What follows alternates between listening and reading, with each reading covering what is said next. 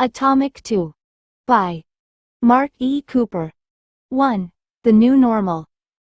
12 days after leaving the cathedral, Lin Xia returned to university in a convoy large enough to suggest she'd either become important or committed a serious crime.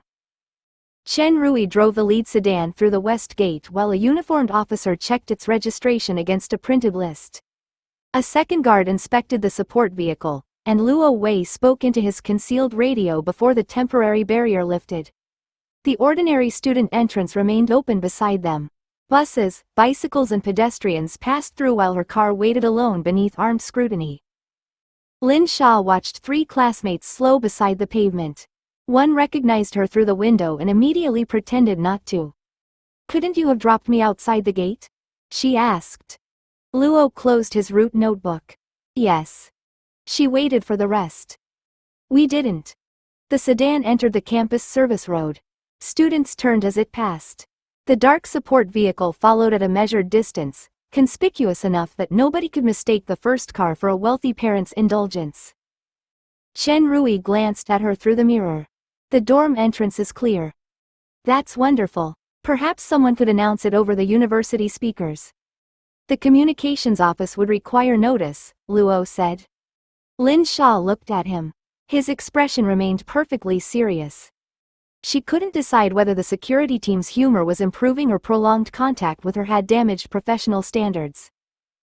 The convoy stopped behind the dormitory rather than at the public entrance. That should have reduced the audience. Instead, the rear windows above the courtyard contained a collection of badly concealed faces. Someone had opened a curtain by 6 centimeters and apparently believed restraint made the staring invisible. Luo left the car first. He checked the doorway, bicycle shelter and delivery van parked beyond the path before opening Lin Xia's door. She stepped out beneath the attention of half the building. A girl approaching with 2 laundry bags stopped so abruptly that one slipped from her hand. "Lin Xia?" Lin Xia recognized her from a lecture and produced the least guilty smile available. "Hello." The girl looked from her to Luo, then towards the second vehicle as 2 more officers emerged. "Did something happen?" "Apparently I came back to university." Luo removed Lin Xia's luggage from the boot. "Please keep the entrance clear." The girl gathered her laundry and moved aside, still staring. Lin Xia faced the dormitory doors. 12 days earlier, returning here had meant lectures, shared bathrooms and arguments over borrowed chargers. All of that remained waiting upstairs. It had simply acquired checkpoints, radios and an audience. Luo lifted her bag. "We'll inspect the room before you settle in." From an open window above, He Qian shouted, "Too late. We've already hidden everything illegal." Every face in the courtyard turned upward. Lin Xia closed her eyes briefly. Her ordinary life had survived. Privacy had not. Luo's room inspection lasted 9 minutes and ended with He Qian being ordered to move a stack of shoes away from the door. "They're not blocking anything," she protested. "They reduce the clear evacuation width," Luo said. "They're slippers." Slippers remain physical objects. Lin Xia left him negotiating footwear law with her roommates and escaped downstairs to collect the breakfast Chen Rui had kept in the car. She had barely reached the lobby when Luo followed carrying a sealed equipment case. "I thought you were still protecting us from sandals." "Officer Sun has assumed responsibility." He placed the case on the reception desk and opened it with his thumbprint. Director Guo sent the cathedral's post-operation report. Lin Xia looked towards the doors. "Are we going back?" "No, read first." The secure tablet recognized her face. Its opening page listed the damage left by the final operation: 3 power conditioning banks requiring replacement, 2 cooling circuits needing recalibration, and a fabrication floor closed until every field sensor had been checked independently. Prepared feedstock remained adequate. Stored energy did not. Lin Xia scrolled to the capability summary. The cathedral could sustain large corrections when the material was simple, prepared and already understood. Integrated creation remained far more demanding. Complex assemblies still required staged fabrication, conventional machining, inspection and recovery between sessions. Her body remained part of every operating limit, whether she enjoyed admitting it or not. "The reserve estimate dropped again," she said. The last operation consumed more than projected. It didn't feel that severe. Luo's expression stayed neutral. You were unconscious during part of the medical assessment. That seems like an unfair advantage. It improved their objectivity. She read the final recommendation. No cathedral access for Lin Xia until the damaged banks were replaced and the medical team approved another supervised session. Remote review only. University attendance would continue without interruption. The restriction should have annoyed her. Instead, relief arrived first, followed closely by guilt for feeling it. So I'm staying here. You returned here to study. The state has developed 19 reasons to forget that. Luo locked the tablet inside its case. Director Guo rejected 14 requests this morning. Professor Shen rejected 3 more. 2 remain under review. Lin Xia stared at him. Before breakfast? Your breakfast is upstairs. From the stairwell, Sun Lan called, and getting colder. Luo lifted the equipment case. The cathedral can wait. Apparently your roommates can't. Lin Xia followed him upstairs, where ordinary university life was already preparing to enforce rules of its own. Sun Lan had moved the slippers into a straight line beneath He Qian's bed and opened every curtain wide enough to inspect the window catches. He Qian stood beside the displaced footwear with her arms folded. You've reorganized my entire security doctrine. You left 6 pairs in the evacuation route. I own 4 pairs. Sun Lan looked down. Then 2 require identification. Tang Xi sat cross-legged on the lower bunk, dividing Lin Xia's breakfast across a plate as though preparing evidence. Wu Min had cleared a narrow path between the desks and marked it with 2 strips of removable tape. Lin Xia stopped in the doorway. Why does our room have road markings? Officer Sun wanted a clear route, Wu Min said. I wanted proof of where clear ends. Luo entered behind Lin Xia carrying the equipment case. His gaze passed over the tape, shoes and open windows. Acceptable. Wu Min pointed towards Lin Xia's desk. Her chair still narrows the route. It has to be somewhere, Lin Xia said. Not there during an evacuation, Sun Lan replied. She lifted the chair and moved it against the wall. Tang handed Lin Xia the breakfast plate. Eat before they relocate the bed. I'm not hungry. 4 people looked at her. Lin Xia took the plate. This arrangement has become coercive. It became coercive when your mother called, Tang said. Luo opened his notebook. Meals remain mandatory within the approved schedule. He Qian stared at him. You have an approved schedule for chewing? For meal periods. That's worse. Sun Lan checked the latch above Wu Min's desk. The windows remain closed after 2200. Curtains may stay open, but nobody stands visible beside them after dark. Tang's expression flattened. We live on the 4th floor. That doesn't remove line of sight. Wu Min looked towards Lin Xia. You've brought a military relationship with curtains into our room. Lin Xia tore the breakfast bun in half and held one piece out to He Qian. Shared liability? He Qian accepted it immediately. I'm vulnerable to operational bribery. Luo wrote something down. What are you recording? Lin Xia asked. Food sharing may interfere with intake monitoring. Tang leaned towards his notebook. Write this too. Nobody enters this room without knocking unless there's an actual emergency. Sun Lan nodded before Luo could answer. Agreed. And no searching drawers, Wu Min added. Unless there's a verified threat, Luo said.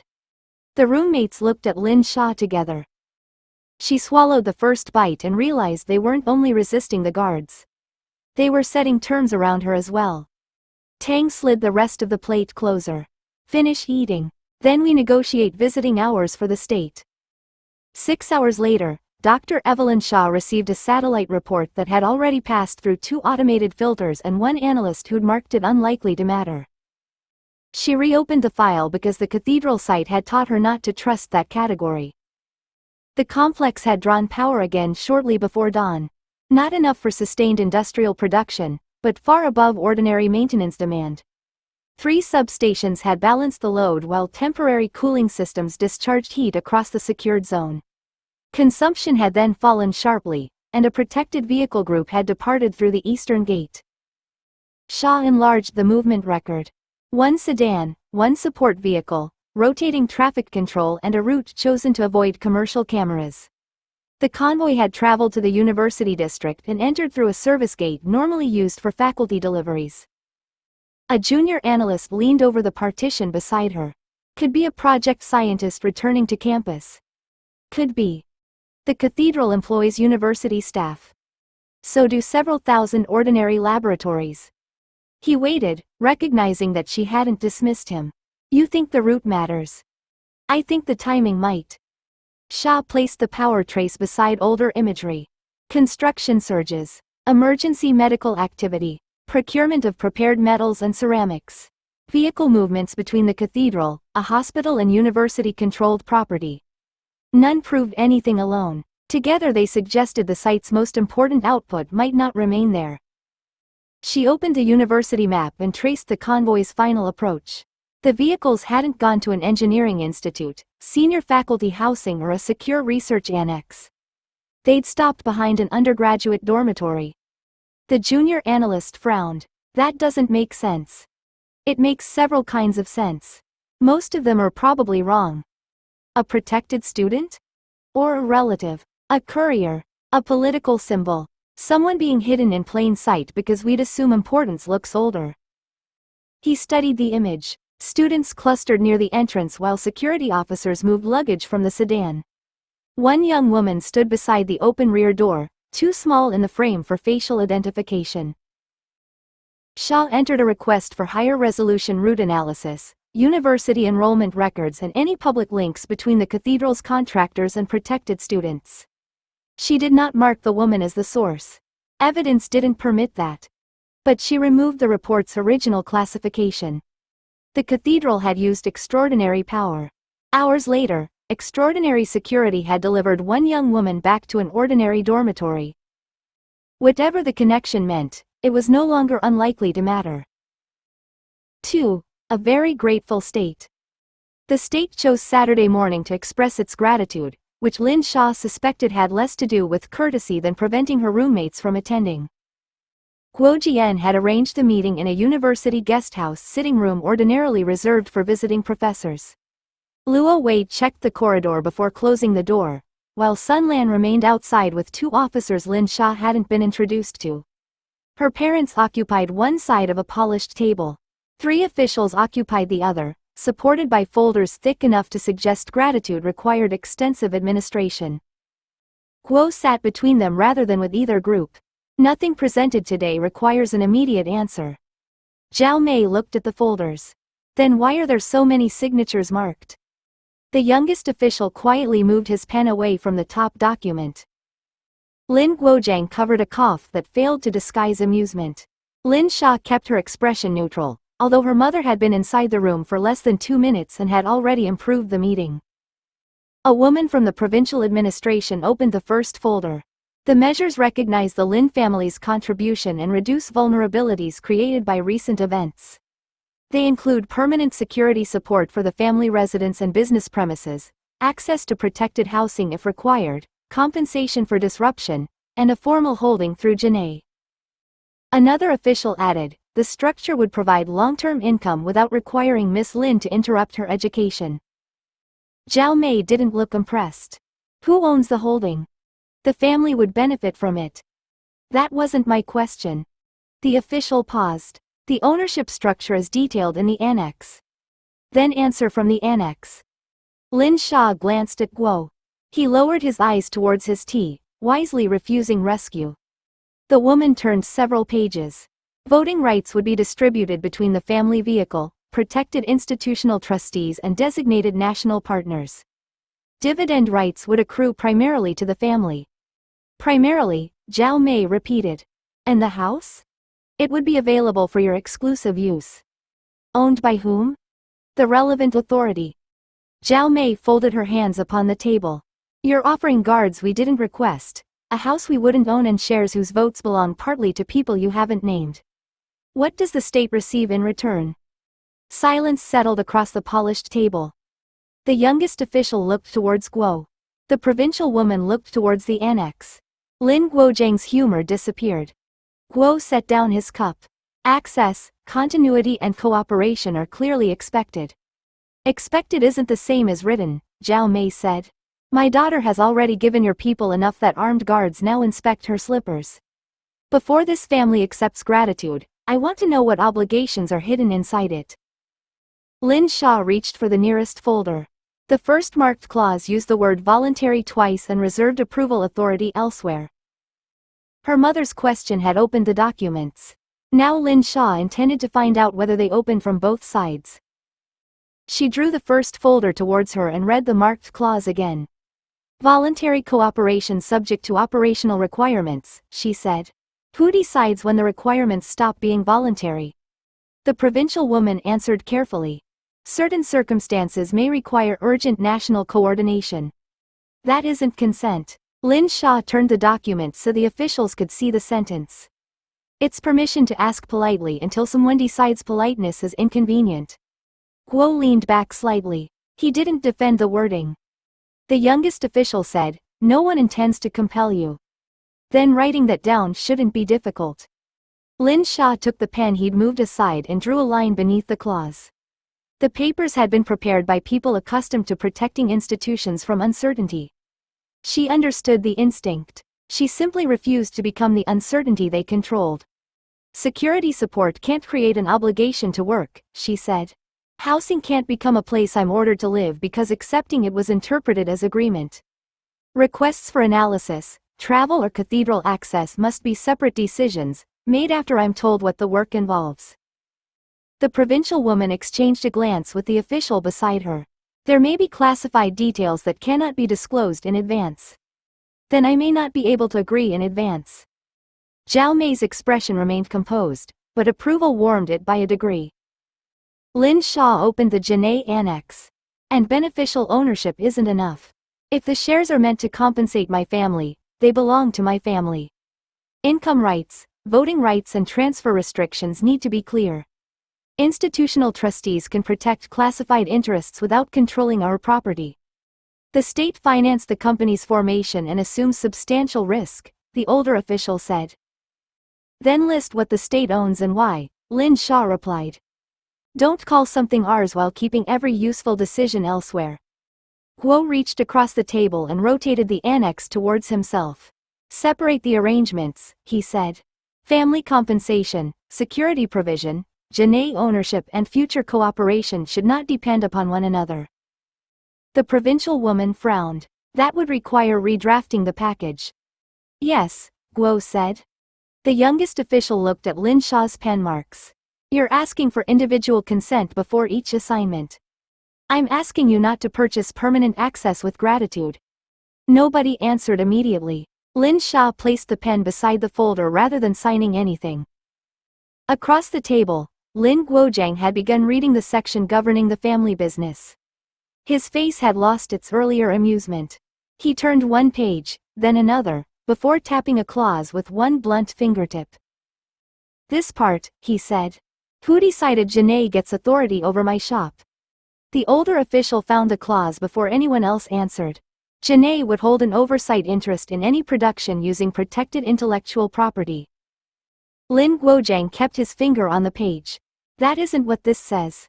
It says operational supervision may be imposed where protected capability affects output, equipment or process. The intention is to prevent unauthorized replication. The intention can sit outside my workshop. His voice hadn't risen, but Lin Xia knew the change in it. Her father joked when trouble could still be managed with patience. He became precise when someone crossed a line he considered his. The provincial woman said, Mr. Lin, the proposed capital would modernize the premises, secure supply contracts and remove much of the financial pressure your business has faced. I know what money does. Lin Guozhang closed the folder halfway. I also know what ownership does. My wife and I built that shop before Jinnei existed. I won't become an employee inside it because someone gives me better machines. Zhao Mei leaned closer to examine the clause. Does the holding require his business to use the Jinnei name? It would strengthen the public explanation for investment, the younger official said. Lin Guozhang looked at him. My customers know my name. No one is suggesting that should disappear. You're suggesting it becomes decorative. Lin Xia watched Guo's expression settle into attention. Her father wasn't refusing help. That would have been easier for the officials to dismiss as pride. He was separating help from control with the same stubborn care he used when correcting a machine alignment nobody else had noticed. He opened the folder again and pushed it towards Guo. Security can protect the building. Janae can license anything that belongs to Janae. If new equipment comes through a support agreement, write down who owns it and what conditions apply. But purchasing, staffing, clients and ordinary production remain mine. The older official said, strategic work may require priority access. Then contract for priority access when you need it. That could delay urgent production. My shop isn't an emergency cupboard. A quiet sound escaped Zhao Mei that might have been approval. Lin Xia turned to the provincial woman. Remove the automatic supervision clause. Protected processes can be separated into specific agreements. Nothing else changes hands by implication. Guo took the folder and marked the paragraph. Agreed. The officials exchanged another look, but this one ended without resistance. Lin Guozhang sat back. And don't give me a title. The younger official blinked. A title?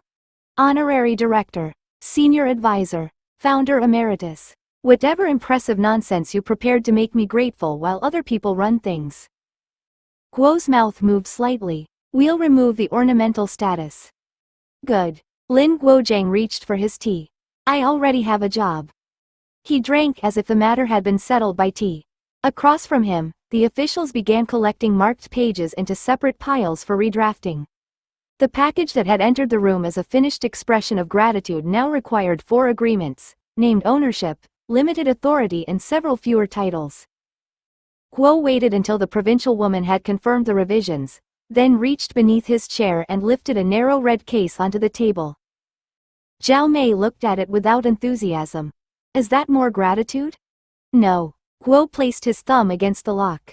This is a request. The distinction quieted the room more effectively than the case itself. Lin Xia watched the 2 catches release. Inside lay photographs, a sealed report and a short section of dark braided cable held between padded supports. One end had separated into torn wires and compressed strands.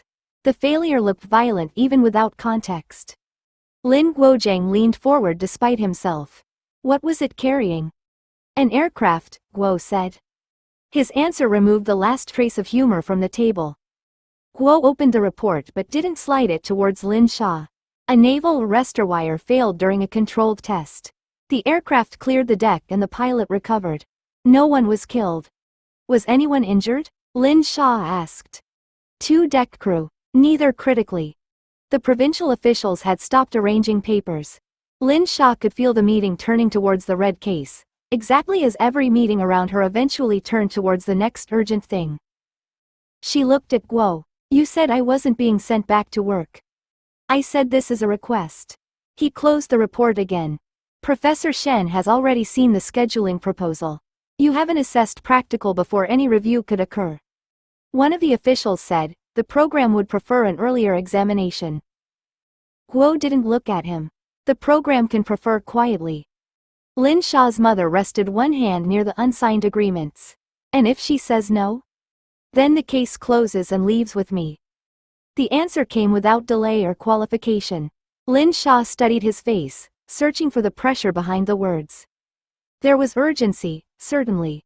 Expectation too. But the red case remained on his side of the table, unopened to her hands. What are you asking me to do? She said. Review the failure records and the failed wire after your assessed work, Guo replied. Nothing is touched, altered or promised before you understand what happened. Lin Xia looked at the torn cable again. Someone had nearly died when it failed. That mattered. So did the practical waiting on her university timetable. She met Guo's eyes. After the assessment. Guo nodded once. After the assessment. 3. Still a student. Professor Shen discovered the state's scheduling request 14 minutes before Lin Xia's assessed practical and disliked it on site. He stood beside the preparation bench with the printed message held between 2 fingers, reading it as if poor wording might contaminate him through the paper. Beyond the laboratory doors, Luo Wei waited with an officer from the arrestor program and a vehicle prepared to take Lin Xia directly to the review site. Inside, 12 students checked instruments, arranged samples and pretended not to notice the security visible through the narrow window. Shen lowered the page. They want you released after attendance is recorded. Lin Xia tightened the cuff of her laboratory coat. They said the wire review would happen after my assessment. They've decided physical presence at the beginning constitutes assessment. Shen glanced towards the door. An innovative interpretation produced by people who don't award the grade. The program officer knocked before entering, though he opened the door without waiting for permission. He wore a civilian jacket over an identity badge and carried the strained patience of someone whose timetable had already lost an argument elsewhere. Professor Shen, the transport window is limited, he said.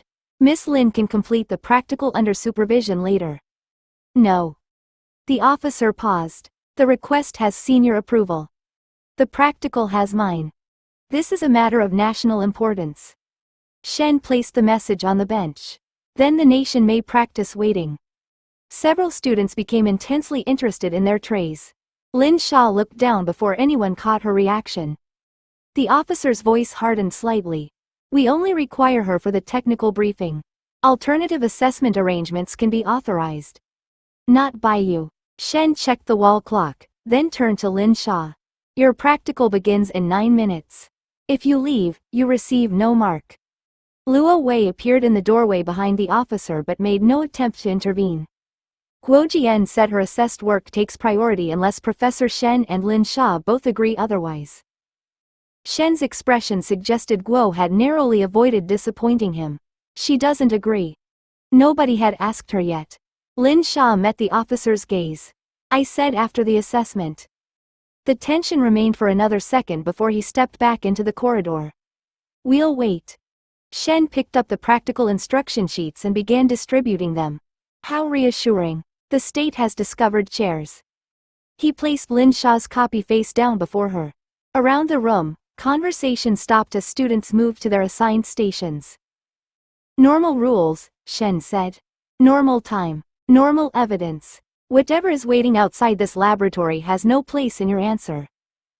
Then he turned the papers over, and Lin Xia saw the first problem. It required them to identify why 3 nominally identical steel samples had produced different hardness readings after the same stated heat treatment. Lin Xia read the instructions twice, then examined the labeled pieces arranged beside the testing machine. The answer reached her before she'd completed the visual inspection. One sample had cooled too slowly through the critical range. Another had been held unevenly because its position inside the furnace placed it near a damaged circulation path. The third matched the written process closely enough to serve as the control. She knew the likely grain structures, the expected depth variation and the precise point at which the recorded treatment had stopped matching what the metal had experienced. None of that appeared in the information she'd been given. Lin Xia looked down at the answer sheet. The practical required observations, measurements and a defensible conclusion. Writing what she knew would produce the right answer and an impossible explanation. Professor Shen passed behind her station. You have 41 minutes. I'm aware of time, Lin Xia said. That would distinguish you from the people waiting outside. She prepared the hardness tester, checked the calibration block and positioned the first sample. The reading came back within the range she'd expected. So did the second. Her certainty remained several steps ahead of the evidence, impatient with the slow work required to justify it. A student at the neighboring station frowned at his own results. Are we supposed to average all 5 readings? Shen answered from across the room. You're supposed to decide whether averaging them conceals the thing you were meant to notice. Lin Xia took the next measurement farther from the sample's edge.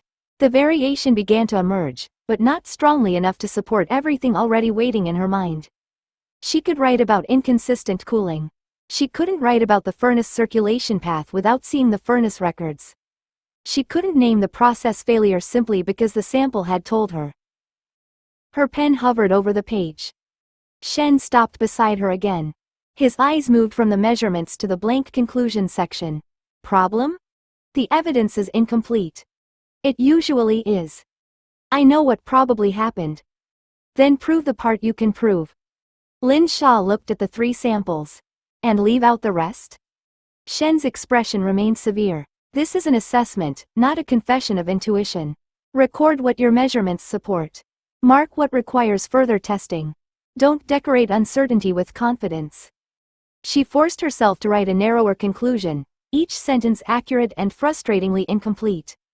When she returned the second sample to its holder, her gloved thumb caught the edge of the mounting compound. The sample shifted before she secured the clamp, leaving it fractionally out of alignment. The tester descended. "Stop," Song Chengyuan said from the station behind her. Song reached past her and struck the raised stop control before the indenter touched the sample. The machine halted with a soft mechanical click, leaving the point suspended above the tilted mount. Lin Xia withdrew her hands. "I saw it." "You saw it after starting the cycle." "I was correcting it." With the indenter moving, Professor Shen arrived beside the station and examined the sample without touching it. His gaze moved from the crooked mount to Lin Xia, then to Song. "Whose assessment is this?" "Mine," Lin Xia said. "Then Mr. Song's contribution has ended." Shen pointed towards the neighboring station. "Continue your own work." Song stepped back, but not before looking at Lin Xia's gloved hand. "Release the clamp completely before you reseat it.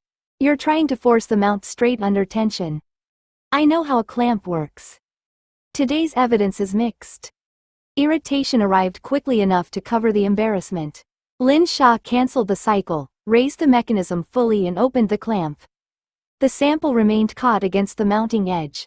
She adjusted it once, felt it resist and stopped before repetition became stubbornness. Song had returned to his station, though his attention remained visibly divided. Lin Xia said, "You can stop watching." "I can," he agreed. "You can also rotate the retaining collar before blaming the sample." She looked down. The collar sat half a turn beyond its neutral position, probably left there by the previous student. She loosened it, reseated the mount and felt the sample settle flat without resistance. Song turned back to his own measurements. "Ordinary mistake." That sounded almost charitable. "It wasn't. You were thinking about a more interesting problem and stopped respecting the boring one." The accuracy of it annoyed her more than mockery would have. Lin Xia reset the machine and completed the reading cleanly. This time the result sat within the pattern established by her earlier measurements. Shen checked the displayed value. Accepted. 5 minutes remaining. Lin Xia recorded the number and finished her conclusion while Song packed his samples into their holders. When Shen called time, she placed her pen down with the rest of the room and removed her gloves. Song passed behind her on his way to the submission bench. "You're welcome." Lin Xia kept her eyes on her answer sheet. "For interrupting my assessment? For preventing you from explaining a damaged indenter to Professor Shen. I would have stopped it. Eventually." She looked up then. His expression was calm, but the slight movement at one corner of his mouth made the restraint worse. Before Lin Xia could answer, Shen collected her paper and said, "Your officials have now waited 53 minutes. Try not to reward their patience by wasting mine outside." Lin Xia handed over her gloves, collected her bag and stepped into the corridor. Luo Wei stood beside the program officer, while Guo Jian had taken possession of a plastic chair near the wall and a paper cup of tea that looked older than the practical. He checked his watch. "Professor Shen remains persuasive. He threatened my grade. An effective use of institutional authority." Guo rose and passed the untouched cup to Luo. "The wire can wait another 20 minutes. Something else arrived while we were waiting." The program officer looked towards the exit. "The review team is assembled. And remains capable of sitting," Guo said. "We've recently confirmed that." He opened the door to an empty preparation room across the corridor and waited until Lin Xia and Luo had entered. The officer stayed outside after one look from Guo. Inside, Guo placed a thin folder on the bench between 2 racks of unused glassware. "A foreign trade office submitted a formal request this morning for public information concerning Janae," he said. Lin Xia set down her bag. "What kind of information?" "Registration records, declared ownership, business scope, patent relationships, investment sources and any university partnerships involving named technical personnel." "Named personnel meaning me. Your name appears in the request." The pleasure she'd felt after finishing the practical disappeared. "Can they ask for that?" They can ask for anything publicly available. Most of the documents are ordinary commercial records. Luo remained near the door. The grouping isn't ordinary. Guo opened the folder and showed Lin Xia the translated request. None of the questions looked threatening alone. Together, they traced the outline of Janae, her university and the state-backed arrangements built around her family. Do they know? She asked. No. Guo closed the folder. At present, they know Janae appeared quickly, received unusual support and is connected publicly to a student whose movements attract attention. Lin Xia looked back towards the laboratory door. 12 students were leaving in noisy groups, comparing measurements and complaining about Shen. To them, she was still one of the people who'd just completed the same assessment under the same rules. What answer are you giving? The lawful public one, Guo said. Janae supports commercial development arising from protected research partnerships. You remain a university student with a declared family interest. And the wire? Not mentioned. Lin Xia picked up her bag again. Good. Guo studied her. You understand that your student identity protects you only while it remains credible. Professor Shen emerged from the laboratory carrying the answer papers. He glanced at Guo, then at the folder. It remained credible for 53 minutes today. Guo inclined his head. Then we should avoid wasting the advantage. For the second time that morning, the state waited while Lin Xia's university recorded her as exactly what the public documents claimed she was. 4. The wire. The review site occupied a secured testing building beyond the university's engineering grounds, close enough for the journey to take 17 minutes and restricted enough that Luo Wei checked both entrances before allowing Lin Xia out of the car.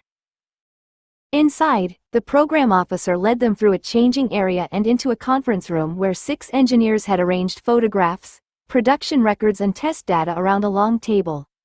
2 sealed steel containers waited behind an observation window in the adjoining laboratory. The senior engineer stood as Guo Jian entered. We've lost the next test window unless we can establish whether the failure was isolated. Guo pulled out a chair for Lin Xia. Then establish what she needs to know. The engineer looked towards the laboratory. The failed section is secured. We also have unused wire from the same production batch and 2 control samples from earlier batches. Lin Xia set her bag beside the chair but didn't sit. What failed? A photograph appeared on the wall display. The wire had separated near the termination assembly, its broken strands spread into a ragged metal brush. Ground test, the engineer said. The load was below the certified maximum. Initial inspection suggests progressive strand failure followed by overload. Suggests isn't the same as shows, Lin Xia said. When was the wire made? 7 months ago. Where? The engineer named the plant and drawing line. Lin Xia continued before anyone could move towards the samples. Same furnace charge for the entire batch? No, 3 charges were combined during final allocation. Heat treatment records? Complete. Original records or copied summaries? The man's expression tightened slightly. Original production records are being transferred. Lin Xia looked at the displayed fracture again. Then they aren't complete here. Guo remained silent, allowing the correction to stand. She pointed towards the termination assembly. Was the wire installed once? Twice. The first installation was removed after an alignment problem. Was it loaded during that attempt? Only for seating. Measured? A younger engineer turned several pages in his folder. Not separately. Lin Xia finally sat down. The urge to cross into the laboratory and let the metal answer everything had already begun pressing against her restraint. She ignored it. Before I touch either sample, I want the drawing schedule, charge allocation, heat treatment records, drawing speeds, lubricant changes, termination history and every load the failed section experienced, including seating. She looked around the table. I also want to know which facts were recorded at the time and which were reconstructed after it broke. The senior engineer glanced towards Guo. That will delay examination. Lin Xia opened the first empty page of her notebook. The sample will still be broken when the records arrive. The records arrived 26 minutes later, carried by an engineer who apologized to the senior man rather than to Lin Xia. She read them in order, separating entries made during production from notes added after the failure. 3 furnace charges, 2 drawing schedules and 1 lubricant replacement had been combined beneath a single batch number before final allocation. Professor Shen entered from the adjoining laboratory while she was marking the differences. He'd changed into a protective coat and carried a measurement sheet whose first column remained blank. Lin Xia looked up. "I didn't know you were coming." "You aren't qualified to conduct an independent failure investigation," Shen said. "Neither am I, which places me ahead of anyone who has forgotten that limitation." The senior engineer indicated the records. "We're ready to open the containers." Shen looked at Lin Xia. "What do you know?" "That the failed section came from the second furnace charge, passed through drawing line 3 after a lubricant change, and was heat-treated during a shift with 2 recorded temperature corrections." "What do you suspect?" "That the records are hiding variation inside acceptable averages." "Good. Keep those categories separate." They entered the laboratory. The failed wire lay inside the first container, its broken end secured beneath a clear cover. An unused section from the same allocation rested beside it. Lin Xia pulled on gloves, waited for the cover to be released and placed her fingertips against the unused wire first. Knowledge opened through the steel. She saw reduction through successive dyes, uneven lubrication along one drawing pass and heat moving through the wire in a treatment cycle that had reached the required temperature without holding every strand there equally. The failed section carried the same history, followed by installation strain, removal and a second seating that had tightened damage already present beneath the surface. Lin Xia withdrew her hand. The process remained in her mind with disturbing completeness. "The drawing speed changed during the third pass," she said. "Lubrication thinned before the replacement, and the heat treatment corrected chamber temperature without correcting the difference inside the wire." The senior engineer stared at her. "None of that is visible." "It is to me." Shen set his blank sheet beside the containers. "Then it should survive measurement." Lin Xia looked at him. "You think I'm wrong?" "I think being right without independent evidence is useless to everyone except you." He pointed towards the prepared instruments beyond the bench. "Section both samples. Hardness profile, microstructure, strand diameter, surface condition and residual stress where the equipment permits. Your explanation waits until the metal agrees with it." The engineers began assigning the work. Lin Xia looked once at the untouched measurement sheet, then back at the wire whose history she could still remember without touching it. The first measurements took longer than Lin Xia expected and revealed less than she wanted. The unused section was cut into short lengths, mounted and polished while another engineer separated strands from the failed wire for surface inspection. Shen assigned each task aloud, wrote the operator beside it and refused to let anyone combine results before the individual sheets were complete. The senior engineer brought the first hardness profile to the central bench. "There's variation across the bundle." "How much?" Shen asked. "Enough to exceed the spread in the earlier control batch. Not enough to explain failure by itself." Lin Xia studied the plotted values. The softer region aligned with what she remembered from the incomplete heat treatment, but 2 strands she'd expected to be weak remained within specification. She pointed to them. "Repeat these." The engineer frowned. "They're valid readings." "I didn't say they weren't." Shen looked from the graph to her. "Why repeat them?" "Because my explanation predicts a wider low hardness band than this shows." "Good," Shen said. "The evidence is permitted to inconvenience you." The repeat values held. Lin Xia crossed one assumption out of her notes and waited while the microscopy images loaded. Those showed elongated surface damage on strands from both the failed and unused sections, with deeper marks concentrated where the drawing lubricant had thinned. The failed wire carried additional cracking near the termination zone, but the unused sample contained smaller beginnings of the same pattern. The senior engineer leaned closer to the screen. "So the whole allocation was vulnerable." "Not equally," Lin Xia said. "The failed section also saw installation strain we haven't measured properly. The production history created weakness. It didn't decide which piece would break first." A residual stress reading from the unused section arrived next, followed by another from an earlier control batch. The difference was real, though smaller than the process history in Lin Xia's mind had suggested. She looked at Shen. I know what happened during drawing and heat treatment more clearly than these measurements can reconstruct. And yet the measurements have corrected you twice, he said. They've narrowed me. That is what evidence does when treated respectfully. The senior engineer gathered the sheets into 3 groups. We can suspend the remaining wire from this allocation and inspect every termination before further testing. Lin Xia shook her head. Inspecting the ends won't find all of it. The unused section already has the same surface damage and stress imbalance. But I can't tell you that every piece will fail, or when. Silence settled around the bench as the distinction became operational rather than academic. Shen tapped the shared markers on the graphs. Then we have a demonstrated batch vulnerability, a failed section with additional service damage and no justification for pretending certainty extends beyond the evidence.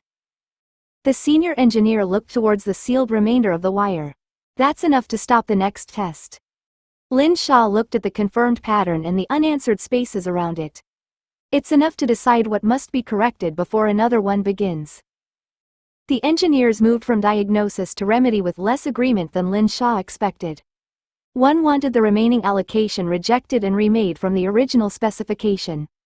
Another argued for changing the heat treatment cycle alone. The senior engineer proposed reducing the next test load until a replacement batch could be produced. Shen listened until all 3 had finished. You're proposing 3 different answers to a failure you've just agreed had more than one cause. The room quieted. Lin Xia returned to the process records and traced the sequence without touching either sample. The drawing history remained available inside her with the same clarity it had carried at contact. She could recall the thinning lubricant, the uneven reduction and the temperature correction that had improved the furnace reading without equalizing the wire. The next section shouldn't come from this allocation, she said. Use material from a separate charge. Hold the drawing speed below the point where lubrication began failing. Verify coating at each pass and don't accept furnace average as proof of strand temperature. The senior engineer picked up his pen. You're specifying a new production process. No, I'm specifying controls around the parts that went wrong. And the termination? Lin Xia turned to the installation records. Single installation only. Measure seating load and reject the section if it's removed after tensioning. The failed wire carried damage from production and then received more during handling. Correcting one without controlling the other only changes which weakness reaches failure first. One engineer looked towards the unused samples. Can you correct an existing section? She could. The knowledge arrived before caution, complete with the changes required across thousands of strands. The scale of it pressed against her awareness, along with the cost she knew would follow. A short section, Lin Xia said. Enough for one controlled test. Not the full allocation.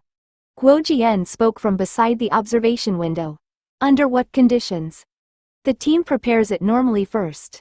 Clean termination, measured seating, full inspection and recorded load history. I correct only the remaining production damage in the designated test length. Shen's gaze stayed on her. And after you've done that? They test it conventionally. You don't guarantee the result? Lin Xia looked at the fracture photographs on the display. I guarantee only that I'll make the correction we define and record. The test proves whether the section is safe. The senior engineer reviewed the proposed controls, then signed beneath them. One corrected section. Controlled full-scale arrest. No return to fleet testing until the manufacturing changes are independently reproduced. Lin Xia set her pen down. The process history still remained in her mind, no longer attached to the steel beneath the clear cover. Around her, the engineers began dividing responsibility for manufacture, measurement, installation and test preparation.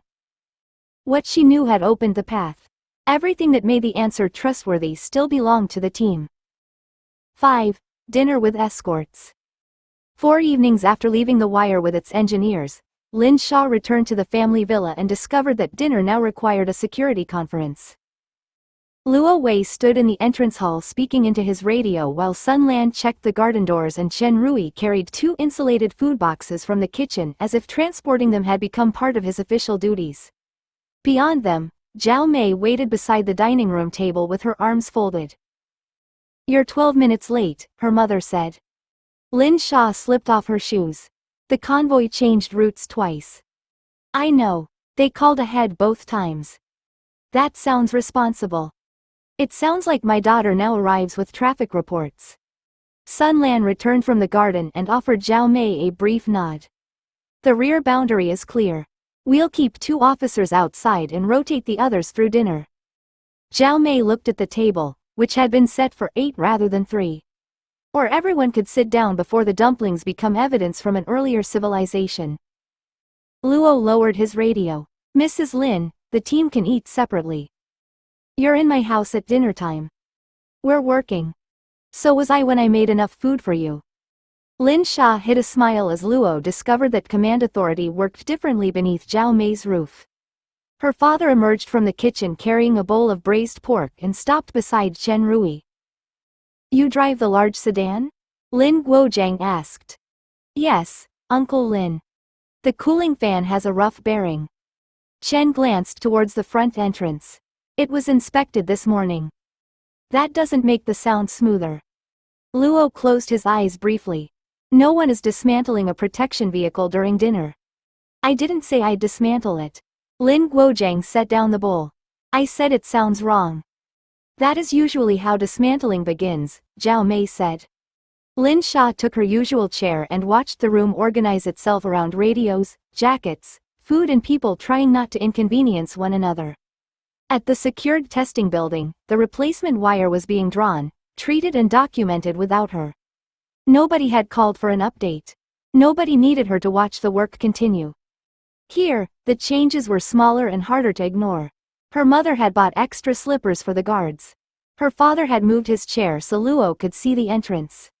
Even the family's ordinary arguments now left room for people carrying weapons. Zhao Mei placed dumplings in front of Sun Lan before she could refuse them. Sit. Protection can survive hot food. Sun hesitated, then pulled out the chair beside Lin Xia. For the first time since Chapter 4, the work belonged somewhere else.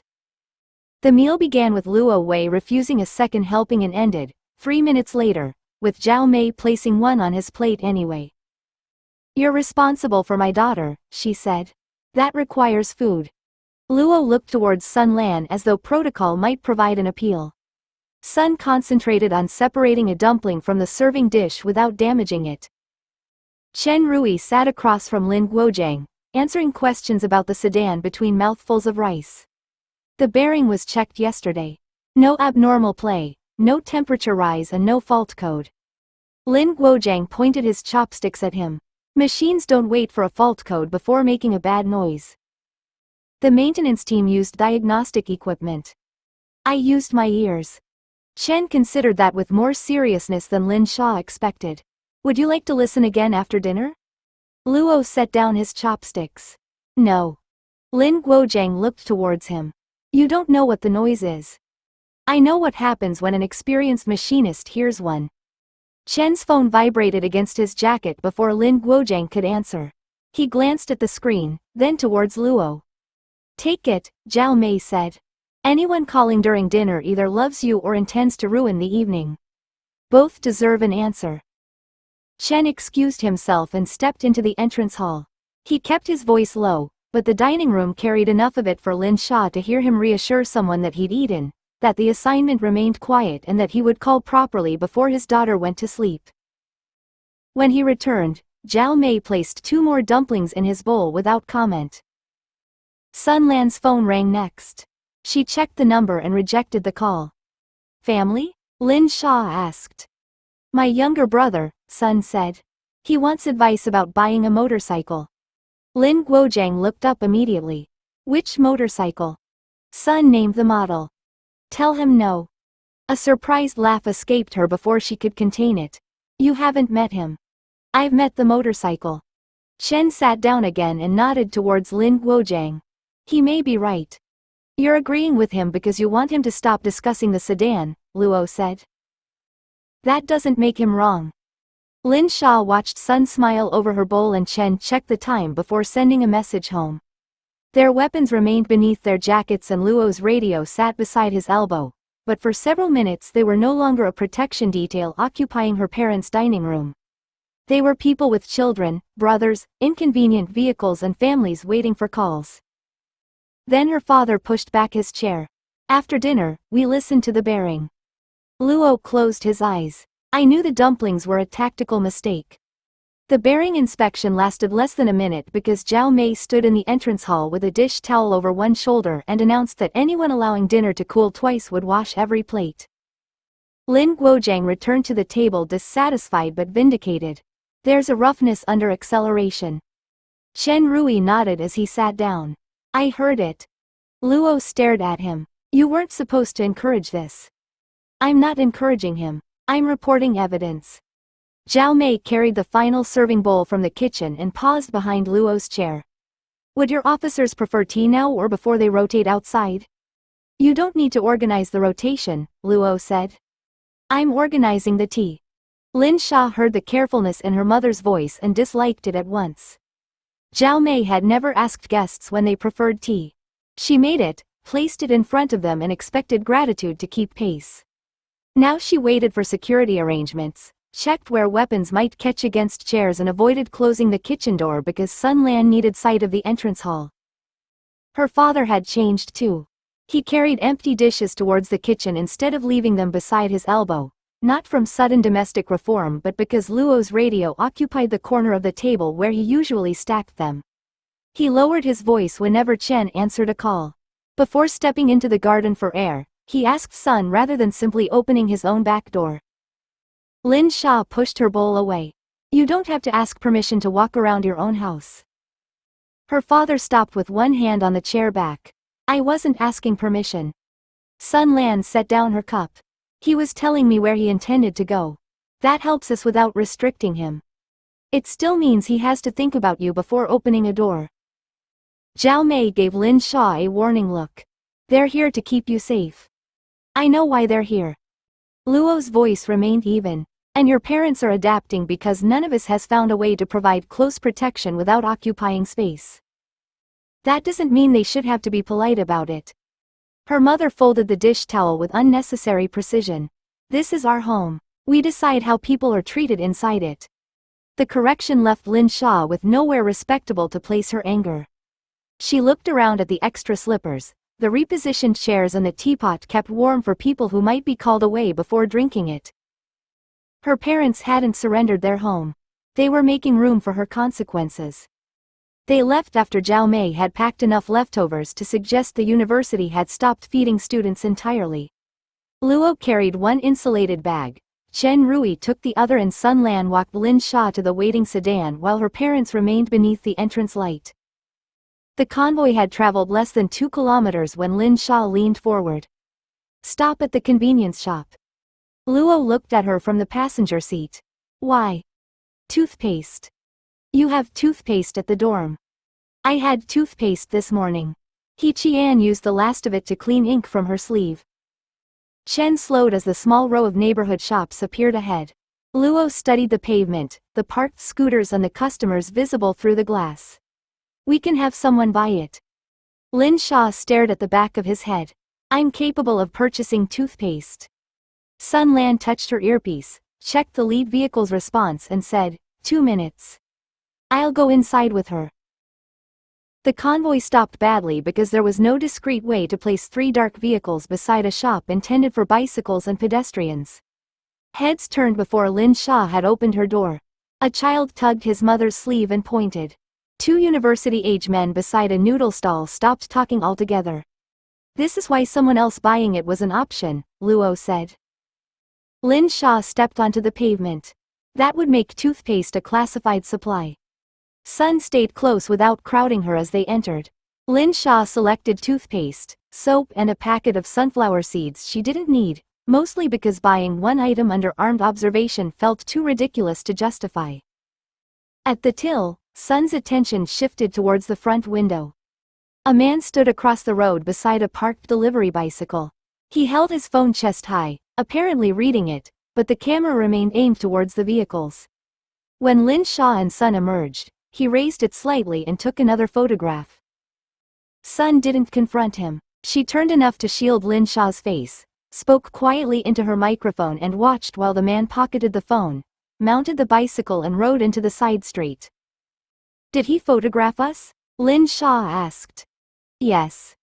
Tourist interest? There's nothing here tourists photograph. Sun gave the time, direction of travel, clothing and partial bicycle number over the radio before opening the sedan door. Around them, shoppers continued watching the convoy with open curiosity. The dinner had made the guards feel less like functions. The stop reminded Lin Xia why they'd been placed around her at all. 6. The examination she never took. Professor Shen sent for Lin Xia the following afternoon without explaining why. Sun Lan walked her to the materials building, checked the corridor and stopped outside Shen's office when he refused to let either guard enter. "This is a private academic discussion," Shen said. Sun's expression remained courteous. "She's under close protection. And I'm not planning to throw her through the window." "The window isn't the only concern." Shen looked past her towards Luo Wei, who had arrived from the stairwell with less patience than she possessed. "You can stand outside the door. If I attempt to abduct Miss Lin through 3 floors of reinforced concrete, you may intervene." Luo studied the office, Shen in the corridor before giving one reluctant nod. "The door stays unlocked." Shen stepped aside. "Your confidence in university locks is touching." Lin Xia entered before the argument became part of her permanent academic record. Shen closed the door without locking it and pointed towards the chair opposite his desk. The office held no samples, instruments or open files. Even the reference books had been pushed beyond her reach. A blank pad sat in front of Shen beside 2 sharpened pencils and a mechanical timer. Lin Xia looked at them. "Am I being examined?" "No." "That answer would be more convincing without the timer." Shen sat down. "An examination measures what you were taught. I'm trying to establish whether that remains a meaningful boundary." The words removed what little humor she'd brought into the room. "You already saw the measurements from the wire. I saw you examine 2 samples, propose a process correction and leave specialists to prove whether you were right." Shen turned the timer so its face pointed towards him. "Today there will be no samples. You will not touch the desk, the books, the walls or anything else you might later claim assisted you." "I've never claimed objects assist me." "You've made very few claims at all. That is part of the problem." Lin Xia rested both hands in her lap. "What are you asking?" Shen picked up one pencil but didn't write. The failed wire carried visible decarburization, uneven hardness and a poor heat treatment history. Imagine the sample is gone and every measurement record has been destroyed. Tell me what temperature range would produce the retained microstructure you described. Lin Xia stared at him. She could still remember the wire beneath her fingers. Not merely its defects, but the sequence that had created them, complete enough to feel like memory and foreign enough that she couldn't identify where memory ended and understanding began. Shen started the timer. "Answer only from what you know now." Lin Xia looked at the timer rather than at Shen. "Between 830 and 860 degrees before the final draw, with too much time above the lower end of that range." Shen's pencil moved. "Why?" "The surface lost carbon before the core completed the same structural change. The later treatment corrected hardness without erasing the difference." She stopped, hearing the certainty in her own voice. The cooling rate was uneven too. Not enough to create the main failure, but enough to preserve evidence of it. "What evidence?" Lin Xia described the grain changes, the hardness gradient and the sequence in which the wire had been drawn, heated and cooled. Shen interrupted twice to remove assumptions and once to demand a number she had never learned how to calculate. She gave it anyway. He stopped writing. "Which course taught you that?" "None." "Which paper?" "I don't know." "You've just described a process window more narrowly than the engineers who produced the wire." "I touched the wire 4 days ago." Shen set the pencil down. "It isn't here now." Lin Xia pressed her hands together in her lap. The answer remained inside her with the completeness of a remembered room. She knew where the heat had entered, how long the surface had remained exposed and which later operations had disguised rather than removed the damage. What she couldn't find was the route by which any of that had become knowledge. Shen turned to a fresh page. "Explain the carbon movement." She began with diffusion because the word belonged to her education. Within 2 sentences, the explanation moved beyond anything she remembered studying. She heard herself refer to concentration gradients, temperature-dependent rates and the effects of deformation on later transformation.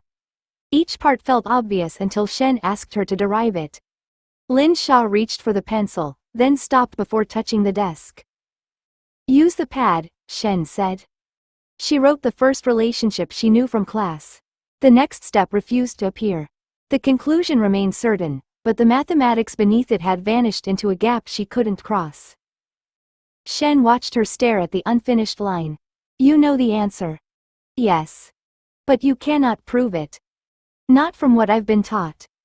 Can you reconstruct how you reached it? Lin Xia looked down at the page. No. The timer continued counting in the quiet office. Beyond the unlocked door, Luo's radio murmured once and fell silent.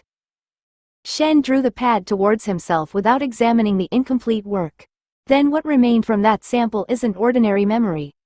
Lin Xia lifted her eyes. What is it? That, Shen said, placing the unfinished derivation beside his notes, is the first honest answer you've given me today. Shen turned the timer off. You're remembering conclusions without possessing the structure that makes them defensible. Lin Xia looked at the unfinished derivation. That sounds like memory. No, memory would let you repeat what you encountered. You're answering questions I didn't ask at the testing building and describing mechanisms nobody explained to you. He tapped the page with one finger. But understanding should survive interrogation. Yours collapses when I demand the root. The answer doesn't feel uncertain. That makes it more dangerous, not less. Shen opened a drawer and removed 3 textbooks, placing them beyond the blank pad without allowing her to touch them. Certainty without a method is how intelligent people become convincing fools. Lin Xia read the titles. Physical metallurgy, diffusion in solids, phase transformations in steel. All 3 belonged above her current coursework. You think studying these will explain what happened? I think studying them will tell us whether your impossible answers can become knowledge you actually control. Shen opened the first book to a marked chapter and turned it towards her. You recognized decarburization because the sample gave you its history. That doesn't mean you understand the equations governing carbon movement. I understood enough to correct the process. You proposed a correction. Engineers measured, tested and accepted it. His voice sharpened slightly. Don't erase their work merely because your part arrived faster. Lin Xia lowered her eyes to the open chapter. I wasn't. You were close. Shen closed the book again. That is why you're going to learn this properly. He took a sheet from beneath the stack and began writing. Chapters, papers, lecture topics and a sequence of problems appeared in his narrow handwriting. The list grew past anything that could fit beside her ordinary timetable. Lin Xia watched him add another reference. When am I supposed to do all of that? Not tonight. Not instead of your assessed work, and not by reducing sleep until your guards carry you between lectures. Shen pushed the completed sheet towards her. You'll study in order. You'll bring questions, not performances. When you know an answer, you'll show how you reached it. When you can't, you'll say so. She picked up the sheet. And if the knowledge keeps arriving without the science? Then the science will teach you where not to trust it. Shen gathered his notes and placed them in a folder. Whatever analysis left behind, Lin Xia, it gave you results before education. Your next task is to close that gap before someone mistakes usefulness for mastery.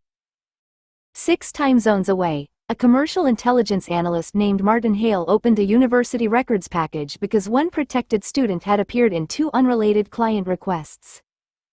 The first request concerned Genet Advanced Materials, a newly registered company with unusual state backing and almost no public operating history. The second concerned access restrictions imposed around an otherwise ordinary engineering faculty. Neither justified much attention alone. Together, they had justified purchasing everything available without asking a government for help. Hale worked through the university material first. Student lists, scholarship notices, departmental newsletters and cached pages removed after the array accident arrived in one indexed folder. Most contained nothing useful. The university employed thousands of people and educated tens of thousands more. Public records produced volume more reliably than truth. He searched for the name included in both client briefs. Lin Xia appeared in an undergraduate merit notice, a laboratory safety announcement and an older competition result. Materials engineering student. Strong grades. No published research. No foreign study. No family wealth visible in the records. The company's registered shareholders included Lin Xia, her parents and entities connected to the state. Her shareholding was too large to be ceremonial and too unexplained to be ordinary. The formation date followed the unexplained industrial power event foreign satellites had recorded months earlier. Its declared business scope was broad enough to mean either ambition or concealment. He purchased the expanded registration history, authorized the charge from the client account and watched ownership records, amendment notices and linked director searches populate the screen. Lin Xia's name remained present through every revision. The state-linked holdings had changed. Hers had not. His supervisor paused beside the desk. Anything worth the fee? Possibly a protected heiress, Hale said. Possibly a technical intermediary. Possibly a name someone forgot to remove from public documents. That's 3 ways of saying you don't know. It's one way of saying the records don't match the biography. He added Lin Xia's university schedule, departmental association and Genève filings to the same workspace, then marked the result for enhanced commercial review rather than intelligence referral. He had no evidence she'd built anything, controlled anything or even understood why her name mattered, but he did have a student with visible armed protection, substantial ownership in a strategically placed company and an academic department quietly restricting access around her. Hale saved the file under a neutral client code. The title generated automatically beneath it. Lin Xia. Public record exposure and access value. 7. Candidate. Guo Jian arrived the next morning carrying a folder thick enough to make Lin Xia dislike it before he opened it. He found her in a small meeting room beside the materials department office, where Sun Lan had already checked the windows and Luo Wei stood outside preventing curious students from discovering why a senior official had come to campus before lunch. Lin Xia set Professor Shen's reading list beside her notebook and looked at Guo's folder.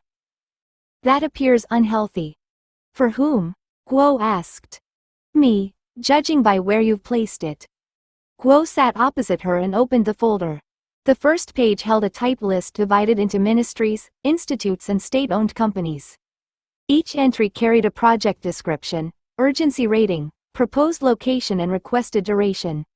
Some wanted an hour. Others wanted 3 days. One had requested Lin Xia's presence for an undefined period described as operationally necessary. She read the first page twice. How many of these people know why they're asking for me? Very few know anything beyond the wire review and your connection to Genève. Then why are there 14 requests? Because useful results produce curiosity faster than explanations. Guo turned the page. These are the requests that survived the first refusal. Lin Xia looked up. You already refused some? 23. The number should have frightened her. Instead, for one brief and shameful moment, it pleased her. 23 groups had wanted her badly enough to ask the state. She pushed the feeling aside and read more carefully. A bearing failure investigation. A damaged coating. An imported control component no longer available under its previous contract. A laser mirror supplier dispute. Each description had been written to sound urgent, national and uniquely deserving. Guo placed a pencil beside the folder. I'm not asking you to accept them. I'm asking whether any deserve later review. Lin Xia studied the pages, remembering Shen's warning about usefulness being mistaken for mastery. They all think I'll touch something and solve their problem. Most do. And once I answer one, the others will say theirs is equally important. Yes. She crossed out nothing. Acceptance and refusal both felt too large when she understood so little about the work behind each request. At last she marked the bearing entry with a single line. This one, she said. Later. After they provide the failure history, domestic alternatives already tested and what their own engineers think happened. Guo closed the folder over the remaining requests. Only one? Only one candidate for a question. Lin Xia drew Shen's reading list back towards herself.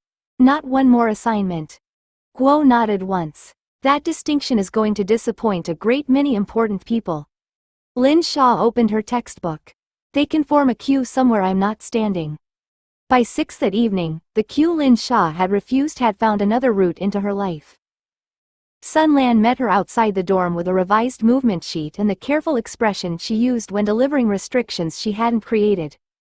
Guo Jian's office has requested a secure call at 1900. One of the institutes wants clarification before they submit supporting material. Lin Xia stopped beneath the entrance awning. I marked one request for later review. I know. Later doesn't mean during dinner. Before Sun could answer, Tang Xi pushed through the dorm doors carrying 2 takeaway bags and heard enough to become dangerous. No, she said. Sun looked at her. No? No secure calls. No institutes. We booked Xia first. He Qian appeared behind her with bottled drinks held against her chest. There's a film at 7:30, and Wu Min has already bought the tickets. She used the non-refundable option because she doesn't believe in mercy. Wu Min came out last, checking the time on her phone. The seats are central. Replacing them would be inefficient. Luo Wei approached from the parked security vehicle and regarded the 4 students as if assessing an unexpected checkpoint. The request came through official channels. So did our booking confirmation, Tang said. Ours arrived first. Lin Xia felt an inappropriate flicker of satisfaction.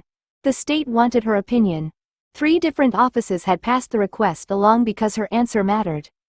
A week ago, nobody outside her department would have cared how she spent an evening. Now officials were trying to reserve pieces of it. Sun opened the movement sheet. The call could be completed from the security room in 20 minutes. He Qian tightened her grip on the drinks. That is how every terrible plan begins. 20 minutes becomes 40, dinner gets cold, and then someone says national importance in a voice designed to make friendship sound irresponsible. Luo's mouth shifted slightly. You've encountered many matters of national importance? I've encountered men who underestimate how long they talk. Lin Xia covered a smile with one hand. Sun noticed and gave her a level look. Do you want to take the call? The question removed the easy pleasure from the argument. Lin Xia looked at her friends, the takeaway bags and Wu Min's already purchased tickets. Then she looked at the official schedule waiting to absorb the evening she'd promised them. No, she said. Tell Guo they can send the written question. I'll read it tomorrow after class. Luo considered that, then took out his radio. We'll adjust the route to the cinema. Tang handed one takeaway bag to Lin Xia with visible triumph. Good. The state may apply again during office hours. As they headed towards the vehicle, Sun began negotiating seating, departure time and which entrance the cinema could secure without drawing attention. Lin Xia listened to her ordinary evening become a protection problem and realized her friends had still won. The cinema assigned them a private row after Sun Lan explained that 4 students, 2 close protection officers and an unobstructed exit route were not negotiable preferences. Tang accepted the arrangement with enough satisfaction to suggest she'd personally defeated the state, then distributed takeaway cartons while Wu Min checked that nobody had sacrificed the central seats to security. Lin Xia sat between Tang and He Qian with her phone silenced inside her bag. She lasted through the trailers before taking it out. Tang looked down at the screen. What are you doing? Checking whether Guo sent the written question. The question you said you'd read tomorrow? I'm checking that it arrived tomorrow correctly. He Qian leaned across Lin Xia to inspect the message header. That sentence doesn't mean anything. It means I'm not answering it. Lin Xia opened the attachment anyway. The institute had sent 6 pages of bearing history, photographs and a formal explanation of why its problem deserved priority. She read the opening paragraph and felt the same private lift she'd felt that morning. People with laboratories, budgets and years of experience were arranging their work for her attention. They had written carefully because her answer might matter. Wu Min watched her from the next seat. You're smiling. I'm not. Tang took the phone from Lin Xia's hand before she could stop her. You absolutely are. Lin Xia reached for it. That document is restricted. I'm not reading it. Tang held the phone against her chest. I'm studying the face of a woman who's pretending public service is burdensome while enjoying every second of being requested. I don't enjoy being requested. He Qian opened her drink and gave Lin Xia a look of great pity. Xia, you ranked 14 important projects this morning and rejected a secure call at dinner. You've become the sort of person who has to turn ministries down. That doesn't mean I like it. Wu Min settled back as the lights dimmed. You asked twice whether the guards had told the cinema manager who you were. That was a security question. You looked disappointed when they said no, Wu Min replied. Lin Xia stared at all three of them. The accusation was unfair, intrusive and accurate enough to leave nowhere comfortable to stand. She liked being useful. Worse, she liked knowing strangers with authority had learned her name and were waiting for her judgment. Tang returned the phone and softened just enough to make the point harder. Enjoy it. Just don't pretend it's only happening to you. You're also choosing it. Lin Xia switched the phone off completely and placed it beneath her bag. I chose the film. He Qian handed her the popcorn. Good. Begin demonstrating commitment. As the opening scene filled the screen, Lin Xia ate one obedient handful and left 14 important requests unanswered in the dark. Dr. Evelyn Shaw received Martin Hale's commercial review before the cinema had finished its opening sequence. She read it in a secure conference room where 3 analysts had spent the afternoon comparing the cathedral's power signature, Genet's formation and the sudden protection placed around one Chinese undergraduate. None of the evidence proved a connection. That was why the folder mattered. Public records had placed Lin Xia inside the pattern without requiring a satellite, intercepted communication or cooperative source. Xia projected Hale's summary beside the existing timeline. 3 viable source hypotheses, she said. First, a protected technical group operating through the cathedral. Second, a distributed program using Genet to coordinate unrelated specialists. Third, Lin Xia herself. The youngest analyst looked from the undergraduate photograph to the industrial timeline. She's 20.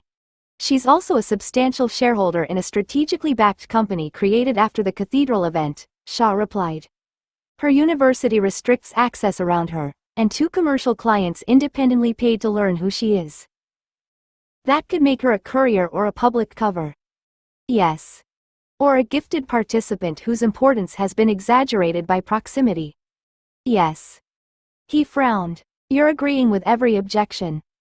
Because objections are what keep hypotheses from becoming convictions.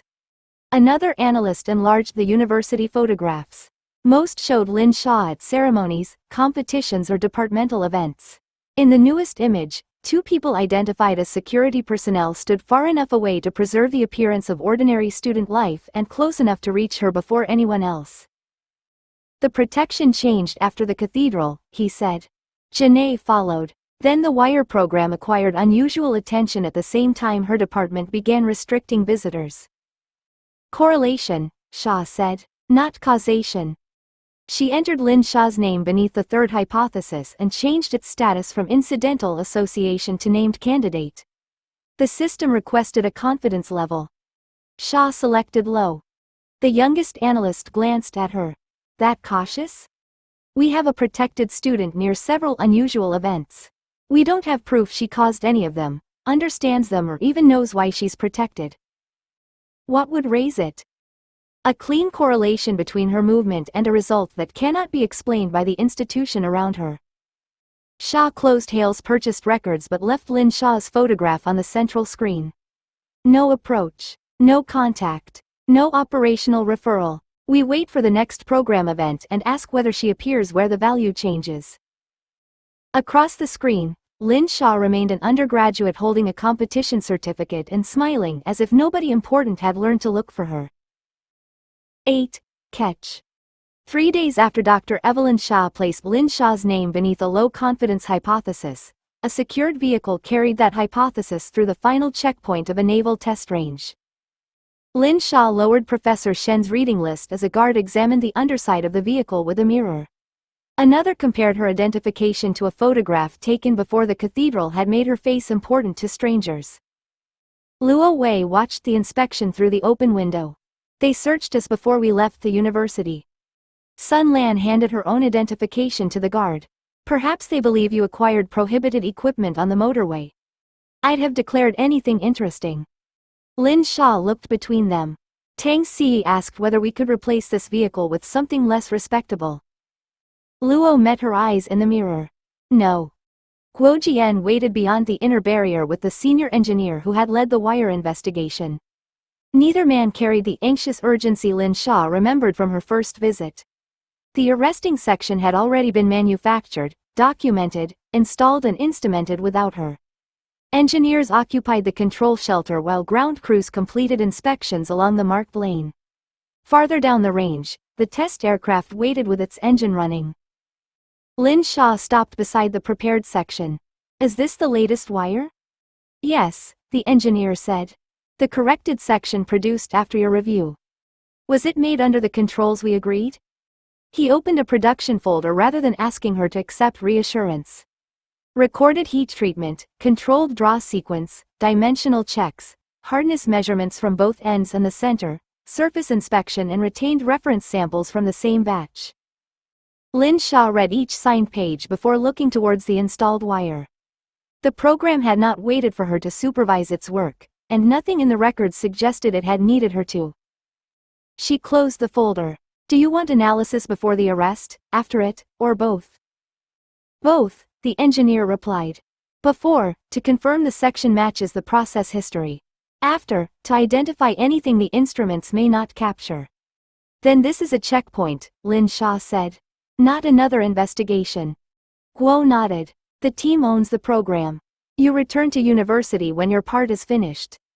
Behind them, Luo's radio announced that the aircraft was moving into position. Sun guided Lin Xia towards the marked inspection point.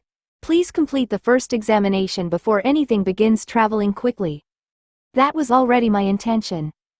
Lin Xia pulled on the provided gloves, crouched beside the new section and placed one hand against the wire.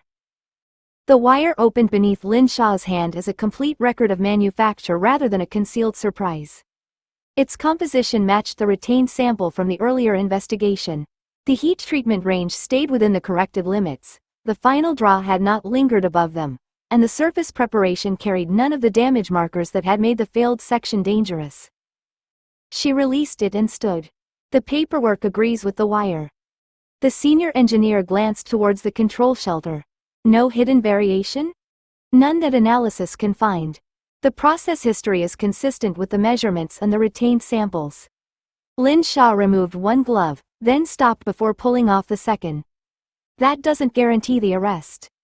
No, he said. The aircraft, deck equipment, installation and operating sequence still have opportunities to embarrass us. Guo looked at her. You seem pleased by that. I'm pleased the wire isn't being asked to perform alone. A technician called the final clearance from the shelter. Ground crews withdrew beyond the marked boundary, and Sun Lan guided Lin Xia to the protected observation position beside Luo Wei. The distance felt excessive until the aircraft began its approach and every conversation along the range disappeared beneath engine noise. Lin Xia watched the hook descend. She had already examined the material, but the arrest itself belonged to pilots, operators, installation crews and engineers who had prepared every part around it. The aircraft crossed the engagement point fast enough to make the wire seem impossibly slight. The hook caught. The wire lifted, stretched and carried the load through its anchors. The aircraft's forward motion fell away in a controlled, violent sequence, nose steady, landing gear aligned and no sudden turn pulling it from the prepared lane. Seconds later it stopped within the marked distance. Nobody cheered immediately. The control shelter reported readings first. Ground crews confirmed the aircraft was stable. The pilot's voice came across Luo's radio, calm enough to make the arrest sound routine. Only then did the senior engineer let out the breath he'd been holding. Clean stop. Lin Xia watched the crew secure the aircraft and disconnect the hook. Relief moved through her, but it didn't feel like ownership. The wire had worked because the program had corrected its process, manufactured carefully, installed properly and operated conventionally. Guo glanced at her. Satisfied? With the arrest, she said. Not yet with what it did to the wire. The senior engineer was already signaling for the inspection team to enter. The section will be safe to approach in 4 minutes. Lin Xia pulled her second glove tight again and waited for the program to place its successful work back beneath her hand. 4 minutes later, the ground crew declared the section safe and opened the inspection lane. Lin Xia followed the senior engineer towards the arresting assembly while technicians photographed the wire, marked the engagement point and recorded measurements before anyone disturbed its position. The wire looked less impressive after success. Its surface carried fresh contact marks from the hook, and the section had settled into a shallow curve between the supports. Nothing had snapped, unraveled or pulled loose. The aircraft stood beyond it with crews already beginning their own checks. The senior engineer handed Lin Xia the post-arrest record sheet. Our instruments show the load remained inside the predicted range. And the stopping distance? Inside target, with margin. Lin Xia crouched beside the marked section and placed her gloved hand against the metal. The arrest arrived through analysis as a sequence of load, stretch, heat and recovery. Most of the section had carried the event as intended. The corrected treatment had allowed the wire to extend without repeating the brittle damage hidden inside the failed sample. She moved her hand towards the hook contact point and stopped there longer. The senior engineer noticed. What have you found? Limited strain accumulation beneath the contact zone. Lin Xia shifted her fingers a few centimeters along the wire. Not a crack and not immediate damage. The surface mark is ordinary, but the material below it didn't recover as evenly as the rest. He crouched beside her without touching the section. Enough to reject it? No. Lin Xia examined the affected region again before withdrawing her hand. Enough to measure after each arrest and compare against the retained section. If the strain continues gathering in the same depth and direction, your replacement interval may need changing. The engineer gestured to a technician, who marked the location and added Lin Xia's observation to the inspection sheet. Do you want another sample cut from this section? Only if your normal monitoring shows the change growing faster than predicted. Lin Xia stood and removed her gloves. You have the location, the process history and the instrument record. The next answer belongs to your endurance program. Guo Jian looked from her to the wire. So the case is closed? The failure investigation is closed, Lin Xia said. The team still has ordinary engineering work. The senior engineer signed the sheet and handed it to his technician rather than to her. We can manage ordinary work. Lin Xia believed him. The successful arrest had confirmed her earlier analysis, but the wire had taught her something more useful than vindication. A correct answer didn't remove the need for continued measurement. It only gave competent people a better place to begin. The public version of the arrest reached Lin Xia's family before she left the range. Zhao Mei called while Sun Lan was guiding her back towards the secured vehicle. Your father says the wire worked. Lin Xia looked at Guo Jian, who had stopped beside the engineer to review the final release paperwork. How does Dad know already? Janae received a program notice, Zhao Mei said. It says the corrected domestic section completed a successful live arrest and that participating institutions may acknowledge the result without discussing technical details. That sounds like Guo wrote it. It sounds like 6 people argued over every noun. Her mother's voice softened. Your father has read it 3 times. From farther away, Lin Guozhang called, twice. Zhao Mei ignored him. Are you finished there? Yes. The wire worked, the team owns the follow-up, and I'm returning to campus. Good, Zhao Mei said. Come home when your schedule allows. Your father wants to celebrate a result he didn't manufacture, install or test. I contributed emotional support, Lin Guozhang called. By the time the vehicle cleared the outer checkpoint, Tang Xi had sent a screenshot of the same approved notice into the dorm group chat with the caption, Our national asset has caught an aeroplane. He Qian demanded to know whether the aircraft had been frightened. Wu Min asked for the stopping distance, received Lin Xia's refusal, and replied that secrecy had made her less enjoyable. Lin Xia looked down at the messages and smiled despite herself. The result had become ordinary enough to reach home as pride and the dorm as mockery. That was what success was supposed to do. It left the program and returned her to people who wanted dinner plans rather than another technical opinion. 6 time zones away, Evelyn Shaw watched the same approved notice enter a commercial monitoring feed. The test date aligned with a brief increase in restricted activity around the cathedral. Lin Shaw's protected vehicle had left the university before dawn, crossed 3 controlled transport zones and returned after the arrest result was logged. Janae received formal notice within the hour, despite having no public role in the program. Shaw placed the movement record beside the timeline from the wire investigation. This is the correlation we were waiting for. The youngest analyst studied the entries. She traveled to the range, the test succeeded and cathedral activity rose during the same window. Yes. None of those facts proves mechanism. Xia opened a new case field beneath Lin Xia's name. Together, they justify asking who she is when public records stop being enough. She changed the investigation status from candidate monitoring to dedicated source inquiry. 9. Panda Eyes. By the time Lin Xia returned to campus, the successful arrest had already become less interesting than the vehicle that brought her back. The secured car stopped beside the materials building at 11 minutes past 9. Sun Lan exited first, checked the pavement and opened Lin Xia's door while Luo Wei watched the building entrance.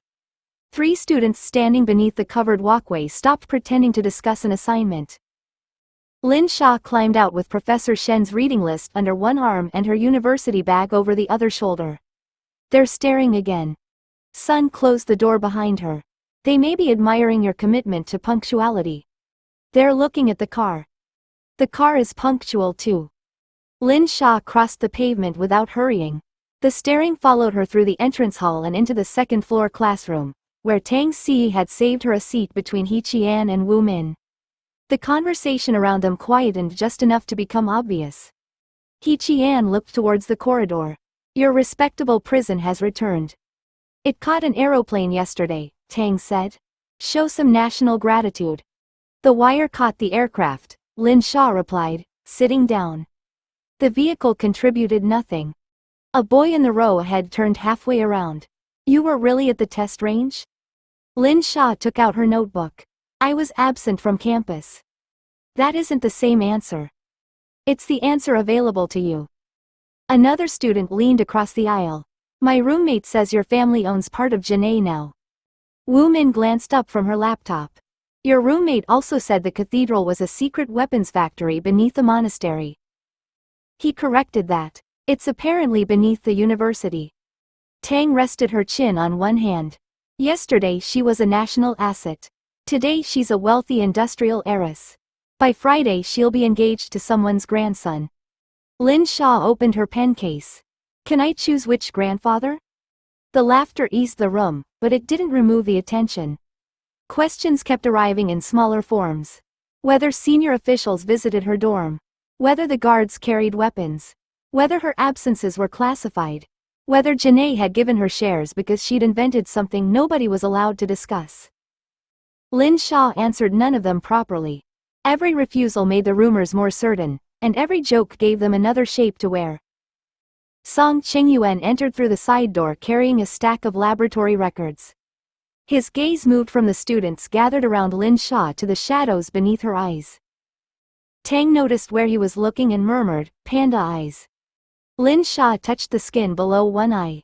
They're academically acquired. Song set the records beside the lecturer's desk. Then your study method needs revision. Before she could answer, the professor entered, placed a problem sheet on the front bench and told everyone to clear their desks. The rumors broke apart reluctantly, leaving Lin Xia surrounded by people who believed they already understood why her life no longer looked like theirs. The problem sheet contained 6 questions and no room for rumors. Lin Xia welcomed it until she reached the 4th. A heat-treated alloy sample had failed during repeated loading below its stated design limit. The supplied measurements showed no obvious defect, and the question asked for the most likely cause and the next test required to confirm it. Lin Xia read the figures twice. The answer arrived before she'd finished arranging the evidence. Residual tensile stress beneath the machine's surface. Improper stress relief after final processing. Section the sample, measure the stress profile and compare it against an untreated reference.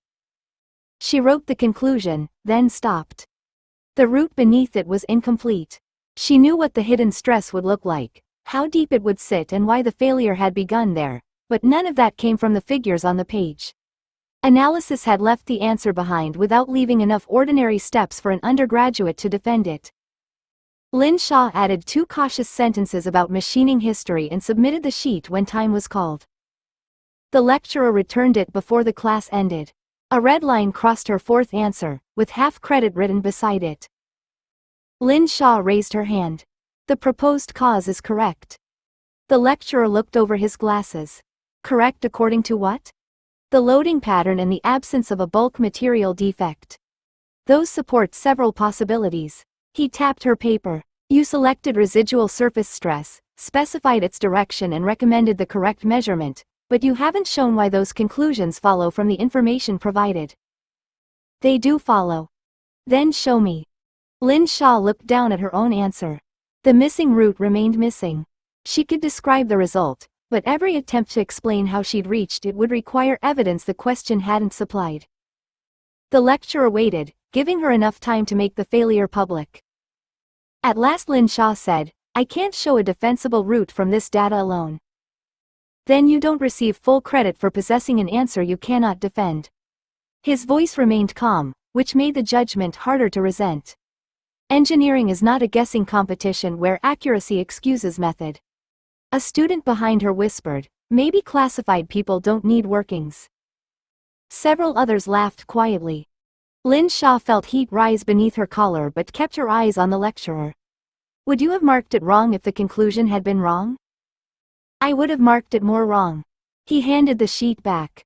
"Bring me a valid derivation or accept the deduction." The class ended around her in scraping chairs and renewed conversation.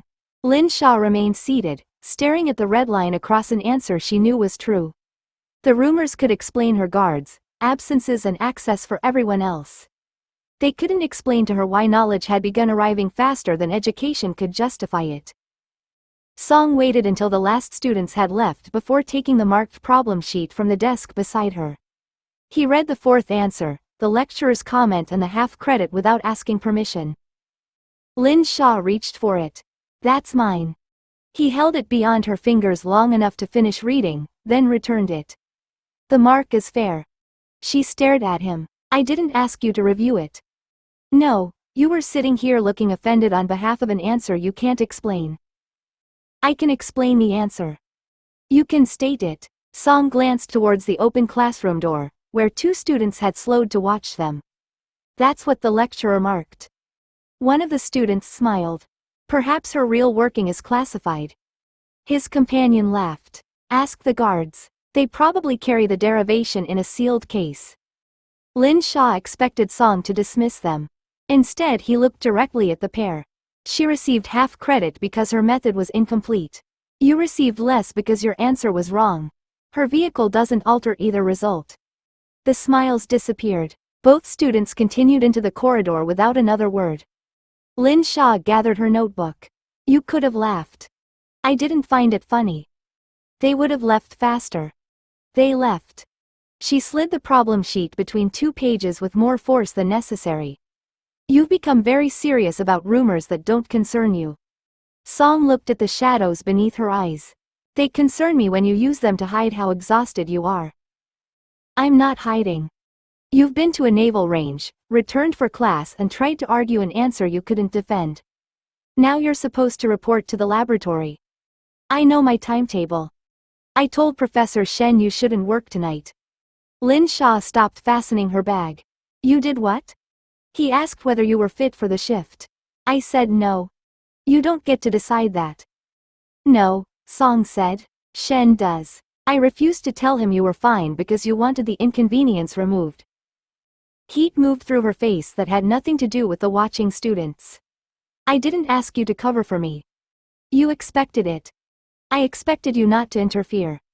Song's expression tightened. "Yesterday, strangers discussed your movements as entertainment. Today, your classmates think every absence means secret work. You're helping them by acting as if exhaustion proves importance." The accusation landed because part of it was true. Lin Xia lifted her bag. "Perhaps I enjoy being useful." "That isn't what worries me." Song stepped aside to let her pass. "You're beginning to enjoy being the only person allowed to judge what it costs." Lin Xia walked into the corridor without answering. Behind her, Song didn't follow or call the disagreement back into safer territory. 6 time zones away, Evelyn Shaw received the university access notice before Lin Xia reached the end of the corridor. The request had not been submitted by an intelligence service, commercial intermediary or government office. It came from the organizing committee of an established international materials conference whose visiting delegation already planned to tour 3 Chinese universities. The revised program added Lin Xia's campus for one afternoon of laboratory presentations, postgraduate recruitment discussions and an open student reception. The youngest analyst read the approval twice. They accepted every requested delegate. Why wouldn't they? Xia asked. The university knows foreign organizations are interested in Lin Xia. The university knows foreign organizations are interested in many promising students. Xia opened the approved itinerary beside the campus map. Nothing in this request mentions classified work, the cathedral or the arrestor program. It offers lecturers, research contacts and postgraduate opportunities. Refusing it would require them to explain what makes one undergraduate too sensitive to meet ordinary academics. The delegation would enter through the main gate, receive visitor badges and remain with university hosts. Its members could attend the public reception, speak to students and tour laboratories already cleared for foreign visitors. Lin Xia's name appeared only once, inside a list of high-performing undergraduates invited to join the reception. The analyst pointed to it. They could remove her. They could, Xia said. Then someone would ask why. She selected 3 delegates from the approved list. None held an intelligence title. One specialized in metallurgical failure. Another represented a respected postgraduate program. The third worked for a conference sponsor with access to commercial recruitment records. Each had a legitimate reason to ask Lin Xia about her studies, her ambitions and Janae. No covert approach, Xia said. No attempt to isolate her and no questions that require privileged knowledge. We observe who controls access, what she is permitted to discuss and whether her answers match the public record. And if security keeps her away from the reception? That is also an answer. The analyst studied the itinerary. So this isn't recruitment. Not yet. Xia entered the visit beneath the dedicated source inquiry and attached Lin Xia's public academic profile. We're testing whether ordinary access closes around her before anyone applies pressure. A final notice appeared in the conference system confirming the afternoon tour, reception room and university liaison. Every line looked routine because every line was routine. Xia approved the collection plan. Lin Xia's guards had made her conspicuous, her classmates had turned absence into rumor, and the university had now opened its own doors to people entitled to be curious. 10. A day without machines. Saturday began with Tang Xi declaring that Lin Xia no longer possessed enough ordinary clothing to qualify as a university student. You own 3 respectable shirts, Tang said, standing before the open wardrobe with both hands on her hips. One is currently stained with laboratory ink, one makes you look like a junior accountant, and one has apparently been claimed by national security. Lin Xia sat on the edge of her bed tying her shoes. How does national security claim a shirt? He Qian held up the dark blouse Lin Xia had worn to the medal presentation. This one now belongs to official gratitude. You can't wear it to buy socks. Wu Min looked over from her laptop. That isn't a real rule. It is now, Tang said. We're taking her shopping. The plan survived exactly 4 minutes before Sun Lan arrived and turned it into logistics. She asked which shopping center, how long they intended to stay, whether they planned to eat there and how many separate shops counted as shopping rather than wandering without purpose. We're students, He Qian said. Wandering without purpose is the purpose. Luo Wei appeared in the doorway behind Sun and examined the 4 women, their bags and Tang's handwritten list. How many exits does the shopping center have? Tang stared at him. We're buying trousers, not invading it. Both activities benefit from knowing the exits. The convoy delivered them to a department store 15 minutes later. Lin Xia climbed out beneath the attention of pedestrians, shop assistants and 2 children who stopped eating steamed buns to watch Sun Lan scan the pavement. This is already humiliating, Lin Xia said. He Qian linked arms with her. Good. Humiliation is free, so your budget remains intact. The budget became the next argument. Tang rejected Lin Xia's cheapest choices as crimes against fabric. Wu Min compared prices on her phone. He Qian kept adding snacks to the basket whenever nobody watched. Sun Lan refused a changing room with only one accessible corridor, while Luo stood outside the women's department holding 3 shopping bags and attracting sympathetic looks from husbands who assumed he had lost control of his life. At lunch, the guards occupied the nearest table while the 4 friends divided dumplings, noodles and the question of who owed whom 17 yuan. You're not paying, Tang told Lin Xia. I have money. You have government compensation and suspicious shares. That makes splitting lunch morally complicated. Lin Xia reached for the bill. Sun Lan reached it first, checked the printed total and handed it back without comment. He Qian looked delighted. Even lunch requires security clearance. Lin Xia covered her face with one hand. Around them, people were staring again, but this time her friends kept arguing over dumplings as if the guards, convoy and carefully maintained exits were merely inconvenient furniture. For almost an hour, the ordinary day held. It lasted until Song Qingyuan walked past their table carrying a paper bag from the bookshop downstairs. He noticed Lin Xia only after He Qian lifted both hands and called, "Song Qingyuan, your laboratory colleague is being oppressed by trousers." Lin Xia lowered her chopsticks. She means they made me buy clothes. Song looked at the bags beside Luo Wei's chair, then at Lin Xia. That appears serious. Tang pointed to the empty seat at their table. Sit down. We need an impartial opinion. He works for Professor Shen, Lin Xia said. He has never been impartial about anything. Song set his bookshop bag beside the chair. I'm impartial about trousers. That's exactly what a biased person would say, Wu Min replied. He sat anyway. Sun Lan glanced towards Luo, received a small nod and shifted her chair enough to preserve the open route behind Lin Xia. The movement was quiet, practiced and impossible not to notice. Song looked at Lin Xia's untouched dumpling. Are they feeding you? They've turned lunch into collective accounting. We're protecting her from wealth, Tang said. It changes people. Lin Xia reached for the bill again.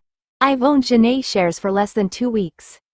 He Qian nodded gravely. And already you've forgotten your roots. The conversation should have remained easy. Her roommates supplied enough noise for everyone, asking Song what he'd bought, whether Shen assigned reading as punishment and whether he had ever seen Lin Xia voluntarily leave a laboratory before midnight. Song answered without embarrassment until Tang and He Qian went to collect drinks and Wu Min followed to prevent financial misconduct. The sudden quiet left Lin Xia facing him across half-finished bowls on the careful distance created by guards pretending not to listen. Song touched the edge of his paper bag. You look less tired. That's a polite way of saying I still look tired. You do. She waited for the familiar ease of talking over a machine fault, a measurement or someone else's mistake. None arrived. What did you buy? A novel. Lin Xia blinked. You read novels? Only when machinery becomes too predictable. She smiled despite herself. That's a terrible recommendation. It wasn't one. Song looked towards Sun Lan, then back at her. Does every ordinary Saturday require this many people?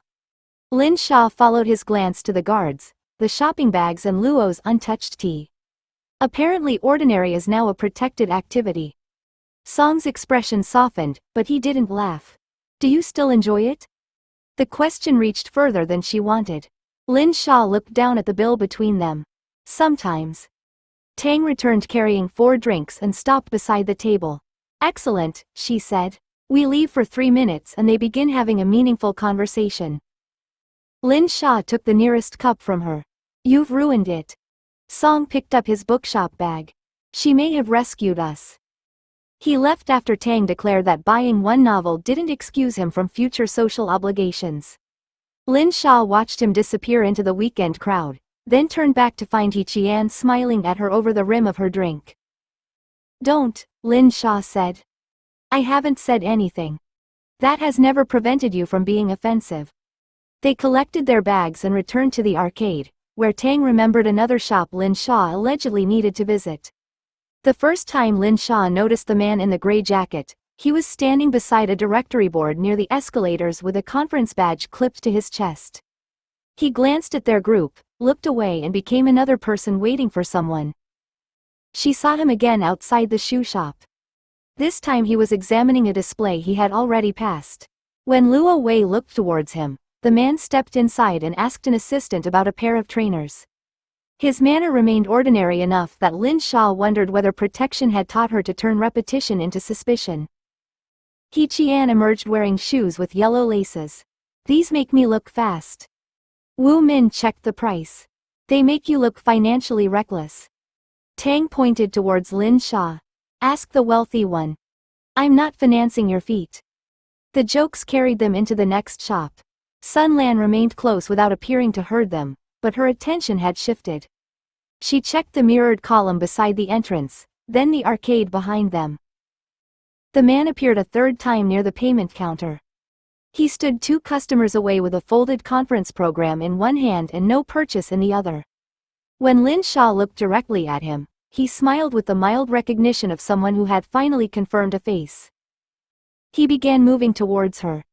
Sun stepped between them without haste and held up the scarf Tang had just rejected. Lin Xia, this color. Lin Xia looked at the scarf, then at Sun's eyes. The instruction wasn't about clothing. Behind Sun, the man stopped. Excuse me, he said. Are you Lin Xia? I'm with the materials conference delegation visiting next week. Sun turned towards him with polite interest while Luo moved nearer from the arcade. Which organization? The man touched his badge. Conference logistics. I only wanted to introduce myself. Then the university liaison can arrange it, Sun said. May I see your credentials? His smile held for half a second too long. I'm off duty. Your badge isn't. The man unclipped it, allowed Sun to examine the front and accepted it back before leaving without another attempt at conversation. Tang watched him disappear into the crowd. Was that ordinary? Sun took out her phone and entered the credential number she'd memorized. We're finding out. Her verification request reached Guo Jian before the group had finished returning the rejected scarf to its rack. He called Luo first. Luo listened without speaking, looked once towards the arcade entrance and said, understood. He ended the call, collected the shopping bags from beside the counter and addressed the 4 students. We're leaving. Tang looked at the scarf still in Sun's hand. Because of him? Because the credential requires checking somewhere quieter. He Qian glanced towards the arcade. That sounds like security language for yes. Nobody argued after that. Sun guided them through a staff corridor arranged by the store manager while Luo's team shifted around the public exits. Lin Xia walked between her friends carrying a bag of clothes she hadn't wanted and the sudden knowledge that an ordinary introduction could empty an afternoon. The secured car had barely entered traffic when Guo called her directly. His voice came through the vehicle speaker, controlled enough to make the result feel worse. The badge number belongs to a genuine conference logistics contractor, he said. The man who approached you does not. Lin Xia looked towards Sun. So the badge was stolen? Cloned. The original contractor is currently at another venue and still has his credential. The visible details were copied accurately enough to survive casual inspection. Tang sat straighter beside Lin Xia. He knew her name. The conference program includes Lin Xia's university and publicly lists a student reception next week, Guo replied. Knowing her name required research, not privileged access. Wu Min asked, following us through 3 shops required what? Intent, Luo said from the front passenger seat. The word quietened the car. Lin Xia watched storefronts slide past the window. Was he foreign intelligence? We don't know, Guo said. He may be a hired local, a commercial collector or someone testing whether credentials can create contact. We have his image and the cloned number. That is what we know. He Qian folded her hands around the shopping bag in her lap. Are we still allowed to go shopping? Guo paused before answering. Yes. Sun looked towards the speaker. With revised procedures. That too. Lin Xia closed her eyes briefly. The day had begun with trousers, dumplings and an argument over 17 yuan. Now security teams would review camera footage because a stranger had used a legitimate academic visit as camouflage.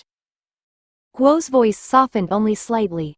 This wasn't your fault, Lin Xia. No, she said. It was only my Saturday.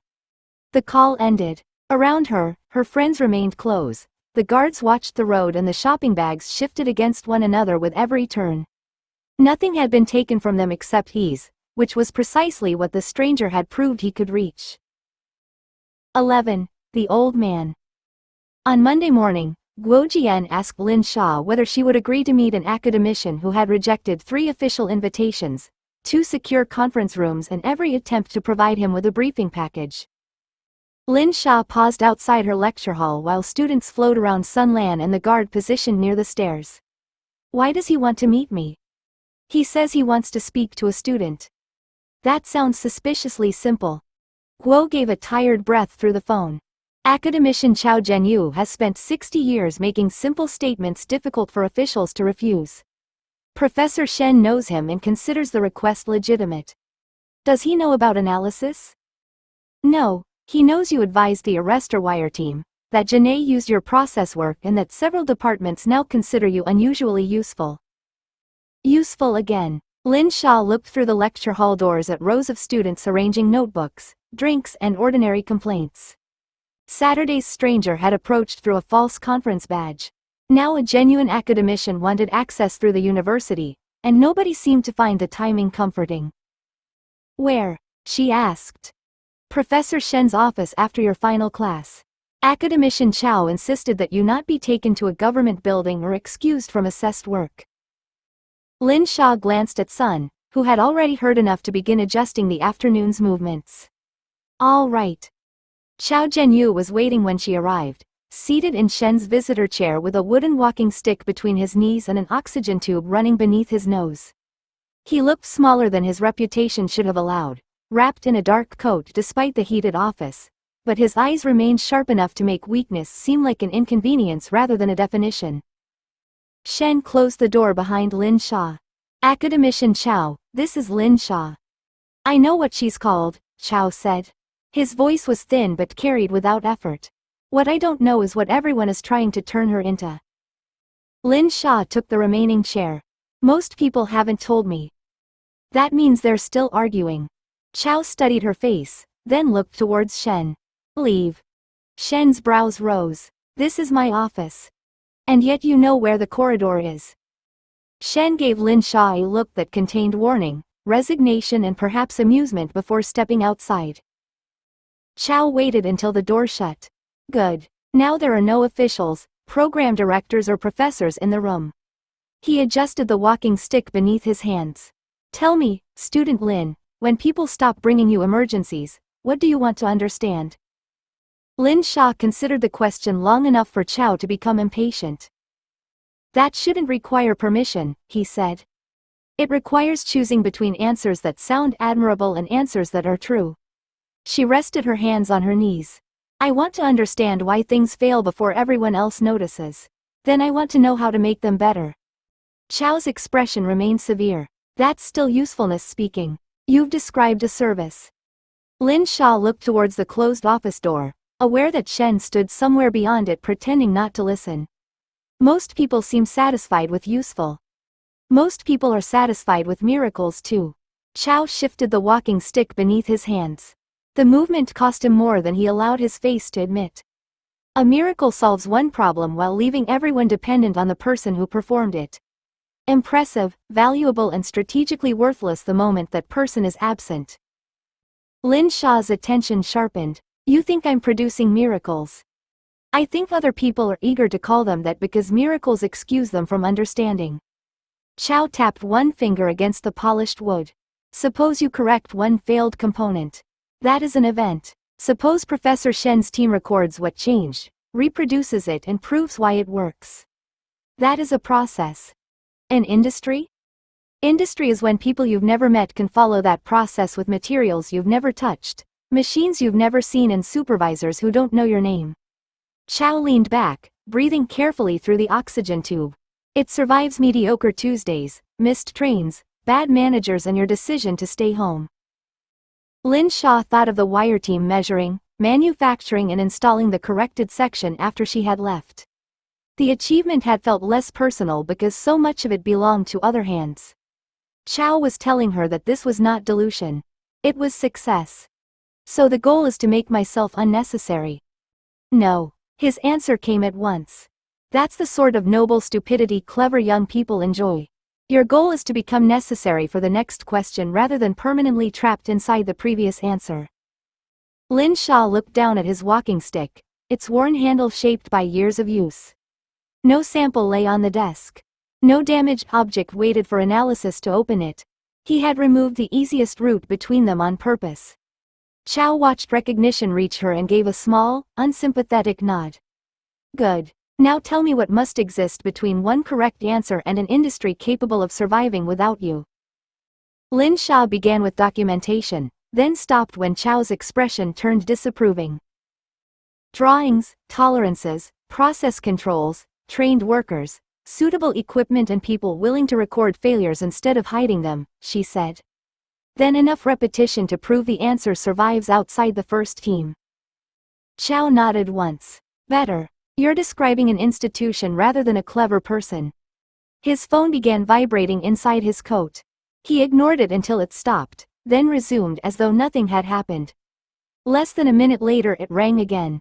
This time Chow closed his eyes briefly before answering. Yes, I'm eating, he said. His gaze moved towards Lin Xia, daring her to challenge the lie. No, I haven't removed the oxygen. Shen is here. He listened, frowned and added, that is not relevant to whether I require supervision. When the call ended, Lin Xia said, you aren't eating.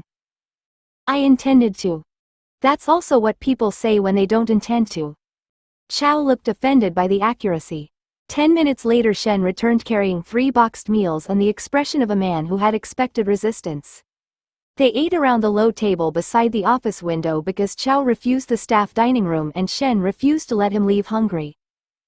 The meal became awkward almost immediately.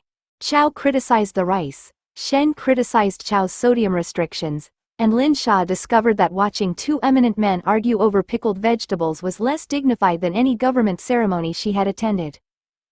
You've been told not to eat those, Shen said. I've been told many things by people younger than my oldest laboratory coat. Your laboratory coat isn't responsible for keeping you alive. Chow set the vegetables down with visible reluctance. That responsibility has been greatly exaggerated. The words left a silence behind them. Chow's breathing had grown shallower, though his eyes remained alert. Lin Xia looked away before concern became staring. His illness wasn't a technical problem waiting for her attention. It belonged to his body, his family and the limits no useful girl had been invited to cross. Back at the dorm, Tang listened to Lin Xia describe the argument and said, so his mentorship style is insults followed by compulsory dinner. He asked what I wanted to become, Lin Xia replied. Wu Min looked up from her laptop. That's worse. Insults are easier. He Qian hugged a pillow against her chest. Did you answer? Not completely. Tang studied her for a moment. Then he'll ask again. Lin Xia looked towards the dark window, hearing Chow's question beneath the room's ordinary noise. The next answer couldn't be another list of things other people needed from her. The answer kept Lin Xia awake after the others had stopped speaking. Tang's lamp went dark first, followed by Wu Min's scream and He Qian's whispered complaint that serious conversations should never happen near bedtime. Lin Xia remained at her desk with a blank notebook page open beneath the light, trying to write what she wanted without turning it into another program objective. Improve materials. Solve failures. Help the shop. Help the country. Every line described work someone could assign her. She crossed them out. The next morning, Shen sent a message asking her to come to his office before class. Chow was waiting in the corridor beside an open window, coat buttoned and oxygen tube in place while a younger man argued quietly with the building lift. His walking stick rested against one knee. Chow looked at Lin Xia's notebook. Have you brought me homework I didn't assign? I tried to answer your question. That was your first mistake. Important questions should resist one night's confidence. Lin Xia stopped beside him. I think understanding has to become teachable. Chow's gaze sharpened. That's one part. It has to become records people trust, methods they can repeat and equipment ordinary teams can actually use. But that still isn't enough. She tightened her fingers around the notebook. People have to understand why the method works, or the first unexpected failure turns it back into superstition. Chow nodded slowly. And what remains of you? Lin Xia looked through the window at students crossing the courtyard below. None knew what she had done for Janae or why guards occupied the entrances. They would use things built from work they might never hear about. That no longer felt like disappearance. The question, she said. If the answer survives without me, I should be free to ask something harder. Chow's mouth shifted by the smallest degree. Acceptable. That doesn't sound like praise.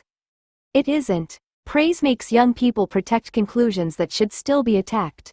He took up his walking stick as the lift doors opened. Keep the notebook. Fill it with questions nobody has converted into assignments yet. The younger man reached for his arm.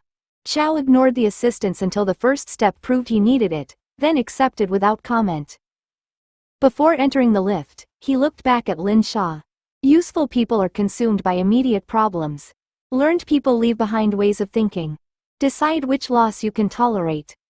The doors closed before she could answer. Lin Xia stood in the corridor holding the notebook against her chest. She still wanted to repair what failed and improve what others placed before her. But beneath those duties, another ambition had begun to take shape. She wanted to understand deeply enough that the knowledge remained useful after everyone had forgotten she was the one who found it. 12. Open Campus. By Thursday afternoon, Lin Xia had written 7 questions in the notebook Chow had told her to keep and crossed out 5 because they still sounded like work someone else might assign. She carried the remaining 2 into the university's main auditorium, where attendance at the faculty lecture was compulsory and her protection had turned an ordinary academic obligation into something everyone could watch. Luo Wei entered first and checked both side aisles while Sun Lan spoke quietly with the university security officer beside the stage. Chen Rui remained near the rear doors, positioned where he could see the lobby through the glass panels. Another guard took the seat 3 rows behind Lin Xia. The auditorium staff had reserved her an aisle place, removed the chair directly beside it and kept the shortest route to the side exit clear. Students noticed every part of the arrangement while pretending not to. Tang Si dropped into the next available seat and looked at the empty chair separating them. Apparently friendship now requires a defensive perimeter. The chair had become overconfident, Lin Xia said. Wu Min sat behind them and watched Luo inspect the lectern. They searched the stage. He Qian leaned across Tang. Perhaps the visiting scholar is armed with slides. Luo glanced towards them from the aisle. Please don't invent additional threat categories. Several nearby students laughed, which only made more heads turn. Lin Xia opened her notebook and looked at the lecture title displayed above the stage, Materials Science Across Disciplinary Boundaries. She should have been interested. Instead she found herself counting how many people photographed the reserved seats, which strangers looked at the guards before looking at her and how often the auditorium doors opened without one of the protection team reacting. Professor Shen arrived 2 minutes before the scheduled start and stopped beside her row. His gaze traveled from the cleared aisle to the students whispering beyond it. You appear to have transformed a public lecture into a security demonstration. I've done very little. That remains one of your more disruptive talents. Shen looked at the notebook in her lap. Questions? Possibly. That isn't how questions work. Lin Xia glanced towards the stage. Do you trust the speaker? I trust his published work, his institutional record and 3 colleagues who've known him for 20 years. Shen's expression remained dry. That is not the same as granting him ownership of every answer he asks for. Before Lin Xia could respond, the room quieted. The dean entered from the side of the stage with 2 faculty hosts and a silver-haired visiting scholar wearing the credentials listed in the printed program. Luo checked the badge, exchanged a nod with Sun and allowed the man to cross the auditorium without interruption. The visitor greeted Shen first. Then his attention settled on Lin Xia, moved briefly across the guards surrounding her and returned to her face with calm academic interest. Legitimate access, Lin Xia realized, required no false badge at all.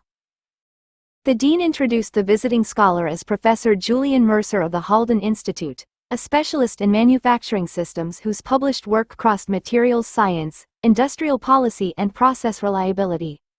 His lecture began conventionally enough. He spoke about technical knowledge failing during transfer between laboratories and factories, then used 3 historical examples to argue that nations often possessed the right science years before they possessed the institutions capable of using it. Lin Xia found herself writing despite her caution. The subject sat too close to Chow's questions to ignore.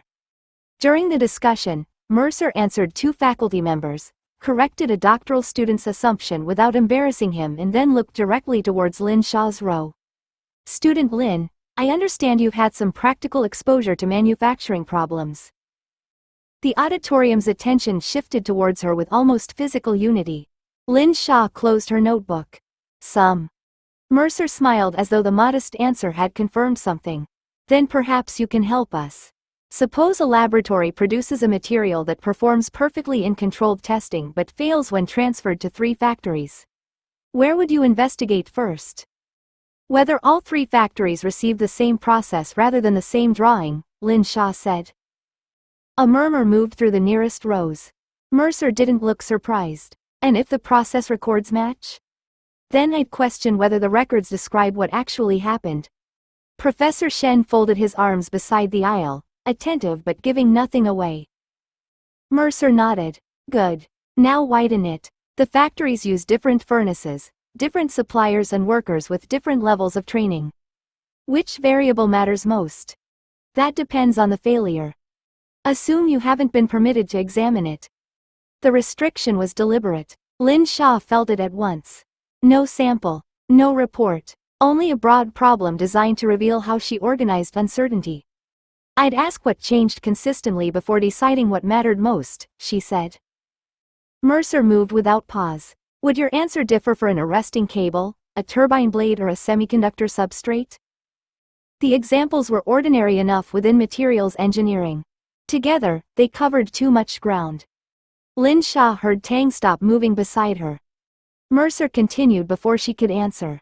And if you had seen only one of those systems directly, how confidently would you apply knowledge from it to the others?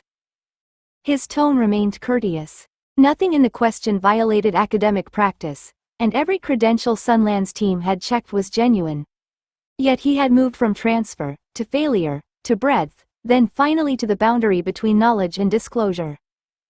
The auditorium waited. Mercer rested one hand on the lectern. I'm not asking what you know, student Lin. I'm asking how you decide what you're entitled to claim. Lin Xia let the silence hold while she separated the question from the invitation hidden inside it. Mercer had offered her several ways to impress the room. She could compare failure mechanisms, discuss process transfer or show how quickly she could move between systems she had never formally studied. A wrong answer would embarrass her. A correct answer, given too quickly across fields she had never been trained to connect, might make someone ask where she had learned it.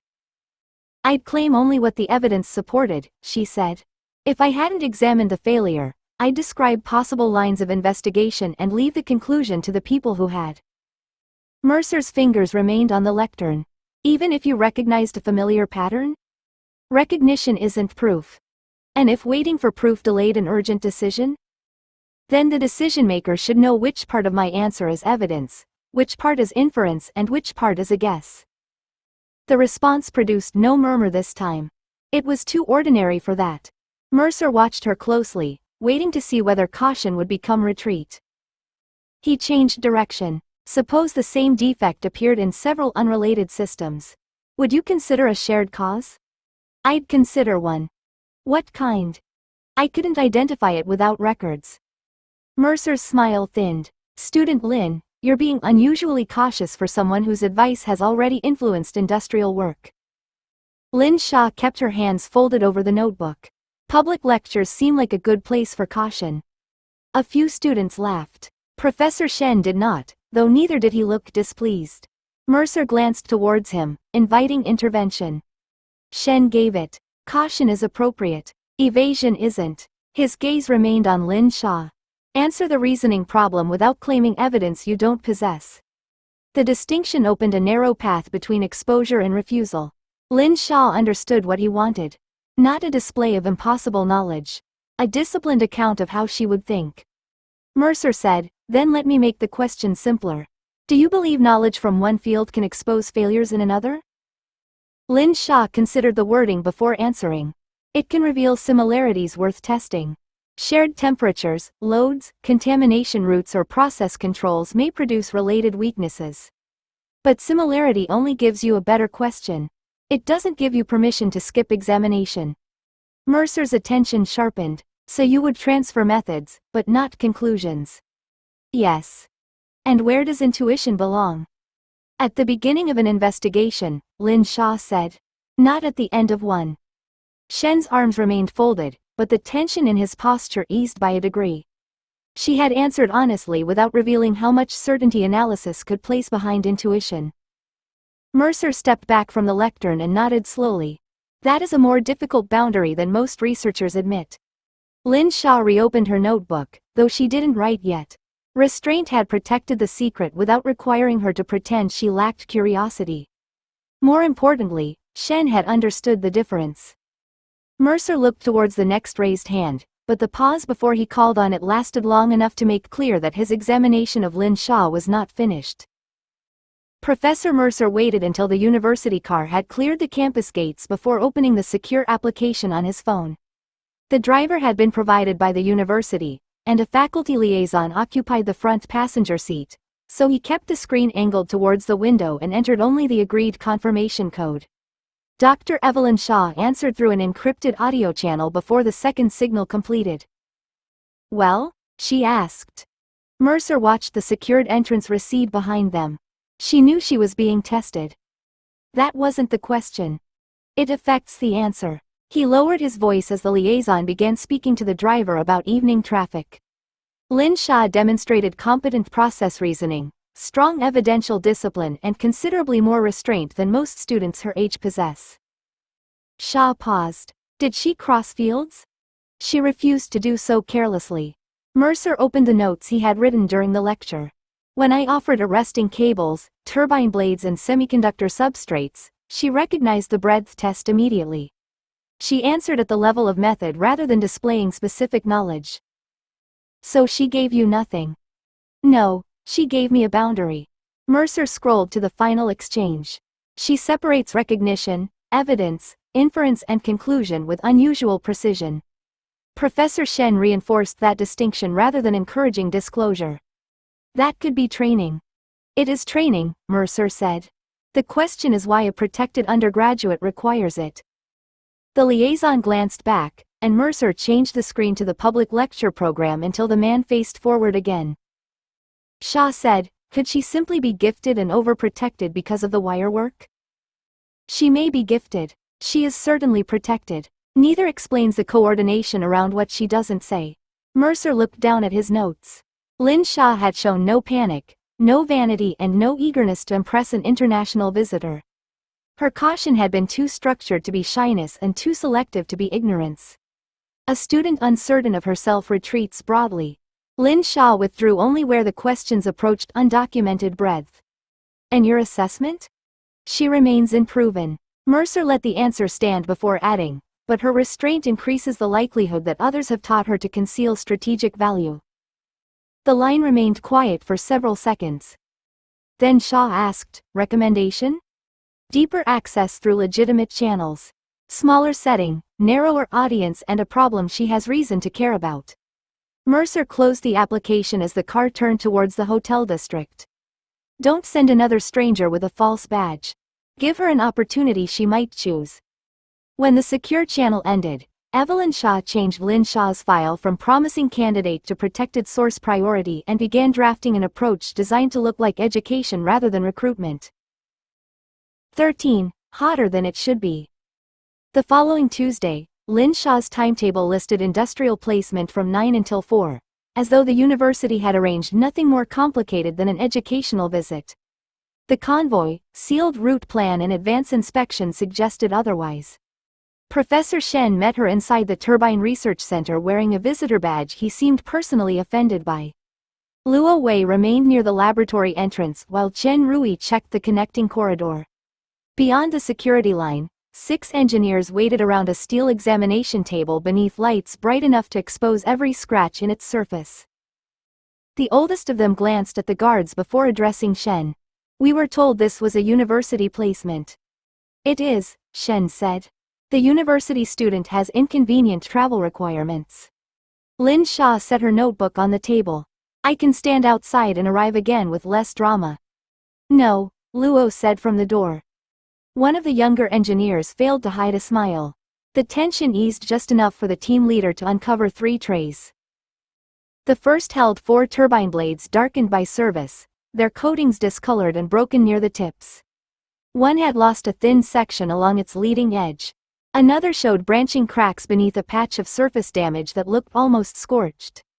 The second tray contained 2 blades cut into polished sections for examination. The final tray held a clean production blade, unused and marked with a current batch number. These came from the same engine family, the team leader said. The failed set was removed after rising exhaust temperature and vibration. None reached its intended service interval. He passed Lin Xia a folder containing operating records, maintenance dates and temperature readings. The figures showed no single catastrophic event. Loads had remained inside permitted limits. Inspections had found gradual coating loss, then accelerated damage during the final operating period. Lin Xia looked from the records to the blades. Were all 4 installed together?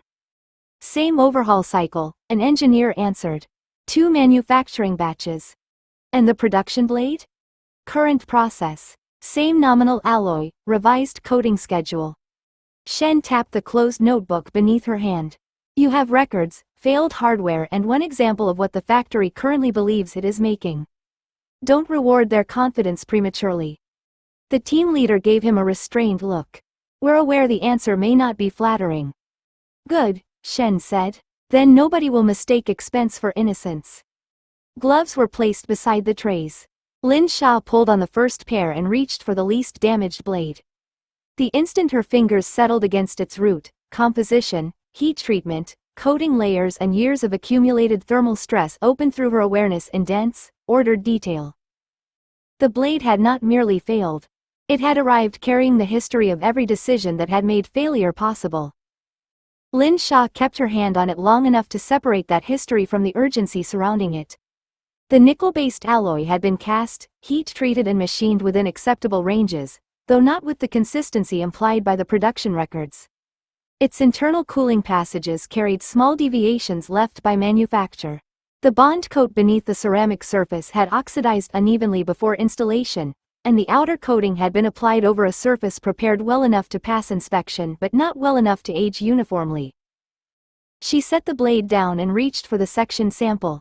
The polished cut showed cracks beneath the coating, but analysis showed what the microscope image could not. Each thermal cycle had widened the difference between areas that expanded cleanly and areas held under residual stress. The coating had not simply worn away. It had been encouraged to detach from the first hours of service. The younger engineer watched her move to the second failed blade. You've examined turbine coatings before? No, Lin Xia said. His expression tightened. Then perhaps we should distinguish observation from confidence. Professor Shen leaned one shoulder against the table. She is observing. You're the one becoming emotional about confidence. Lin Xia ignored both of them and touched the current production blade. Its nominal alloy matched the failed set. Its manufacturing history did not. The heat treatment had been held more evenly, the internal passages were cleaner and the revised coating schedule had reduced one weakness while leaving 2 others untouched. She removed her gloves. The failed blades are dodgy. The room went silent. The younger engineer stared at her. Dodgy? Lin Xia nodded towards the trays.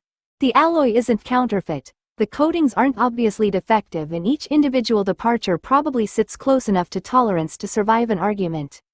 But the set carries too many small inconsistencies in the same direction. These blades cost more than some houses, he said. That doesn't make them less dodgy.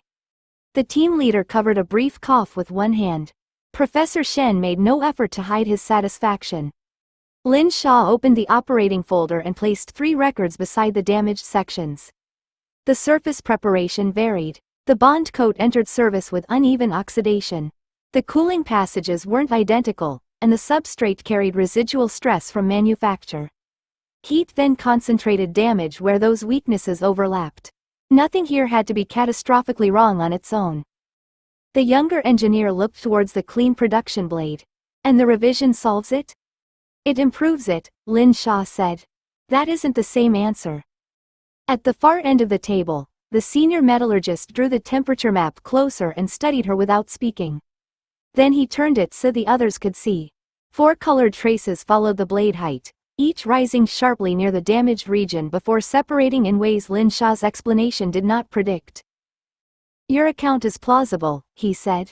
It may even describe several things that happened. It doesn't explain this. Lin Xia drew the map closer. The highest temperatures did not sit beneath the worst coating loss. One blade had run hotter through its middle section while failing near the tip. Another showed almost the reverse. If uneven oxidation and residual stress had driven the pattern alone, the damage and temperature distribution should have aligned more closely. The younger engineer folded his arms. So the expensive blades may be innocent after all. No, Lin Xia said. They're still dodgy. Professor Shen looked at the engineer. You appear relieved by the discovery that your failure is more complicated. I'm relieved we haven't condemned 2 manufacturing lines on a student's first inspection. Lin Xia let the exchange pass. Analysis gave her the complete history held inside each blade, but it could not show conditions that had never become part of the material itself. The operating folder contained averages, scheduled readings and values gathered from instruments positioned elsewhere in the engine. It described the environment around the blades without fully preserving what each blade had experienced. She placed the temperature map beside the cut sections. Where were these measurements taken? The team leader pointed to the sensor locations on a diagram. Upstream gas path, casing positions and calculated blade temperatures. Calculated from what? Pressure, speed, fuel flow, cooling air delivery and the validated thermal model. The senior metallurgist watched her more closely. You think the model is wrong? I think my explanation is incomplete. Lin Xia tapped the region where the traces separated. The material history explains why damage could begin early. It doesn't explain why heat was distributed like this. Something altered the local conditions after installation, or the cooling system didn't deliver what the records say it delivered. The younger engineer said, we inspected the cooling passages. After removal, Lin Xia replied. You know what they looked like when the engine stopped. Do you know how flow behaved under load? No one answered immediately. Shen's gaze moved from the silent engineers to Lin Xia. And can you tell them? She looked again at the maps, the blades and the confident production records surrounding an answer they did not yet possess. No, she said. Not from this evidence. The senior metallurgist nodded once, as though that refusal mattered more than her earlier diagnosis. Then he pulled a blank sheet towards the center of the table. Good. Tell us what evidence would make the next answer better. Lin Xia looked at the blank sheet and resisted the urge to fill it with everything analysis had shown her. A complete material history was not the same as a complete engine history. The blades preserved manufacture, damage and the conditions that had acted directly upon them, but they could not tell her why cooling flow had changed under load or how heat had moved through systems she had never examined. She drew a line down the center of the page. On one side, we need to separate what the blade brought into the engine from what the engine did to it. The senior metallurgist took a pen but did not write. Be specific. Measure the cooling passages independently rather than treating them as identical because the drawings are identical. Compare actual flow across blades from both batches. Then reproduce the thermal cycles with local temperatures measured close enough to show where the model stops matching reality. The younger engineer glanced at the current production blade. That becomes an expensive test program. Professor Shen's expression remained dry. So was operating blades whose failure you don't understand.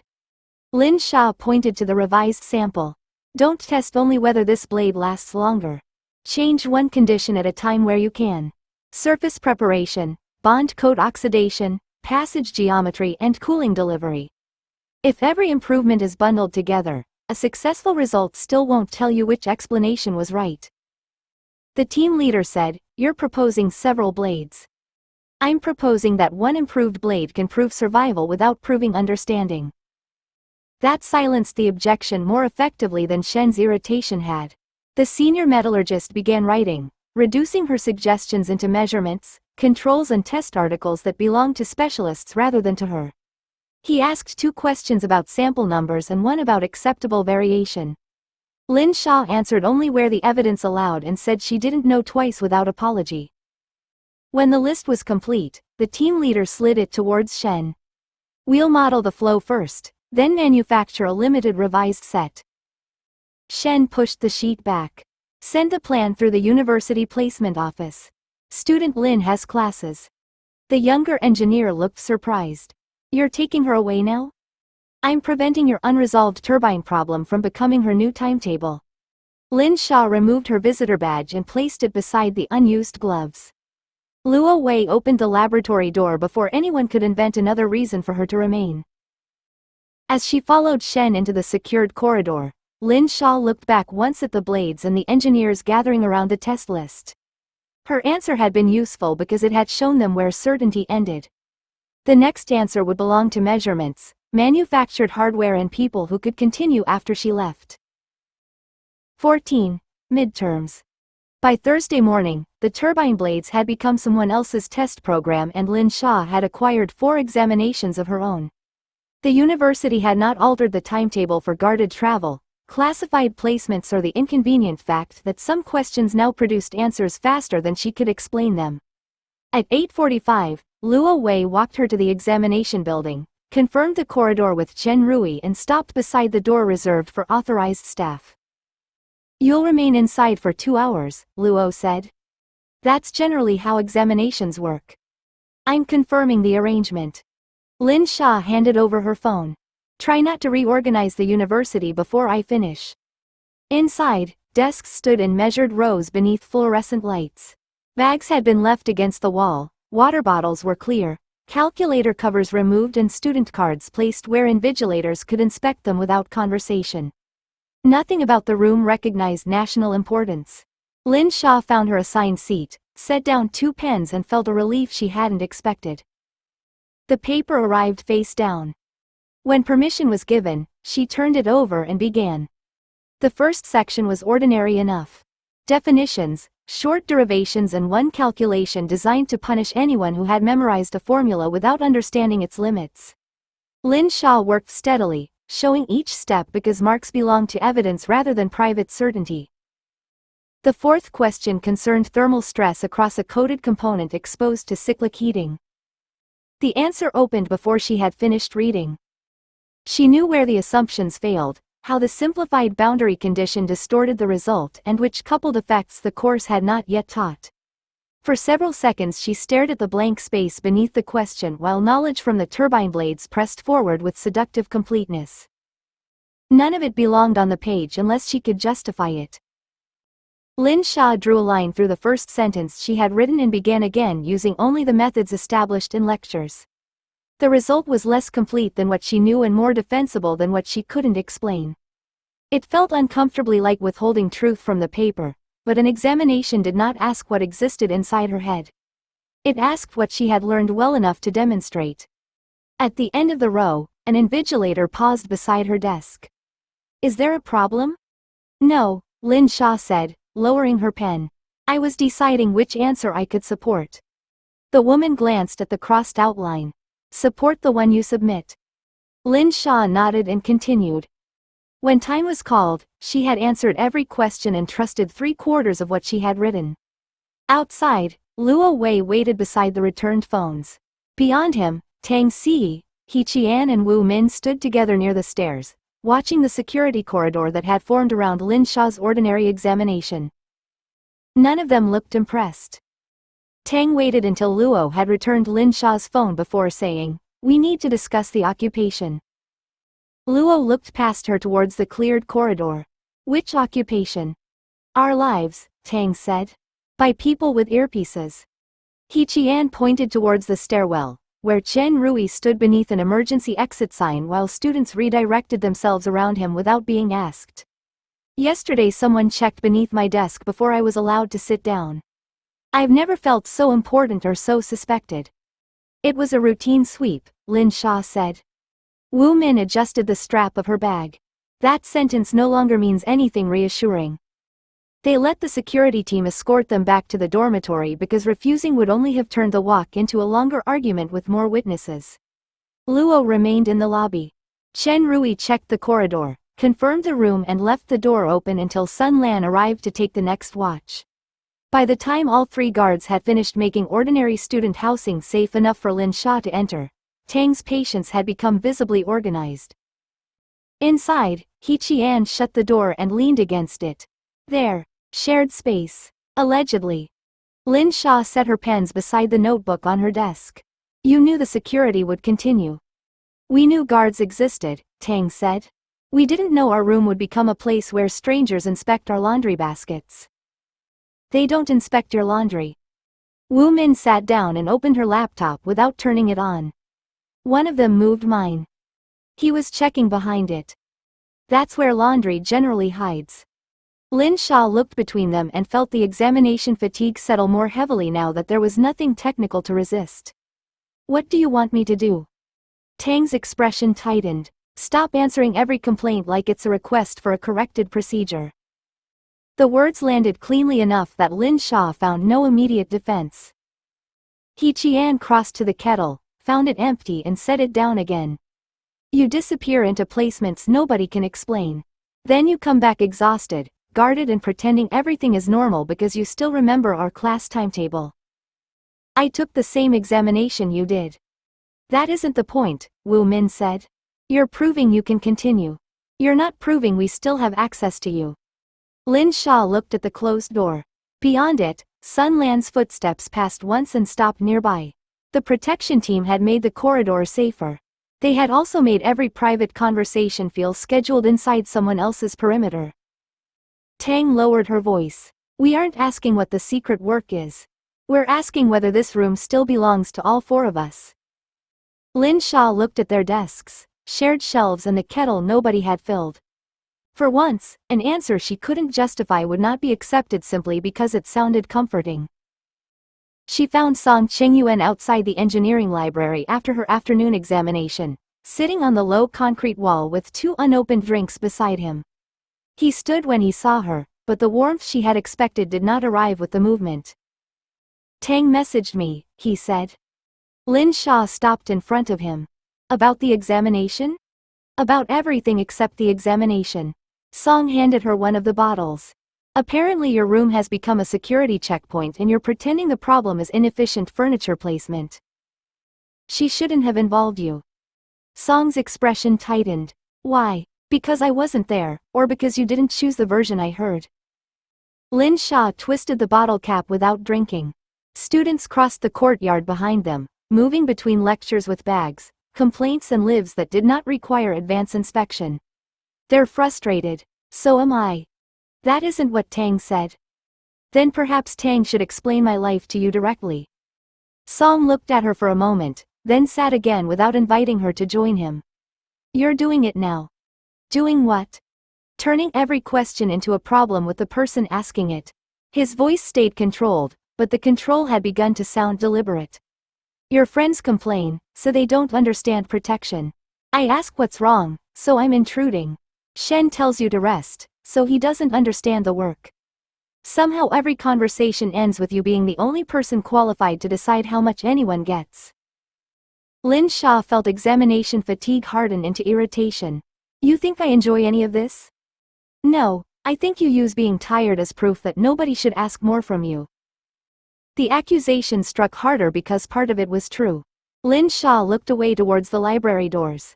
I'm managing what I can. You're managing people. Song leaned forward, forearms resting on his knees. You disappear into work you can't discuss, come back exhausted and give everyone exactly enough truth to stop the next question. Then you call that protecting us. I don't control what I'm allowed to say. You control whether every answer arrives after someone forces it out of you. Lin Xia's grip tightened around the bottle. You knew there would be secrets. I knew there would be classified work. I didn't know secrecy would become the distance you keep between yourself and everyone who might matter. She looked at him then. Anger had sharpened his face, but beneath it sat something less defensible and more painful. Song met her gaze. Sometimes I can't tell whether you want me close, Lin Xia, or whether you only let me stand nearby when it's convenient. Lin Xia understood that any answer offered now would arrive too late to sound generous. She had wanted him close when closeness asked nothing she couldn't provide. The moment it required explanation, choice or inconvenience, she had begun managing the distance between them as carefully as any protected route. I don't know how to answer that, she said.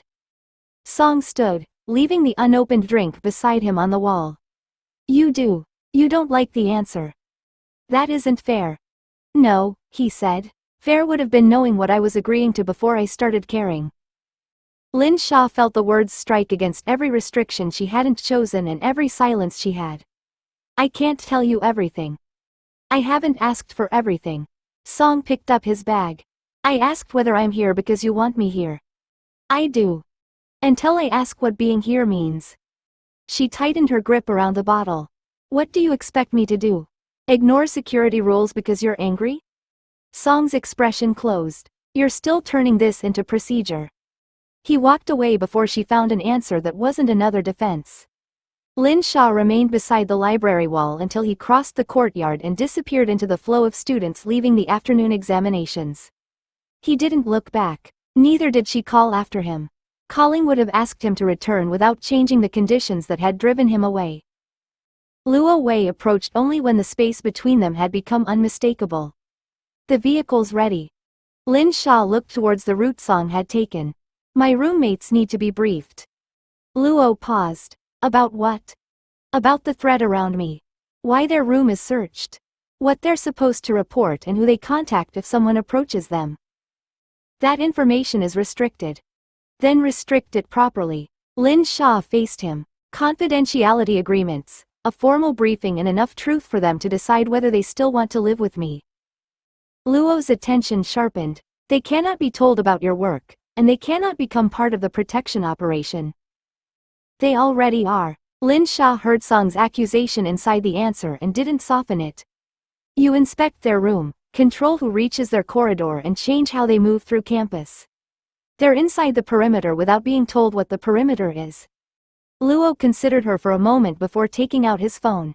Director Guo will object. Tell him I object first. He made the call while Lin Xia stood beneath the library steps with examinations behind her. Song gone and 3 friends waiting in a room that no longer belonged equally to them. She couldn't repair the conversation that had ended here. She could stop the same silence from becoming policy everywhere else.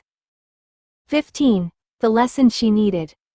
The limited briefing for Tang, Heqian and Wu Min had not been approved by Monday morning. Director Guo had agreed to review the request, which meant 3 security officers had discussed consent without asking any of the people expected to provide it. Song had not messaged. Lin Xia carried both failures into Professor Shen's lecture and placed them beside her notebook, where neither could interrupt the timetable. Shen began by drawing a heated surface, a flowing gas and a boundary neither possessed in isolation. Most bad explanations simplify one thing at a time, he said. The material scientist blames the coating. The heat transfer specialist blames the flow. The manufacturing engineer blames the process. Each may be correct and still produce a useless answer. Lin Xia stopped midway through writing the date. On the board, Shen added a temperature gradient through the coating and substrate, then marked the thin region where gas velocity changed near the surface. A boundary layer isn't an inconvenience added after the material problem, he said. It helps create the material problem. Local heat transfer changes temperature. Temperature changes stress. Stress and chemistry change the surface that controls later heat transfer. A student near the front raised his hand. Then how do we separate the variables? You don't begin by assuming they can be separated. Shen turned from the board. You decide which coupling matters enough to measure. The failed turbine blades returned to Lin Xia with uncomfortable clarity. The coating composition. The grit blast history. The local damage. The temperature map that had refused to fit her explanation. She still knew everything analysis had retained from the samples, but the lecture placed unfamiliar relationships between those facts. Knowledge she had treated as separate records began pressing against itself without resolving. Shen moved to crystal growth during deposition, explaining how surface temperature and local chemistry altered grain direction, defects and later oxidation. Lin Xia's pen remained above the page. Student Lin, he said. Have you discovered an objection? Several heads turned. She looked at the board, then at the unfinished notes beneath her hand. No, I've discovered that I answered an earlier question too narrowly. Shen's attention sharpened. Can you answer it better now? Lin Xia considered the temptation to say yes. The turbine blade's history remained complete inside her. The theory connecting that history was not. Not yet, she said. Good. Shen tapped the coupled diagram. Recognition is not understanding. Write down what you need to compare before confidence invents the rest. Lin Xia lowered her pen. She wrote boundary layer variation, local coding growth and cyclic thermal stress on 3 separate lines. Then she drew arrows between them and left the center blank. The center remained blank through the rest of the lecture. Lin Xia copied Shen's equations, marked the assumptions beside each one and resisted the urge to fill the gap with knowledge that felt complete only because it had arrived all at once. When the room began emptying, she stayed at her desk with the notebook open and reconstructed the turbine meeting from memory. She had treated the coding as one problem, the base alloy as another and the operating temperature as a condition imposed on both. Analysis had shown her deposition history, grit blast damage, oxidation and local failure paths with perfect confidence. She had described each correctly. Then she had allowed correctness in the parts to stand in for understanding of the whole. Shen stopped beside her row. You've been staring at the same 3 arrows for 4 minutes. I'm comparing them with the blade. You don't have the blade. I don't need it to remember what I saw. His gaze dropped to the page. Remembering observations isn't the same as organizing them. Lin Xia turned to a clean sheet. She wrote coating thickness variation, local gas flow and substrate temperature, then placed oxidation rate and thermal stress beneath them. The turbine blades retained history pressed against the lecture material differently now. A hotter region changed more than temperature. It altered growth, chemistry and stress. The changing surface then altered the heat transfer that had helped create it. Her first explanation had followed each effect as though the others politely waited their turn. They weren't separate failures, she said. Shen pulled the empty chair beside her desk out by a few centimeters but didn't sit. Were they one failure? Lin Xia looked at the linked terms. That's too simple too. They were coupled effects reinforcing one another, but I don't know which one dominated first. Better. She looked up. Better than what? Better than announcing a mechanism because you recognize all its ingredients. Shen tapped the blank center of her diagram. What would distinguish sequence from coincidence? Lin Xia returned to the page. Surface temperature distribution during the cycle. Local gas conditions. Coating growth across the same regions. Oxidation depth after controlled exposure. Stress after repeated heating rather than one average estimate. Each measurement belonged to a relationship, not an isolated property. The embarrassment arrived after the clarity. The turbine team had asked why the expensive blades failed early, and she had given them a collection of accurate histories without asking how those histories changed one another during operation. Shen gathered his notes. You look offended. At myself. That's rarely productive for long. Lin Xia drew a box around the blank center instead. Then I'll replace it with a question. She did not write the question yet. First, she began listing exactly what evidence would allow one to deserve an answer. The list reached 9 measurements before Lin Xia stopped adding anything. Several were useful only because they were available, which was another way of letting equipment choose the question. She crossed those out, returned to the boxed center of the diagram and wrote what she actually needed to know. Which interaction caused the coding system to leave its stable range first under repeated operating conditions? Shen read the sentence from beside her desk. That's narrower. It still allows more than one answer. Reality often does. He pointed to the measurements beneath it. Which of these could prove your preferred explanation wrong? Lin Xia looked down the list. She had asked for temperature distribution across the blade, local coating thickness, oxidation depth and post-cycle stress. All would improve the description. None alone would distinguish whether thermal conditions drove the surface change or whether changing surface behavior amplified the local heating first. She drew lines through 2 more entries. They need measurements from matching positions across the same operating cycle. Surface temperature and gas conditions during exposure, then coating growth, oxidation and residual stress from those exact regions afterward. And another sample? No. The answer came before she had to consider it. Another finished blade would tell me what happened again. It wouldn't show when the relationships separated. Shen gave one short nod and moved towards the lectern to collect the last of his papers. Then ask for the experiment, not the object. Lin Xia opened the secure university terminal assigned for classified correspondence and found the turbine program contact. The first draft sounded like a correction to people who had already accepted that her earlier answer was incomplete. She deleted it. The second sounded like an instruction. She deleted that too. On the third attempt, she wrote that the retained blade evidence and her current coursework suggested a coupled failure process that couldn't be ranked from post-test examination alone. She proposed instrumented temperature and local gas condition measurements during repeated cycles, followed by mapped coating growth, oxidation depth and residual stress measurements from corresponding regions. She asked whether those results could determine which interaction first pushed the system beyond recovery. At the end, she added one final sentence. Please don't send another blade until the measurements can tell us what question contact would answer. Her finger remained above the send control. Shen glanced back from the door. What are you waiting for? To be certain the request is correct. You've confused correctness with completion again. Lin Xia read the note once more. It contained no claim solution, no authority borrowed from analysis and no demand that the specialists arrange their work around her availability. It offered a question that measurements could improve. She pressed send. The terminal confirmed delivery to the program team. Lin Xia closed the message and left the diagram open, its sender no longer blank but still unresolved. The reply arrived the following afternoon while Lin Xia was reviewing notes in the engineering library. She saw the secure message alert at the edge of the terminal screen and opened it expecting questions, objections or request to return and explain what she had meant in person. Instead, the turbine program's senior metallurgist had answered in 4 precise paragraphs. The team agreed that the failed blades could not rank the coupled effects from post-test evidence alone. The next controlled series would include mapped surface temperature measurements, local gas condition estimates and matched examinations of coating growth, oxidation and residual stress. Instrumentation changes would delay the first cycle, but the rig team considered the delay justified. Manufacturing would proceed with the existing bounded variables while the specialists designed the measurements together.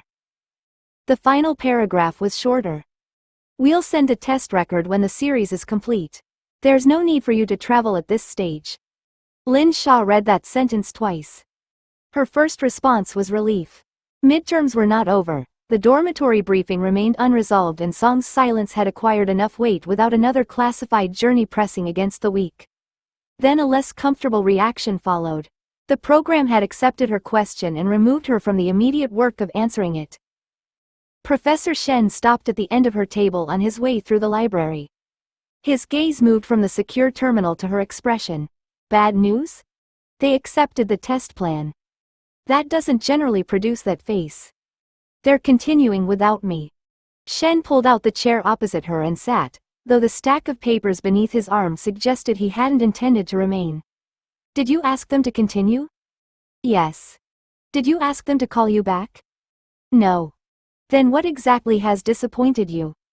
Lin Xia looked again at the message. The specialists had not treated her as the owner of the program, the sole interpreter of the blades or the person required to stand beside every useful decision. They had taken the question, translated it into work within their own disciplines and accepted responsibility for discovering whether it was right. Nothing, she said. I'm adjusting to the answer. Shen's expression remained dry. Try adjusting without resenting competence. I don't resent it. You looked abandoned by a successful email. Lin Xia closed the message and opened her lecture notes beside it. The diagram from the previous day remained there, arrows meeting around a question that measurements would now test elsewhere. They didn't need another sample, she said. No. They didn't need me to supervise. No. She let the silence settle without trying to defend herself from it. The knowledge retained from the blades had become more useful only after formal study showed her what it could not establish alone. Now the specialists would carry that question forward while she remained at university and learned enough to understand whatever answer returned. Lin Xia turned to the next page of her notes. This time, being left behind felt less like exclusion than evidence that the work had properly begun. 16. Leading hypothesis. Dr. Evelyn Xia received the turbine correspondence 16 minutes after the program team approved its revised test plan. The document hadn't been stolen from the classified network. Nothing that convenient had occurred. Instead, 3 separate fragments had arrived through channels that appeared harmless on their own. A university scheduling change, a specialist's request for instrument time, and a manufacturing notice extending the controlled trial window. Xia placed them beside Professor Mercer's report and the earlier correlations concerning Lin Xia. Across the conference table, Daniel Voss finished reading the summary and said, "This still doesn't prove she produced the technical question." "No," Xia agreed. "It proves the question appeared after her visit, changed after her coursework and returned to the program without requiring her presence. That could indicate a team behind her." "It could have." Xia turned the display towards him. "Not anymore." She opened the timeline she had spent the morning rebuilding. The arrestor wire intervention had followed direct access to the failed section. The turbine assessment had followed contact with damaged blades. Yet between those events, Lin Xia had attended ordinary lectures, completed examinations and remained inside protection strict enough to make repeated covert meetings difficult. No hidden technical group had appeared around her movements. No cluster of specialist communications had formed before her interventions. The expertise arrived too quickly, across fields too widely separated, and then stopped traveling once Lin Xia left. Voss leaned back. "You're eliminating an entire support network because we haven't found it." "I'm eliminating it because a network capable of doing this would leave work behind." Xia tapped the manufacturing notice. "Design exchanges. Modeling traffic. Consultation chains. Someone asking the questions before she does. We've found programs reacting to Lin Xia, not feeding her." "Then she's the source." "Leading hypothesis," Xia corrected. He gave her a tired look. "You've used that phrase for 3 weeks. Because certainty would be convenient rather than earned." Xia reopened Mercer's account of the university meeting. Lin Xia had refused to claim knowledge she couldn't justify, redirected questions towards evidence and behaved less like a courier carrying prepared answers than a student discovering the limits of her own understanding. That weakened one explanation without completing another. "She may be the source," Xia said. "She may have access to one. She may also be a protected participant whose importance exceeds her technical role. China's behavior supports all 3. Voss looked at the security pattern surrounding the campus. "But not equally." "No." Xia moved Lin Xia's file above the remaining candidates. "Not equally anymore." The system requested a confidence ranking. Xia entered Lin Xia as the leading hypothesis, marked the hidden team model unlikely and left the mechanism unresolved. Then she authorized circulation to the diplomatic, commercial and operational desks. Finding Lin Xia had become easier than deciding what to do with her. The circulation meeting began with 4 departments agreeing that Lin Xia mattered and disagreeing over what that permitted them to do. Xia sat at the narrow end of the table while the diplomatic advisor reviewed Professor Mercer's access report. The commercial officer examined Lin Xia's public association with Janae and Adrian Cole read the risk assessment without once looking impressed by it. The academic route worked, the diplomatic advisor said. Mercer spoke with her openly, returned safely and produced information covert observation couldn't obtain. "We should continue through legitimate contact." Cole looked up. It worked because she wasn't asked to choose anything. She answered questions. She controlled which ones deserved answers, Xia said. "That distinction matters." The commercial officer turned a page in the Janae summary. "She has wealth, state protection and access to programs no ordinary student reaches. Money won't recruit her." No one proposed handing her an envelope, the advisor said. "We offer education, international collaboration and facilities her university cannot provide." Cole's expression remained neutral. "China will read that as recruitment." "It would be recruitment." "Then call it what it is." Cole placed the risk assessment flat on the table. A protected strategic candidate has already been tested through public academic access. Repeating the method increases the chance that her security service identifies the pattern before we gain commitment. Xia watched the argument separate into familiar instincts. Diplomacy wanted an invitation China would find expensive to refuse. Commerce wanted patents, partnerships and a future relationship capable of surviving political anger. Cole wanted to know whether legitimate access delayed harder options or merely warned the target before they became necessary. Voss tapped Lin Xia's timeline. "What are we actually asking her to leave?" "That's the wrong starting point," Xia said. She hasn't shown dissatisfaction with China. She has shown dissatisfaction with being useful before she understands enough to choose the work. The diplomatic advisor leaned forward. Then we don't offer escape. We offer study. Cole looked towards Xia. And if she refuses? Then refusal becomes evidence, Xia said. Not permission.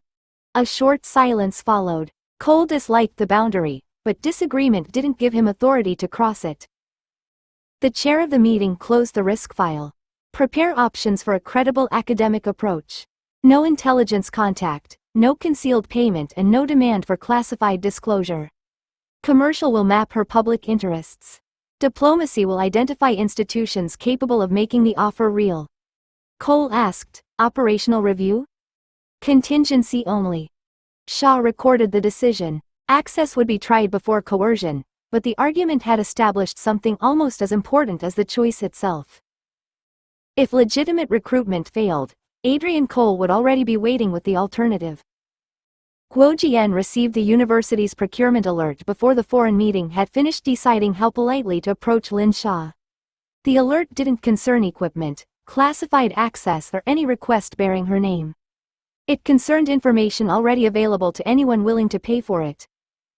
He opened the purchase record on the secure terminal and found 6 orders placed through 3 commercial research services. One requested Lin Xia's public academic history, competition results, and departmental affiliations. Another asked for Janae's patent portfolio, corporate officers, and recent changes in ownership. The remaining orders divided her life more carefully: campus organizations, published timetables, family business registrations, and every public appearance connecting Lin Xia to the company. Luo Wei stood beside the desk while Guo arranged the orders by time rather than vendor. Could this be journalists? She asked. Journalists ask for a story, Guo said. This asks for a map. He placed the first university order beside the earliest Janae request.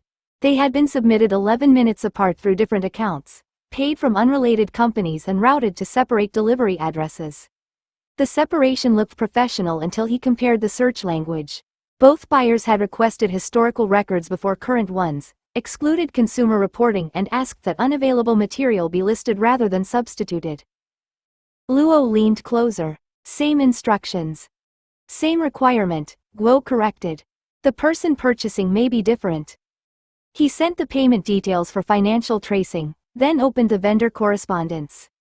The research services had treated the requests as routine commercial work. One account claimed to represent an investment consultancy. Another belonged to an academic placement company incorporated 9 months earlier. The third had paid through a legal services intermediary whose client confidentiality would take longer to challenge than the information had taken to buy. Luo asked, "Do we warn the university?" They already warned us. Guo selected the Janae orders and forwarded them to the company's internal security contact. Now we find out whether anyone inside answered questions that weren't part of the purchased reports. And Lin Xia? Guo studied the pattern on the screen. None of the orders sought classified programs. None mentioned analysis. Whoever stood behind them was building outward from the public version of Lin Xia, testing what ordinary records revealed before risking a more direct search. Not yet, he said. She has examinations, a damaged friendship, and 3 roommates still waiting for a briefing we should have completed already. I won't add an unidentified buyer to her day until we can tell her what to do about it. The tracing response returned before he closed the file. All 3 payment chains ended in legitimate intermediaries with no common owner, director, or bank. Guo marked the purchases as coordinated, raised Lin Xia's public information exposure level, and left the buyer field blank. Xia returned to the conference room after dusk and found the diplomatic advisor still working through a list of institutions capable of making the proposed approach credible. Adrian Cole had gone. His risk file remained on the table, closed but not removed, as if coercion had merely stepped outside until invited back. The advisor turned the display towards her. The Halden Institute can support a visiting fellowship in advanced materials and systems engineering. 6 months initially, extendable to a full academic year. Laboratory access, supervised cross-disciplinary study, and no formal requirement to join a specific program. Xia read the draft twice. The offer was generous because generosity served the operation, but nothing in it was false. Halden had the facilities. Professor Mercer had standing there. Lin Xia would genuinely be allowed to study across materials, thermal systems and manufacturing rather than being assigned to one narrow project. "She'll ask why her," Xia said. "We cite Mercer's recommendation, her public academic record and Janae's technical profile. That explains interest. It doesn't explain this much freedom." The advisor leaned back. "Then we tell part of the truth. Mercer believes she has unusual range and would benefit from education organized around questions rather than departmental boundaries." Xia looked again at the fellowship terms. That sentence might reach Lin Xia precisely because it hadn't been invented for her. Mercer had described a student frustrated by knowing more than she could properly justify, one who had begun asking what evidence an answer deserved.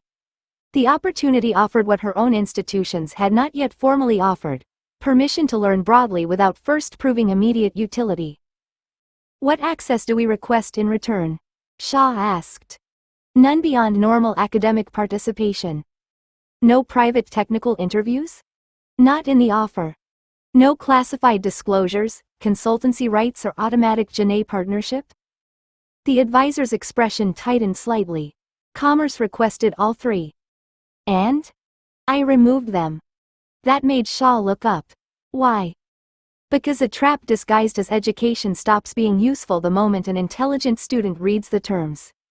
He tapped the final page. "If we want her to believe the opportunity is real, it has to be real." Xia considered the answer, then opened the authorization field. The approach would go through Mercer and Halden's legitimate fellowship office. Funding would be declared.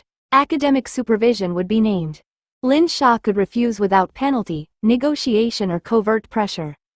She entered her approval. The advisor added his own and sent the completed package for institutional preparation.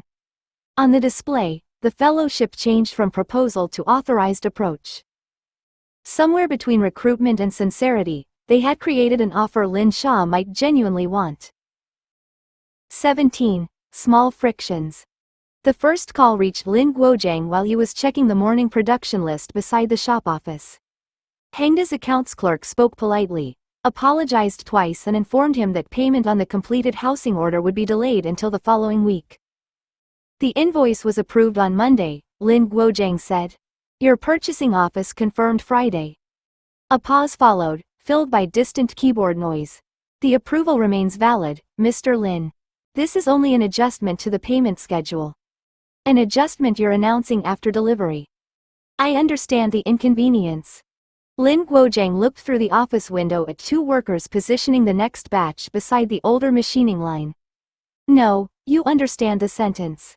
The inconvenience belongs to me." The clerk apologized again without moving the payment. By the time the call ended, Zhao Mei had crossed from the filing cabinet and held out her hand for the invoice. "How long?" she asked. "Next week." They said Friday. "They've discovered another week." Before Zhao Mei could answer, the office phone rang again. Their primary tooling supplier had revised the shop's credit terms following an internal review. Future orders would require partial payment before release, including the inserts and cutting fluid already prepared for collection. Zhao Mei pressed the receiver closer. "We've purchased on 30-day terms for 7 years. The supplier representative lowered his voice into professional regret. "The review wasn't specific to your company." "Then why does it apply to an order already accepted?" "It applies to all unreleased stock." Lin Guozhang took the receiver from her. "Put Lu on." "Manager Lu is unavailable." "He was available yesterday." The representative could offer neither Lu nor the materials. Lin Guozhang ended the call and opened his mouth, but Zhao Mei's mobile rang before he could speak. She listened without interrupting, her expression becoming still. "Monday morning?" she said. "The notice we received says next month." Another pause followed. "No, I understand what routine means. I'm asking why our inspection moved." Lin Xia had entered during the call and stopped beside the office door, a breakfast bag still in one hand. Her gaze moved from the unpaid invoice to the supplier order on the desk. Zhao Mei lowered the phone. "Municipal inspection. Monday at 8. They won't identify a complaint because they say there wasn't one." The machines continued beyond the glass, steady and indifferent. Lin Guozhang looked at the 3 papers now occupying the same patch of desk. One delayed payment could happen. One supplier could change terms. One inspection could move. All 3 had arrived before the shop finished its first production run. Lin Guozhang gathered the papers and separated them across the desk as if distance could prevent them becoming a single argument. Hangda is late because large companies pay when they feel like it. The supplier changed terms because someone in finance discovered a new form. The inspection office moved a date because inspectors enjoy reminding people they exist. Zhao Mei opened a fresh page in the shop ledger. Hangda clerk's name? He looked at her. Why? Because she called. Mei, writing her name down won't make the payment arrive. No, but it will stop us forgetting who said what when it doesn't. Lin Guozhang gave her the name with visible reluctance. Zhao Mei entered it beside the promised Friday payment, the revised date and the time of the call. Then she pulled the supplier order closer. Representative? Zhou. Full name? I didn't ask for his family history. You asked for Lu and were refused. Who refused you? Lin Guozhang rubbed one hand across his jaw. Zhou Ming, sales office. Zhao Mei wrote that down too, followed by the original credit terms, the time they had last been confirmed and the exact wording of the supposed review. Lin Xia remained beside the door, watching her mother turn irritation into a record sturdy enough to survive later denial. Her father noticed. Don't encourage her. I haven't said anything. You're standing there with the same expression. Zhao Mei looked up from the ledger. What expression? The one that says coincidence has failed an examination. It hasn't failed yet. Zhao Mei drew a line beneath the supplier entry. I'm allowing it another attempt. Lin Guozhang pointed towards the workshop. We have production waiting. I'm calling Hengda's purchasing manager, then Lu, then the inspection office. That is how businesses handle difficult mornings. And I'm recording the morning. Like evidence. Like accounts. Zhao Mei turned to a second page and wrote the inspector's department, the original date and the official who had announced the change. Money, materials and regulation all tightened before 9. Perhaps it's ordinary. Ordinary things still have names. Her husband held her gaze for a moment, caught between annoyance and the knowledge that she was doing exactly what had kept the shop alive through worse arguments than this one. Then the office phone rang again. All 3 of them looked at it. Lin Guozhang reached first. Zhao Mei placed her pen beside the open ledger and checked the time before he answered. The caller was Hengda's purchasing manager. He confirmed that the finished order had passed inspection, acknowledged the original payment date and still refused to move the revised one. Lin Guozhang ended the call without raising his voice.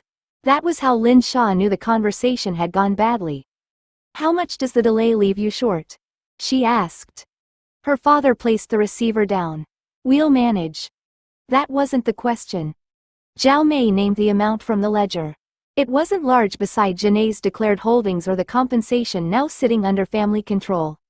Inside the shop, with wages, materials and Monday's inspection approaching, it was enough to decide which promise failed first. Lin Xia opened her bag and reached for her phone. I can transfer it. Her father looked at her hand. No. It's family money. It's your money. The distinction doesn't help the supplier release the order. Lin Guozhang stepped away from the desk. I said no. The refusal irritated her because it treated arithmetic as though pride could alter it. Why? The money exists. Leaving it untouched while the shop gets squeezed makes no sense. His expression changed. You think this shop survives because nobody before you understood money? I didn't say that. You didn't need to. He pointed towards the workshop beyond the glass. I've kept those machines running through clients disappearing, prices rising in months when your mother and I paid everyone before ourselves. Now you arrive with Janae behind your name and decide the obvious answer is to rescue us. Lin Xia lowered the phone. I'm trying to remove one pressure point. You're trying to purchase it out of my hands. The accusation landed harder than she expected. That's not what I meant. No, you meant to help. His voice remained controlled, which made every word clearer. But you offered money before asking what using it would make this place. A family loan? Janae support? Another quiet arrangement where people later explain that the shop belongs to us except when decisions matter. Zhao Mei closed the ledger. Guozhang, she didn't fret in your ownership. She didn't have to. Other people have been offering us help with conditions since the cathedral. He looked directly at Lin Xia. I won't become the man who waits for his daughter's importance to keep his own business alive. Lin Xia felt her first answer collapse before she spoke it. The money could cover the gap. That didn't mean her father had mistaken the cost. She put the phone away. Then tell me what help doesn't take the shop from you. Lin Guozhang looked towards the 3 papers on the desk. Find out why everyone became difficult on the same morning, he said. Across the industrial district, Lin Guozhang's oldest commercial rival received a call from a man he'd never met and had no reason to trust. The rival listened from behind his office desk while production figures glowed on the monitor beside him.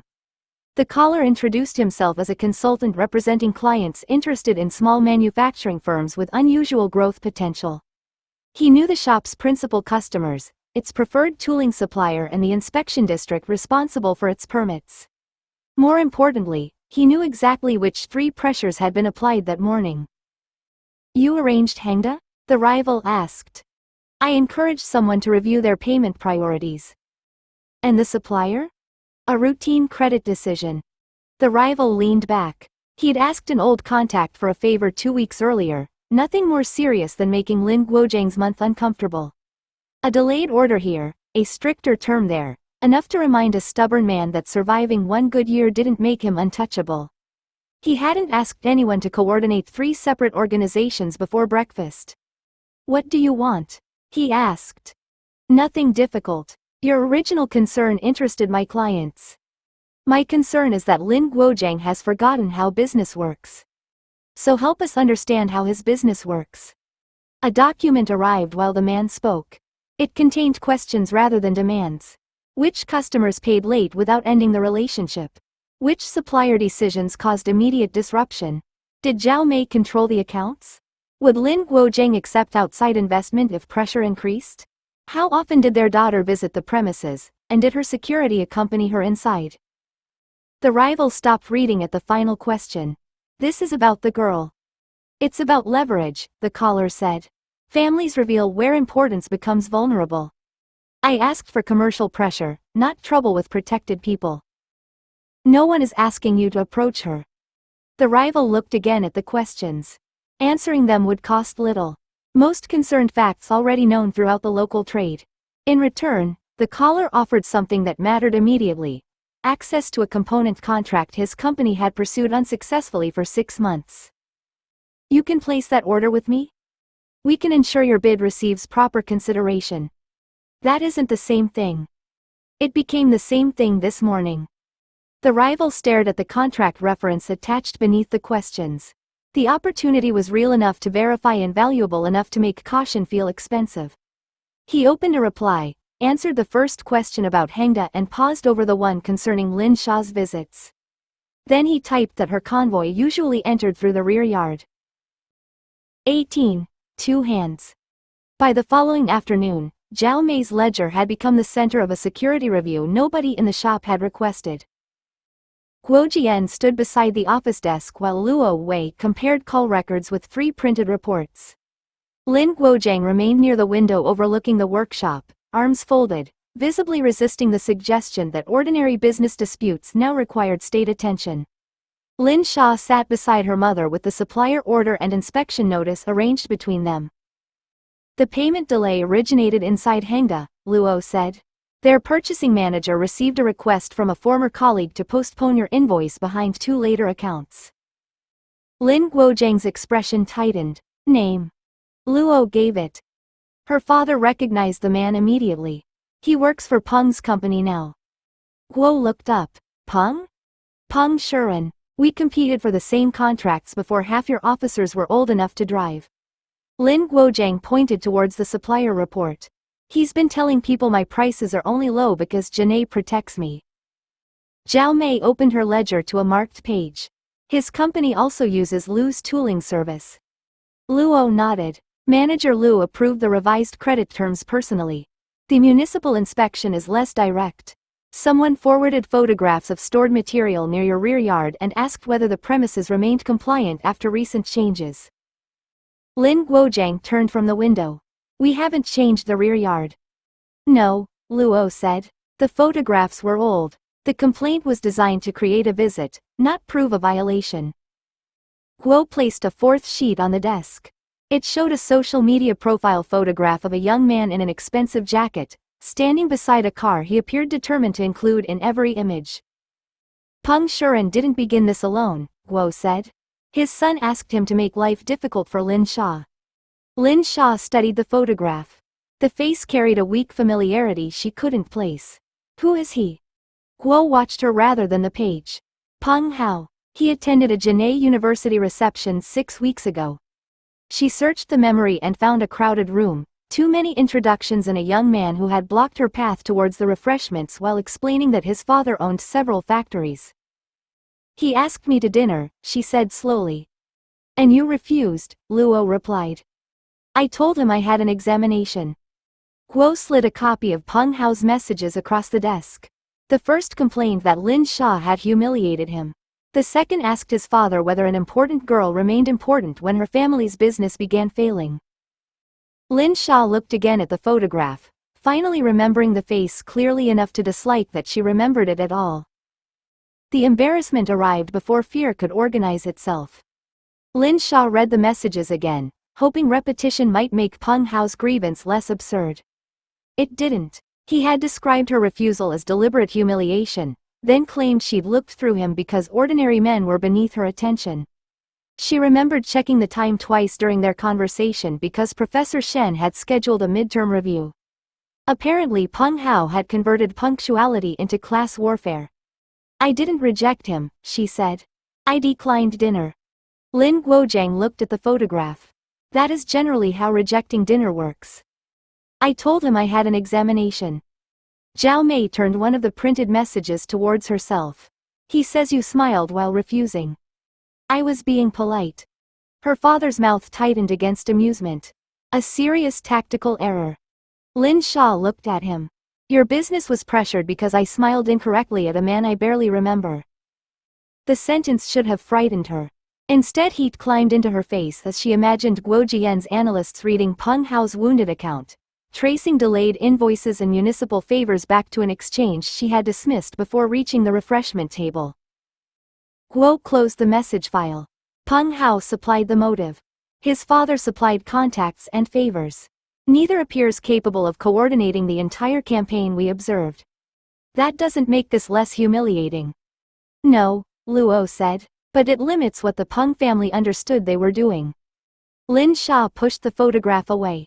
Does he know his father interfered with the shop? He knows he asked for trouble, Guo replied. He may not know the methods or extent. Lin Guojiang unfolded his arms. Then ask him. Luo's attention shifted towards him. We will. The certainty in those two words changed the room. Lin Xia pictured Peng Hao being collected from some expensive restaurant or office, questioned by people who carried sealed folders and spoke without raising their voices. The image should have satisfied her.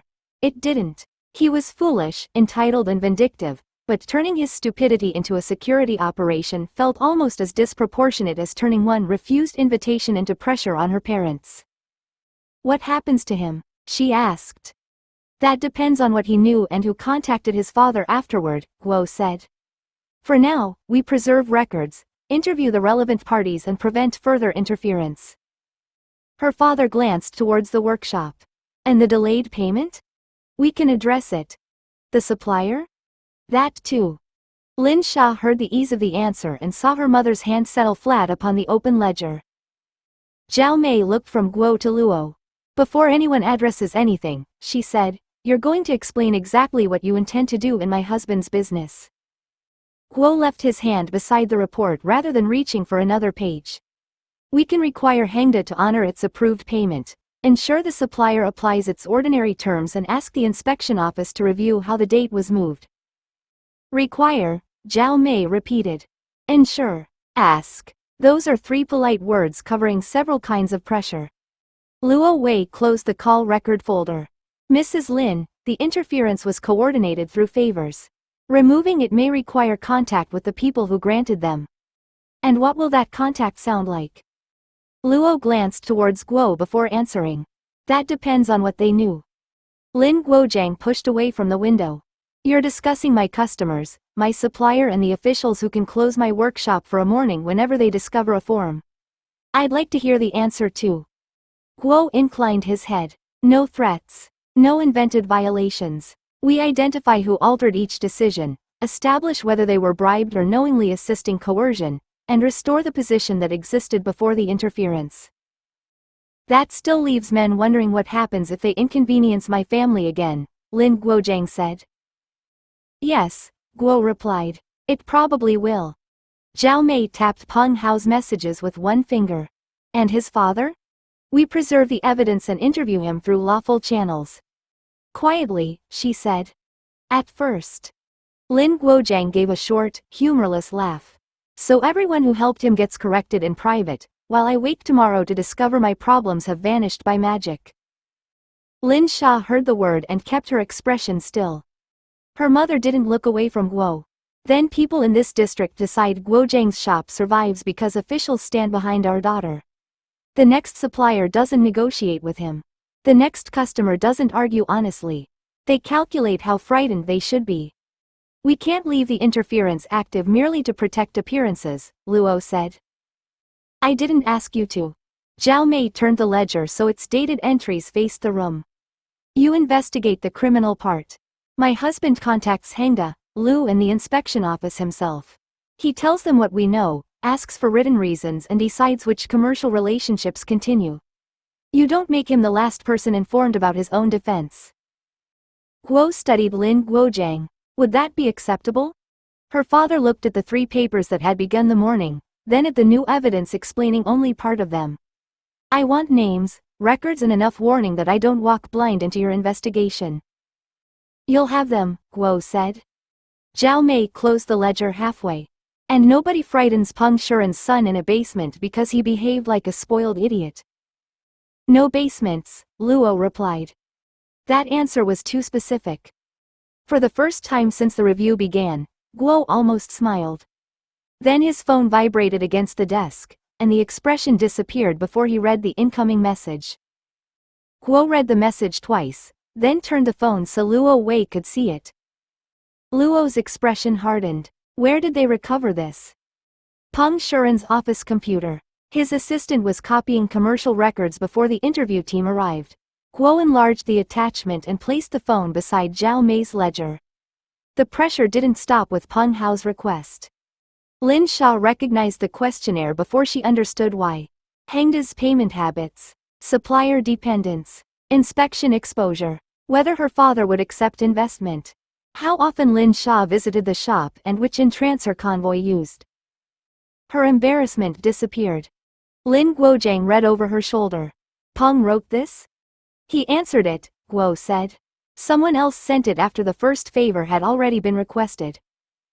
Zhao Mei's finger stopped beside the question concerning the rear yard. So Peng Shuren began the trouble, and another man noticed. More than noticed. Luo scrolled to the message history. The intermediary knew which payment had been delayed, which supplier had changed terms and when the inspection moved. He offered Peng access to a component contract in exchange for information. Lin Guozhang's face settled into the stillness Lin Xia had learned to distrust. What company? The contract exists, Guo said. The route to it doesn't. 2 consultancies, a procurement advisor and a commercial mailbox registered through borrowed identification. Foreign? Lin Xia asked. We don't know yet. But you think it. Guo looked at her. I think the questions aren't about defeating your father's shop. They're about measuring how pressure on the shop changes your movements, your family's decisions and our protection response. The office felt smaller around the words. Beyond the glass, a worker guided stock towards the older line while another checked a measurement against the production sheet. Nothing in the workshop had changed.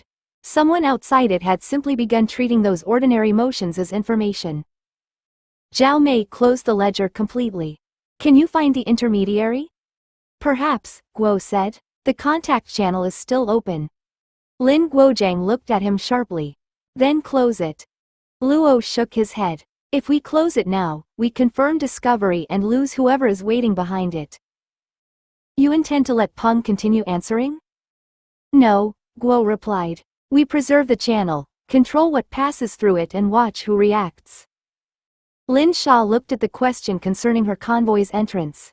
The petty hand had wanted her inconvenienced. The other had used that inconvenience to draw a map. Guo picked up the phone and issued the instruction before anyone could mistake delay for uncertainty. No arrests beyond the Peng interviews. Freeze nothing connected to the intermediary. Mirror the mailbox, preserve every route and let the next message arrive. He ended the call and looked towards the rear yard. The first hand wanted revenge, he said. The second one wants access. 19. Ordinary work. The next afternoon, Lin Xia arrived at the engineering workshop still thinking about the question concerning her convoy's entrance and found Professor Shen waiting beside a pile of steel strips. 6 work tables had been arranged beneath the overhead lights. Each held hand tools, measuring equipment and a single length of mild steel marked with a colored tag. A small electric motor sat on the demonstration bench, bolted to a bracket whose unnecessary weight was obvious even before Shen lifted it. Today's assignment is public, he said. Your designs, calculations, test results and failures will be available for departmental review. Anyone tempted to produce an answer they cannot explain should disappoint themselves now rather than me later. Lin Xia took her place with 3 classmates she knew from practical sessions but had never worked beside long enough to learn their habits. Deng Yu immediately checked the available drill bits. Chen Feng measured the demonstration bracket without waiting for permission. Ma Zhen unfolded the assignment sheet and read the constraints aloud. 1 steel strip, 3 hours, fixed mounting points, minimum load of 80 kilograms and maximum finished mass of 240 grams. Chen Feng looked towards the machine shop doors. Can we use the milling machine? No, Shen replied. The laser cutter? No. Additional material if the first piece fails? No. Shen set the original bracket on the bench. You have the material provided, the equipment listed and the authority written on the sheet. Nothing else. Design a lighter replacement, manufacture it and justify every decision before Song Chengyuan tests it. Song stood beside the shared load frame, checking the sensor connection and recording its calibration. He looked up briefly. Each team receives 1 10-minute test period. If your bracket fails during setup because you forgot how bolts work, the machine won't become more sympathetic. Deng Yu glanced towards the corridor, where Sun Lan remained visible beyond the workshop glass. Can security obtain better equipment? Lin Xia answered before Sun could. Security has no authority over coursework. Song's mouth shifted slightly. A sentence worth preserving. Shen started the wall timer. Conversation broke across the room as teams claimed rulers, clamps and drilling slots. Chen Feng reached for the steel strip, but Lin Xia placed the assignment sheet over it first. Not yet, she said. We have enough material for 1 proper design and perhaps 1 regrettable correction. Ma Zhen pulled the calculator towards the center. Then who decides the design? Lin Xia looked at the 3 faces waiting around the table. None of them knew what had happened at the shop, what Guo's team was watching or what questions strangers had begun asking about her movements. Here, her authority extended no farther than theirs. We do, she said. Start with the load path. The load path produced 3 designs in 12 minutes and an argument in 14. Deng Yu wanted a folded channel with 2 narrow flanges. Chen Feng preferred a triangular side brace cut from the unused end of the strip. Ma Zhen calculated that either design could carry the stated load if the bends remained accurate and the drilled holes didn't weaken the highest stress section. Lin Xia looked at the material and knew they were all solving the wrong problem. The answer arrived with the same unwanted completeness that followed contact with more important hardware. The strip's thickness varied slightly along its length. One edge carried residual stress from cutting. A shallow folded rib placed off-center would control the first deformation, while a curved relief near the mounting face would distribute load without requiring the extra brace.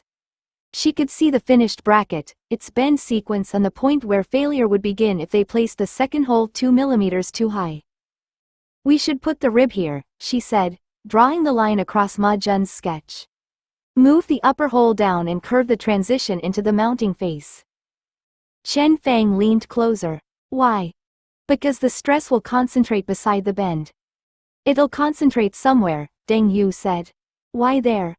Lin Xia reached for the calculator, then stopped. The certainty remained. The supporting root didn't. Ma Jun turned the page towards her. What bend radius are you using? She named one. He entered it, checked the result and frowned. That leaves less clearance than the motor drawing permits. Only if the sheet stays exactly where the simple model puts it. Chen Fang looked at her. Where else would it go? Lin Xia could have answered from the material's hidden behavior. She couldn't explain how she knew it would spring back unevenly, or why the loaded bracket would settle into a stronger geometry after its first small deformation. None of it belonged in the assignment evidence. Song stopped beside the table and studied the crossed-out sketches. You appear to have reached the enjoyable stage. We have 3 designs, Deng Yu said, and Lin Xia has a 4th she can't explain. Song looked at her. Can't, or hasn't? Lin Xia kept her pencil against the drawn rib. I know it should work. That isn't one of the permitted testing instruments. I could calculate it. Then calculate it. She tried. The first relationship came from coursework. The second required assumptions about bending, spring back and local strain she understood too clearly and couldn't derive from the data available.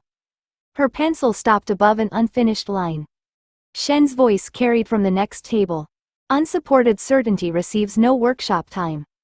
Lin Xia erased the rib from the drawing. The loss irritated her more than it should have, but the assignment wasn't asking for the best bracket she could imagine. It was asking for an answer 4 students could earn and defend together. She pushed the sheet back towards the center. All right, show me how you'd choose between the 3 we can prove. Deng Yu chose the folded channel because it used the steel's full width without creating a separate joint. Chen Fang rejected it because their handbrake couldn't guarantee 2 matching flanges within the remaining time.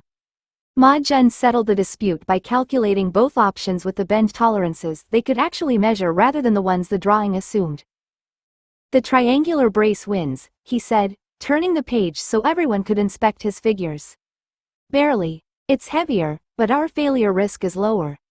Lin Xia studied the sketch. You're treating the mounting face as rigid. Chen Fang tapped the supplied plate. Because it is. No, it'll flex under load. How much? Lin Xia looked at the thin demonstration plate and felt the answer waiting beyond what their measurements supported. In the secured testing buildings, fixtures were built to remain outside the problem. Loads entered where the drawings said they entered. Here, the plate was part of the system whether the assignment acknowledged it or not. Enough to shift the load into the upper bolt, she said. Deng Yu folded his arms. Based on what? Before Lin Xia could produce another certainty without a root, Chen Fang unclamped the plate and laid a rule across its face. We can measure it.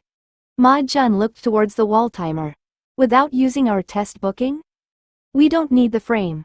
Chen Fang placed 2 wooden blocks beneath the plate, positioned them inside the mounting holes and pressed down at the center.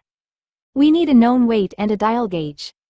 Deng Yu borrowed the gauge from the adjacent bench while Ma Jun collected calibration weights. Lin Xia watched them build a crude deflection test from equipment she had dismissed as unsuitable. It wasn't elegant. The support points weren't perfect, and handloading introduced variation, but 3 repeated measurements agreed closely enough to matter. The plate flexed less than Lin Xia expected. Ma Jun entered the value and recalculated the bolt load. Your concern is real, but it doesn't decide the design. Lin Xia stared at the result. The fixtures in classified work had taught her to distrust hidden movement, but they had also taught her to imagine support structures far stiffer, cleaner and more controlled than an ordinary workshop plate. She had carried that scale of concern into a problem that didn't deserve it. Song stopped beside the table as Chen Fang marked the brace outline. Have you selected something manufacturable? We selected something measurable, Deng Yu said. An improvement. Lin Xia took the hacksaw while Chen Fang secured the strip. I was assuming the fixture mattered more because the fixtures I've seen usually do. Song met her eyes briefly. Experience becomes prejudice surprisingly quickly. She began the first cut along Chen Fang's line, accepting the design she wouldn't have chosen and the measurements that had corrected her. When the steel separated cleanly, Ma Jun moved to the drill queue and Deng Yu prepared the bending marks.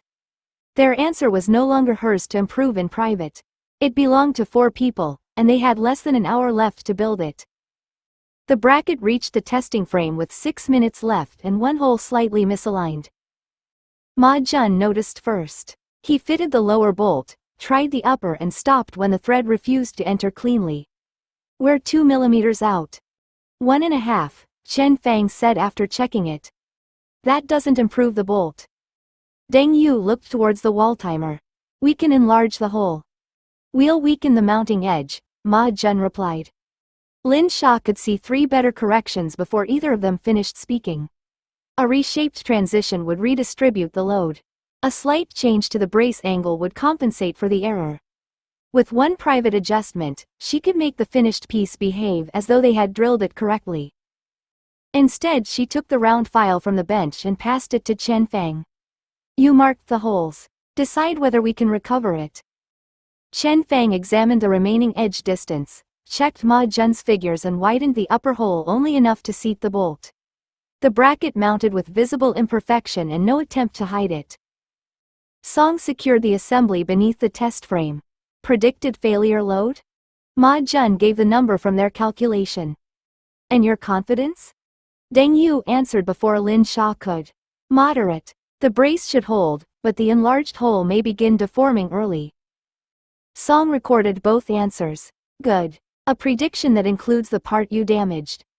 The load increased in steady steps. At 80 kilograms, the bracket held. At 90, the mounting face began to flex. At 104, the enlarged hole stretched enough to leave a bright crescent around the bolt. The bracket remained intact, but permanent deformation had begun.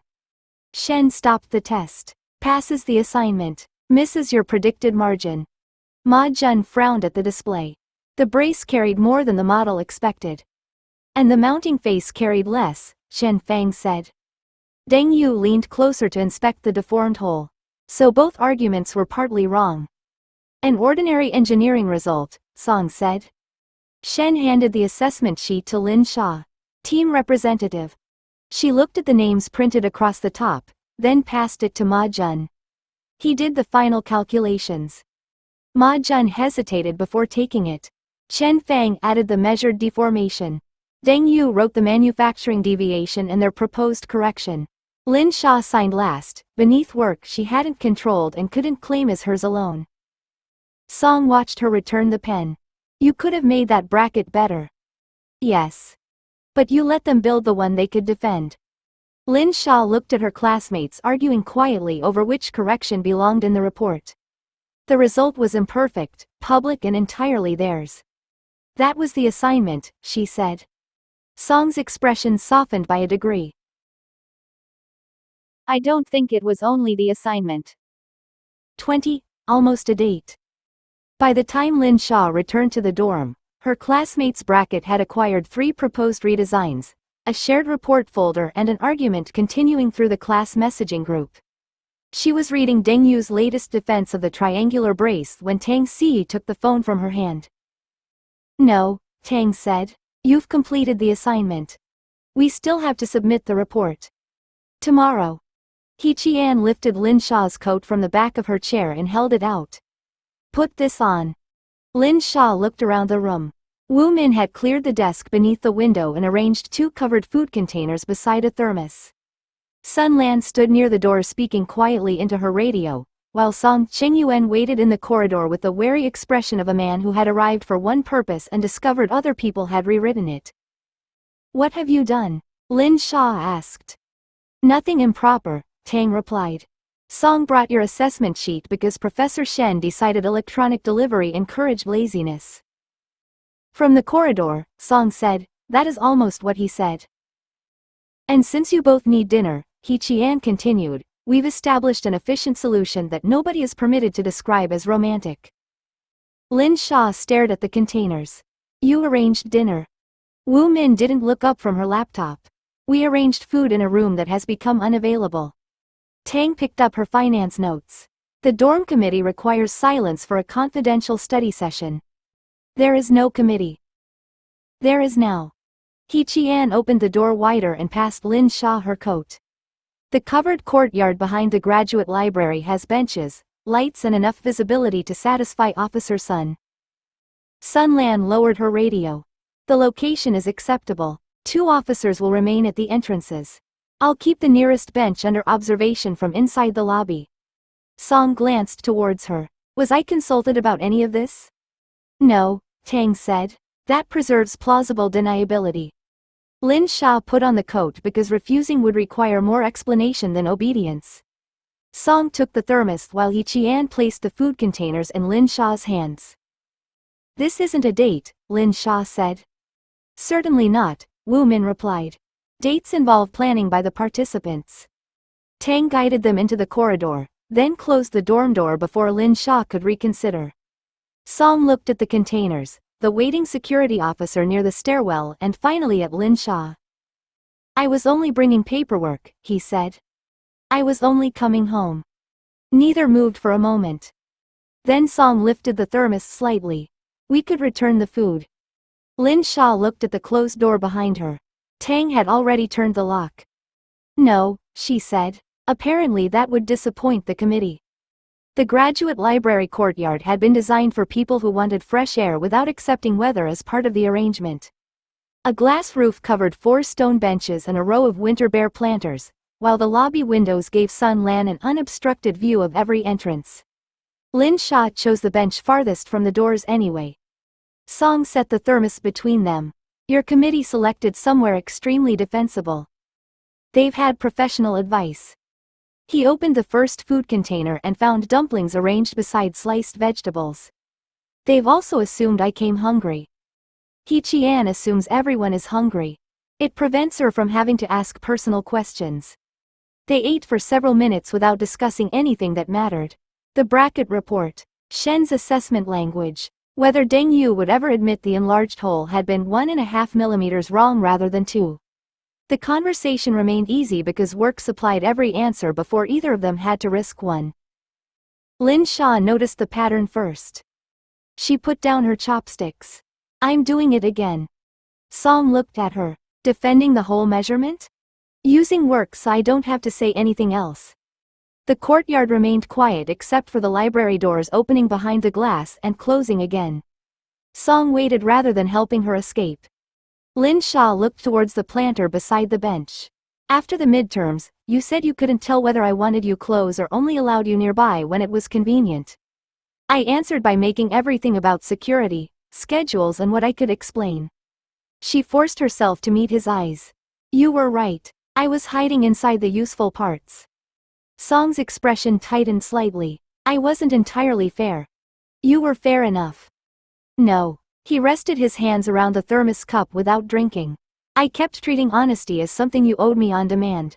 Then every time your life became complicated, I tried to help by asking better questions. His mouth shifted without humor. That's dangerously close to becoming another person who manages you for your own good. Lin Xia hadn't expected the admission. You're not Guo Jian. I know. That doesn't mean I can't become one more man standing beside you with a plan and calling it concern. You stopped me damaging an indenter.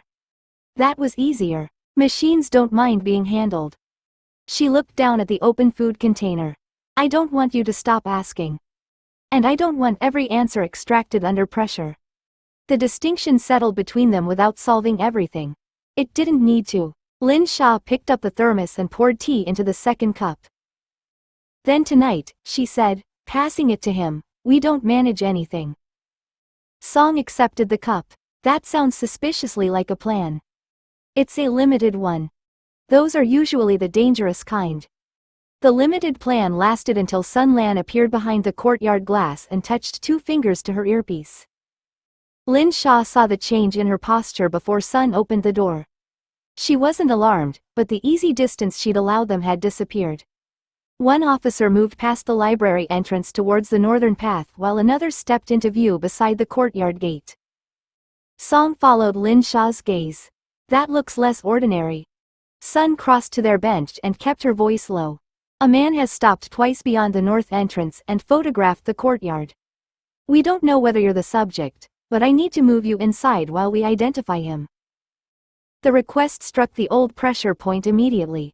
Lin Xia looked towards the lobby, where the bright tables and open study area would place them beneath cameras, guards and anyone curious enough to watch. How long? I don't know yet. We're already inside the protected area.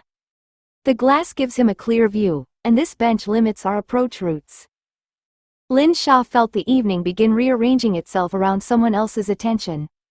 A different room, a tighter position, food packed away before they'd finished. Song waiting while security decided when ordinary life could resume. She could hear the argument forming before she chose whether to use it. Song set down his cup. What do you need us to do? Sun pointed towards the side door. Take the containers and move to the small reading room beside the lobby. It has one controlled entrance and covered windows. I'll tell you when the courtyard is clear. Lin Xia looked at him. He hadn't answered for her. He had only asked for the required action. She closed the first container and passed it to Song. All right, but we're finishing dinner. Sun's expression eased by a degree. That's fine. And nobody joins us unless there's an actual threat. I'll remain outside the door. The interruption lasted less than 4 minutes. Sun walked them through the lobby while an officer checked the courtyard and another spoke quietly with library staff. The reading room held 6 chairs, a scarred table and a notice forbidding food, which Song read before setting the containers beneath it. We've become rule breakers, he said. Lin Xia sat opposite him rather than beside the wall Sun had indicated as safest. Within controlled limits. Sun paused at the doorway, noticed the choice and said nothing. She closed the blinds, left the door partly open and took position outside. Song poured the remaining tea. You didn't fight her. I wanted to. Why didn't you? Lin Xia accepted the cup. Because moving rooms wasn't surrendering the evening. She looked at the food between them, still warm and still theirs. Ending it would have been. Song considered her answer while he opened the second container. Then we should decide what continuing means before your committee decides for us. Lin Xia took another dumpling and waited. The reading room door remained partly open, with Sun Lan visible beyond it and library traffic passing behind her at a distance. Privacy existed, but only in the negotiated form available to them now. Song set his chopsticks down. I don't want to become another appointment fitted between official work and recovery periods. That sounds reasonable. It wasn't a request for reassurance. I know. Lin Xia folded the edge of the paper napkin between her fingers. I don't want to keep calling you only when I need help understanding something. Or when everyone else has already decided I'm tired enough to be honest. Song's expression shifted slightly. That second condition has produced results. It isn't sustainable. No. She looked towards the closed blinds. The security interruption had reminded her how easily other people's decisions could enter any room she occupied. The answer couldn't be to pretend those pressures didn't exist. It had to be choosing what remained hers inside them. One evening a week, she said. Unless there's an actual emergency, not someone deciding their work deserves the word. Song leaned back. Dinner?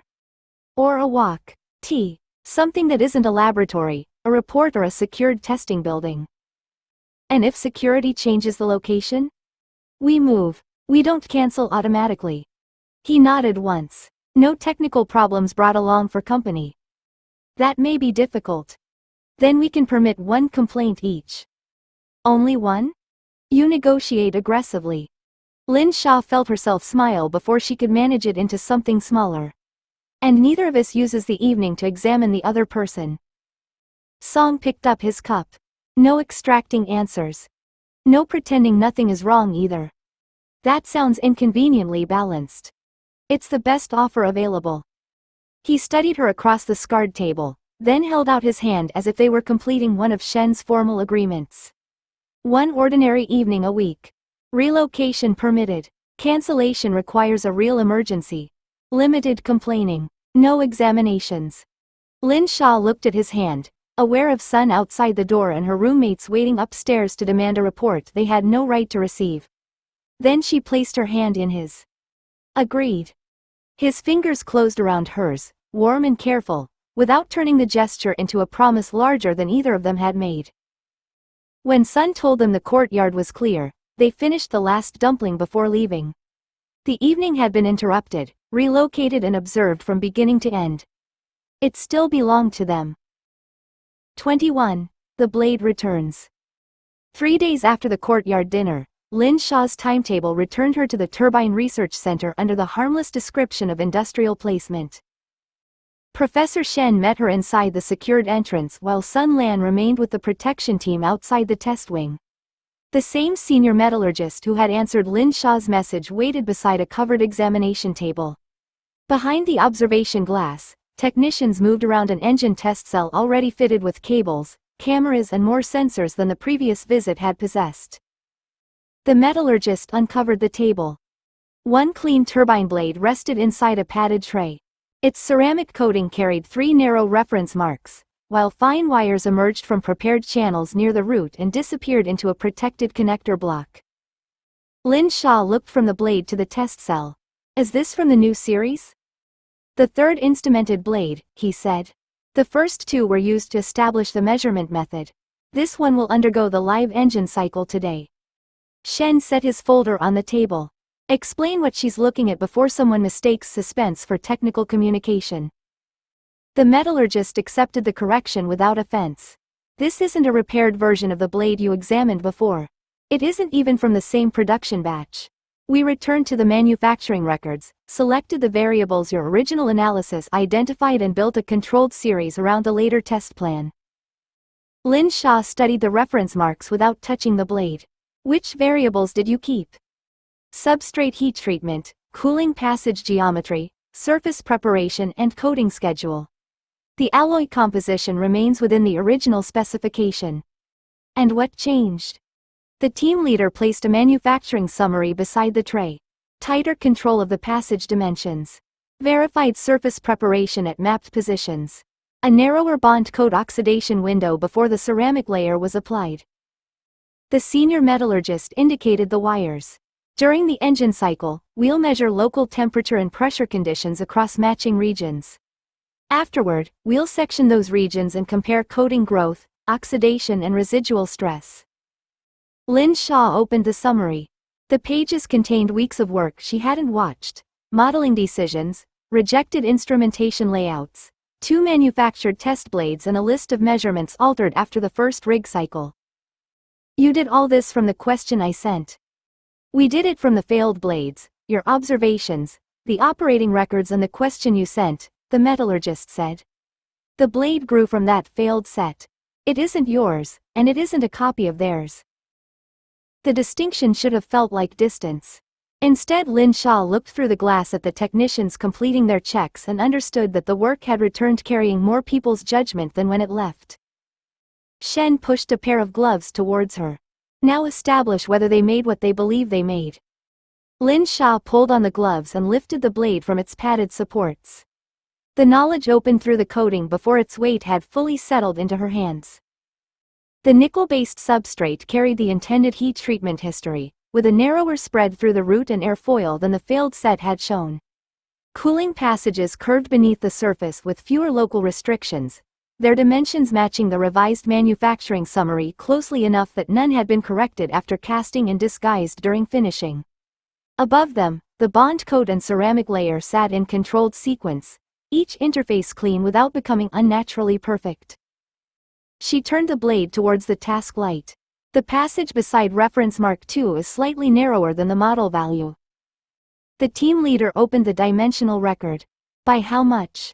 About 4% at the inner turn. It's still inside the approved range, but it will raise the local wall temperature. He checked the measured value and nodded.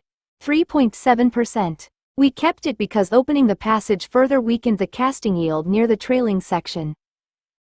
Lin Xia looked at the senior metallurgist. That's a deliberate compromise? Yes. It's marked in the final manufacturing review. Shen stood beside her without touching the blade. Then it isn't a hidden departure. Continue. Lin Xia followed the cooling route through the airfoil, comparing what the blade told her with the summary beside the tray. The revised surface preparation was present where the failed blades had carried weak adhesion. The bond coat's oxidation layer remained within the narrower window the team had specified. Near the tip, the ceramic thickness varied slightly across one prepared region, but the change appeared in the inspection map with the same location and scale. "You didn't smooth this out," she said. The metallurgist shook his head. "The first instrumented blade developed sensor interference when we corrected every thickness variation. We left this one inside production tolerance and recorded the actual profile. So the test measures a blade you could plausibly manufacture, not an ideal specimen." "That was the argument," he said. "It lasted most of an afternoon." Shen glanced towards the test cell. "Useful arguments often do." Lin Xia checked the route, the coding transitions and each instrument channel before returning the blade to its supports. Nothing had been secretly improved beyond the stated process. Nothing important had been omitted because it complicated the expected result. The team had changed the variables they intended to test and preserved the remaining imperfections as measured facts. She removed her gloves. "It matches the plan." The team leader closed the manufacturing record. "Then we install it." Beyond the glass, the technicians opened the test cell access panel and prepared the engine to receive the blade. The engine cycle lasted 43 minutes and gave Lin Xia nothing useful to do except watch. She stood behind the observation glass while the test team moved through staged power settings, holding periods and controlled changes in temperature. The instrument display filled with lines that rose, separated and crossed without offering the simple answer her analysis usually placed inside reach. One sensor near reference mark 2 climbed above the model prediction, then settled before the limit. Another showed a delayed response through the coding that the team leader marked without comment. When the engine shut down, nobody declared success. Technicians waited through the cooling procedure, confirmed the chamber was safe and removed the instrumented blade under the same controls used to install it. By the time it returned to the examination table, its surface looked almost unchanged. The senior metallurgist placed the post-test record beside it. "External inspection first. Then you." Lin Xia pulled on fresh gloves and lifted the blade. The test opened through it as a history rather than a list of readings. Heat had entered unevenly across the airfoil, concentrated near the narrowed cooling passage and then spread through the ceramic layer, bond coat and metal beneath. The coating hadn't merely resisted the temperature. It had expanded against the substrate, compressed during cooling and carried each earlier mismatch into the next stage of the cycle. She turned the blade beneath the light. The hotter region didn't fail. The team leader checked the instrument map. No visible coating loss. It moved the load elsewhere. Lin Xia touched the area beside reference mark 2. The ceramic expanded more here. The bond coat absorbed part of it, but the substrate was already responding to the temperature difference through the wall. Shen stood opposite her. "Say what interacted." "The thermal field changed the coating strain. The coating strain changed what reached the substrate. The substrate's expansion changed the stress carried back through the bond coat during cooling." She paused as the sequence settled more clearly. None of them behaved independently long enough for a single property answer to remain useful. The metallurgist placed the pre-test and post-test profiles side by side. "That matches the direction of the measured strain shift.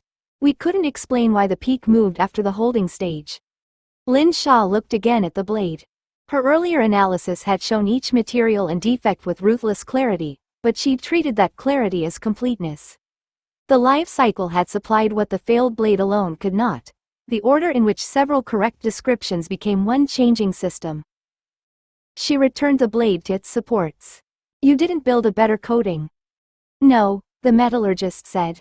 "We built a test that forced the coating, cooling path and substrate to answer together." Shen drew the sectioning plan towards the center of the table. "Now decide which measurements can prove that." Lin Xia drew the plan closer and matched its marked regions against the instrument map.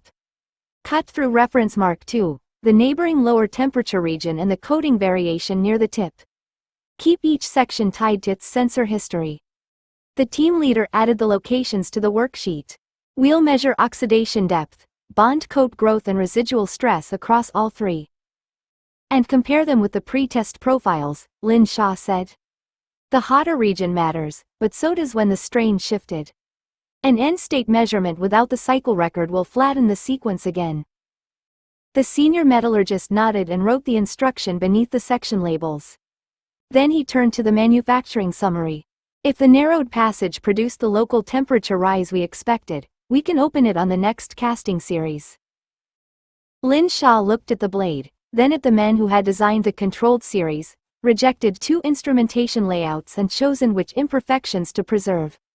The answer forming in her mind was useful, but it wasn't solely hers and wasn't complete enough to become an instruction. That's your decision, she said. The metallurgist paused. You identified the interaction. I identified what the blade retained from one cycle. You know the casting yield, passage tolerances, coating process and what can be reproduced across a production batch. Lin Xia closed the manufacturing record. Changing the passage may reduce temperature and create a different weakness somewhere else. Decide after the sections are measured and the model is updated. Shen watched her across the table. You're declining to improve it? I'm declining to pretend examining one blade makes me responsible for the next manufacturing series. The team leader's expression eased slightly. We'll send the map results when they're complete. The endurance program continues without you.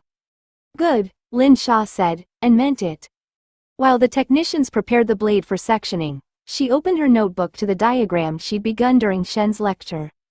The arrows between local heat transfer and coating behavior no longer ended at a blank center. She wrote that a changing surface could alter the thermal conditions acting upon it, while those thermal conditions changed the material response that reshaped the surface. The connection was narrow, tied to one tested blade and one measured cycle. It didn't give her a new engine or a general rule for every hot structure. It joined 2 retained bodies of knowledge that had previously sat beside one another without speaking: heat transfer and material degradation. Shen read the final line over her shoulder. Certain? Enough to keep studying it. That's a more useful form of certainty. Lin Xia closed the notebook as the blade left the table in the specialist's hands. This time, the project continued without waiting for her. 22. The offer. The turbine project continued without Lin Xia for less than 24 hours before the university placed a foreign fellowship proposal on her timetable. The meeting appeared between 2 lectures under the harmless label of academic development consultation. Sun Lan walked her to the graduate guest house, checked the sitting room and remained outside after confirming that the 2 visitors had been approved through the university's international office. Inside, a gray-haired woman rose from beside a polished table. The younger man with her remained near a presentation case bearing the name of a foundation Lin Xia recognized from journal acknowledgments and laboratory grants. Miss Lin, I'm Dr. Eleanor Mercer, the woman said. Thank you for giving us part of your afternoon. Lin Xia took the offered seat. The university made the request sound difficult to refuse. Mercer's expression remained pleasant. Then I'm glad you came before deciding whether that was true. The younger man opened the case and placed a bound proposal between them. Its first page carried the foundation's seal, 3 participating universities and the title International Fellowship in Advanced Engineering Studies. Mercer turned the page. The program supports students whose abilities have developed faster than their current course structure can accommodate. It would begin with a 6-month visiting period, followed by placements selected around your interests. Lin Xia read the list of available institutions. One operated a thermal systems laboratory whose published work Professor Shen had assigned during the turbine study. Another maintained imaging equipment unavailable anywhere she'd been permitted to visit. The third combined materials science, manufacturing and applied physics beneath one research school rather than separating them into different administrative territories. You're offering access to all 3? She asked. To whichever facilities suit the program you design, Mercer said. You wouldn't be attached permanently to one laboratory. The next section covered travel, accommodation and tuition. The living allowance was generous enough to remove money from ordinary calculation. Equipment costs, conference attendance and language support would be paid separately. A family travel allowance appeared beneath them, followed by funding for independent research after the initial placements. Lin Xia looked up. What would happen to my degree here? It could be preserved through an approved leave arrangement or converted through credit transfer, the younger man said. Neither option requires you to abandon it. Mercer slid the final summary towards her. The fellowship also guarantees that your academic schedule remains under university control. Outside agencies cannot interrupt your studies, redirect your placements or require technical work unrelated to the program you choose. That sentence held Lin Xia's attention longer than the money had. Mercer rested her hands beside the proposal. Laboratories, travel, financial independence and protected time to learn. That is the offer. Mercer let the final sentence remain between them without rushing to improve it. Lin Xia looked down at the participating laboratories again. The proposal had been prepared by someone who understood that money alone wouldn't persuade her. Each placement touched a question she'd encountered and been forced to leave incomplete. Thermal systems without a failed blade waiting at the center. Advanced imaging without an urgent program controlling the schedule. Manufacturing research broad enough to connect materials, energy and process instead of assigning her one damaged object at a time. You've studied my coursework, Lin Xia said. We've studied what could lawfully be studied, Mercer replied. Your published academic record, declared placements, conference attendance and the research interests your university has made public. That doesn't explain why these laboratories were chosen. No. Mercer folded her hands on the table. They were chosen because you appear to be learning around the work people bring you, rather than through a program anyone designed for your development. The accuracy of it made Lin Xia still. Mercer continued without triumph. You're given important problems. You're allowed to help with them. Then the machinery, specialists and decisions continue elsewhere while you return to lectures that may or may not connect with what you've just encountered. That arrangement protects my degree. It does, Mercer said. It also means your education is being assembled from emergencies. Lin Xia glanced towards the closed door. Sun Lan waited beyond it, close enough to enter if called and disciplined enough not to listen. The protection team guarded her time more fiercely than they once had, but every request still arrived carrying national need, injured workers, failed equipment or consequences too serious to ignore comfortably. Mercer touched the edge of the proposal. You shouldn't have to wait for something to break before you're permitted to study it properly. The younger man remained silent now. This part belonged to Mercer, and she spoke without the polished enthusiasm Lin Xia had expected from a recruiter. A country may value you sincerely and still become accustomed to using you, Mercer said. Institutions do it to gifted people constantly. They call access responsibility. They call interruption urgency. Eventually the person's curiosity survives only where it happens to overlap with demand.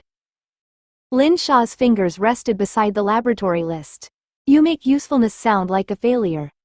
Not at all. Useful work matters. Mercer met her eyes. But you're allowed to want knowledge that has no immediate customer. You're allowed to follow a question before anyone can justify it with a program, a deadline or a national priority. That possibility affected Lin Xia more deeply than the allowance, travel or equipment access had. For months, she'd been learning to refuse ownership of decisions that belonged to teams.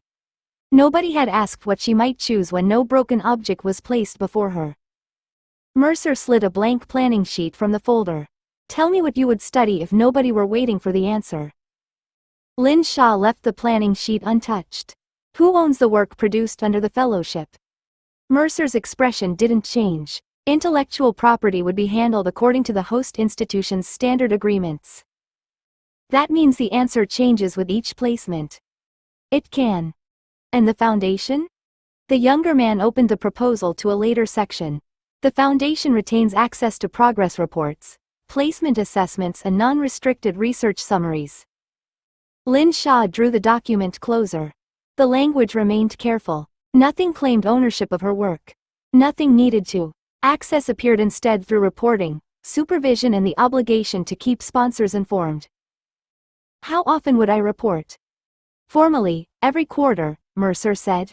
There would also be meetings with the program board. Who sits on that board?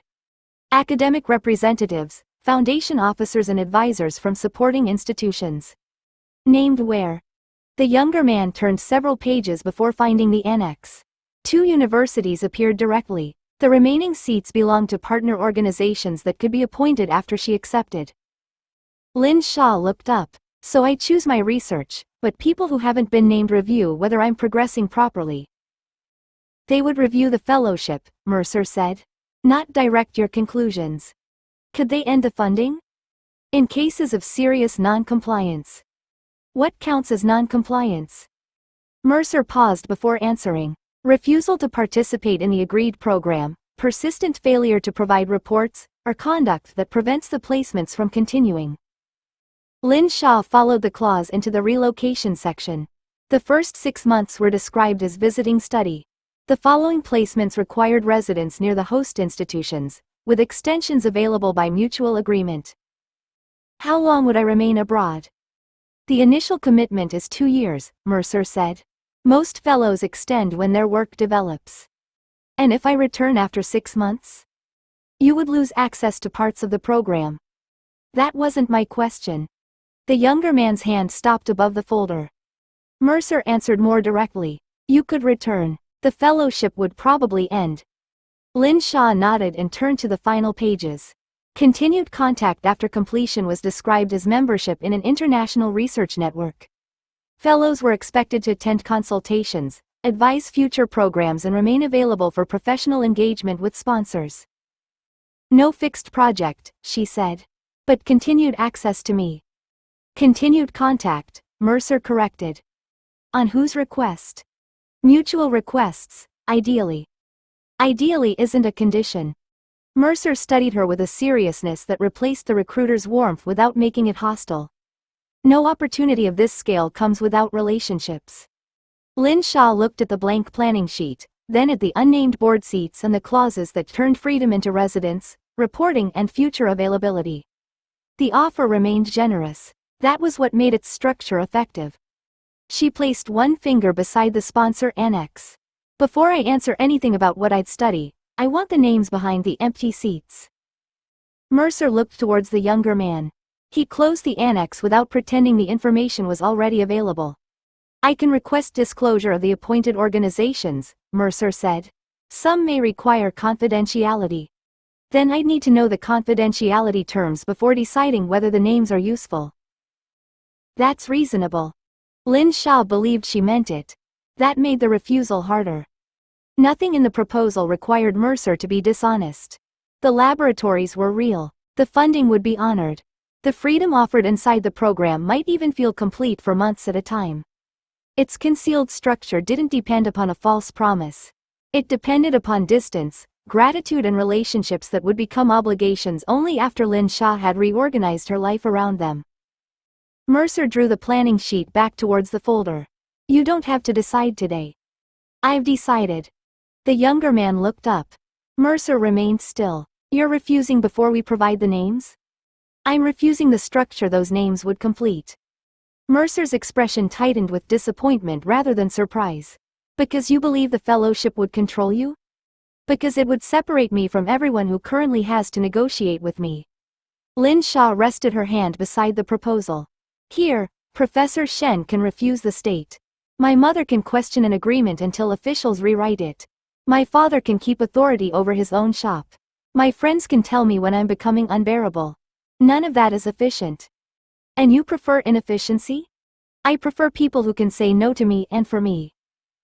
Mercer studied her carefully. The fellowship board would contain people capable of disagreement. After I'd moved, accepted the funding and made access to 3 laboratories depend upon staying agreeable enough to keep the program. That isn't how I would describe it. I know. Lin Xia closed the proposal without pushing it away. I also know you believe this would be good for me. Mercer's disappointment softened into something more personal. It could be. Yes, Lin Xia said. That's why it was worth considering. She didn't mention the empty board seats, the careful path from relocation to reporting, or how neatly the offer answered frustrations no public record should have described so well. Accusing Mercer would reveal which parts had mattered and how clearly Lin Xia had recognized the design behind them. The younger man returned the papers to the case. Mercer left her card on the table. The offer remains open until the stated date. Lin Xia stood. My answer won't change. Outside, Sun Lan fell into step beside her. Do we need to adjust the afternoon schedule? No, Lin Xia said. I'm still a student. Behind the closed guesthouse door, the offer remained generous, sincere and unsuccessful. 23. After the offer. Sun Lan didn't take Lin Xia back towards the lecture buildings. At the first junction, she turned towards the materials department and said, "Professor Shen asked to see you when the meeting ended." Lin Xia stopped walking. Before or after he learned what the meeting was about? Sun Lan's expression gave her nothing. Director Guo is with him. That answered enough. Professor Shen's office door stood open. Guo Jian occupied the visitor's chair while Shen remained behind his desk, both men wearing the controlled expressions of people whose disagreement had begun before she arrived and hadn't improved with repetition. Shen looked at her once. "Did you accept?" "No." Guo's shoulders lowered by a fraction. Relief, Lin Xia realized. Not surprise. She remained beside the door. "You knew." Guo gestured towards the empty chair. "We knew a fellowship approach had been approved through the international office." "You knew who arranged it?" "We knew the foundation had relationships beyond the universities named in its public material." Shen set down his pen. Which is an unnecessarily careful way of saying they suspected recruitment. Guo looked towards him. "We couldn't prove the proposal was directed by a foreign service." "You didn't need proof to warn her that the offer wasn't wholly academic." "And contaminate every answer she gave?" Guo asked. "If we told her the meeting might be hostile, she would have entered looking for manipulation even if the program was genuine." Shen's voice stayed level. Being watched for manipulation doesn't make manipulation less real. It might have made her refuse laboratories she genuinely wanted because we'd placed suspicion ahead of her own judgment. Lin Xia sat without being invited. "So you decided my judgment required ignorance?" Guo turned back to her. "I decided you deserved the chance to examine the offer without the state standing behind your shoulder." The state was outside the building, inside my timetable and already discussing the visitors with Professor Shen. "That isn't the same as directing your answer." "No," Lin Xia said. "It only means everyone else knew what kind of decision I was making." Shen leaned back. "I told him warning you protected consent. He believed warning you altered consent." Guo didn't deny it. "I still believe both risks were real." Lin Xia looked between them. Neither man had wanted the fellowship to take her. Neither had trusted the other's method of protecting her from it. Their concern was sincere, and both had treated knowledge as something they could ration on her behalf. "What did you plan to tell me if I accepted?" she asked.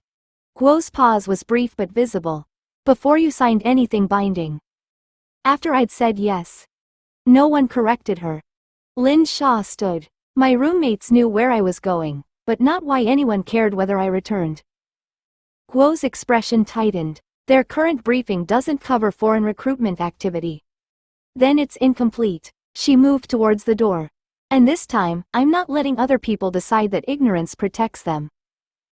The dorm room was occupied by 3 women who knew Lin Xia had attended a fellowship meeting and had apparently been told nothing about why it mattered.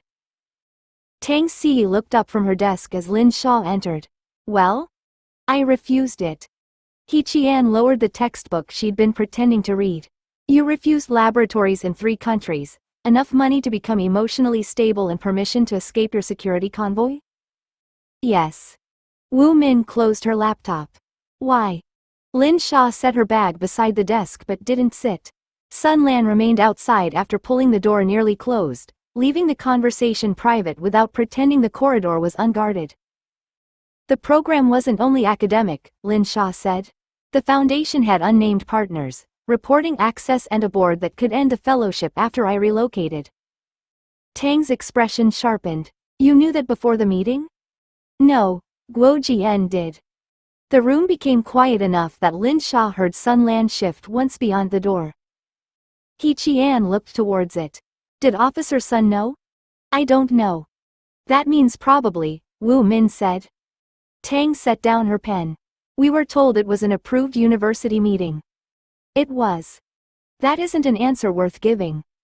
Lin Xia recognized her own mother in the sentence and almost smiled.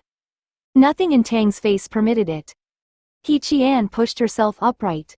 "When we signed those confidentiality papers, they said we'd be told about credible approaches affecting the room or your safety. They may not have classified the fellowship as a threat. They classified us as people who could accidentally tell strangers where you eat," He Qian said. "But not as people entitled to know someone was trying to move you abroad for 2 years?" Wu Min's anger arrived more quietly. They wanted our behavior normal. Lin Xia looked at her. If we knew the meeting mattered, we might have watched the visitors, asked questions or changed how we spoke to you beforehand, Wu Min continued. So they kept us uninformed because uninformed friends look natural. Tang stood. They used us as scenery. I don't think Guo intended that. He didn't have to intend it. Tang crossed her arms. He decided your choice needed to remain uncontaminated. Apparently ours didn't qualify as choices. The accusation landed harder because Lin Xia had defended the same people often enough to understand their reasoning. Security information spread risk. Suspicion altered behavior. Every disclosure created another person who could be watched, pressured or blamed. That logic had become too comfortable. I told Guo your briefing was incomplete, she said. He Qian's expression softened only slightly. And? I left before he answered. Wu Min reopened her laptop but didn't look at the screen. Then he can answer here. Tang reached for the signed contact card kept beside the dorm telephone. Not through you. Not after Professor Shen edits it into something educational.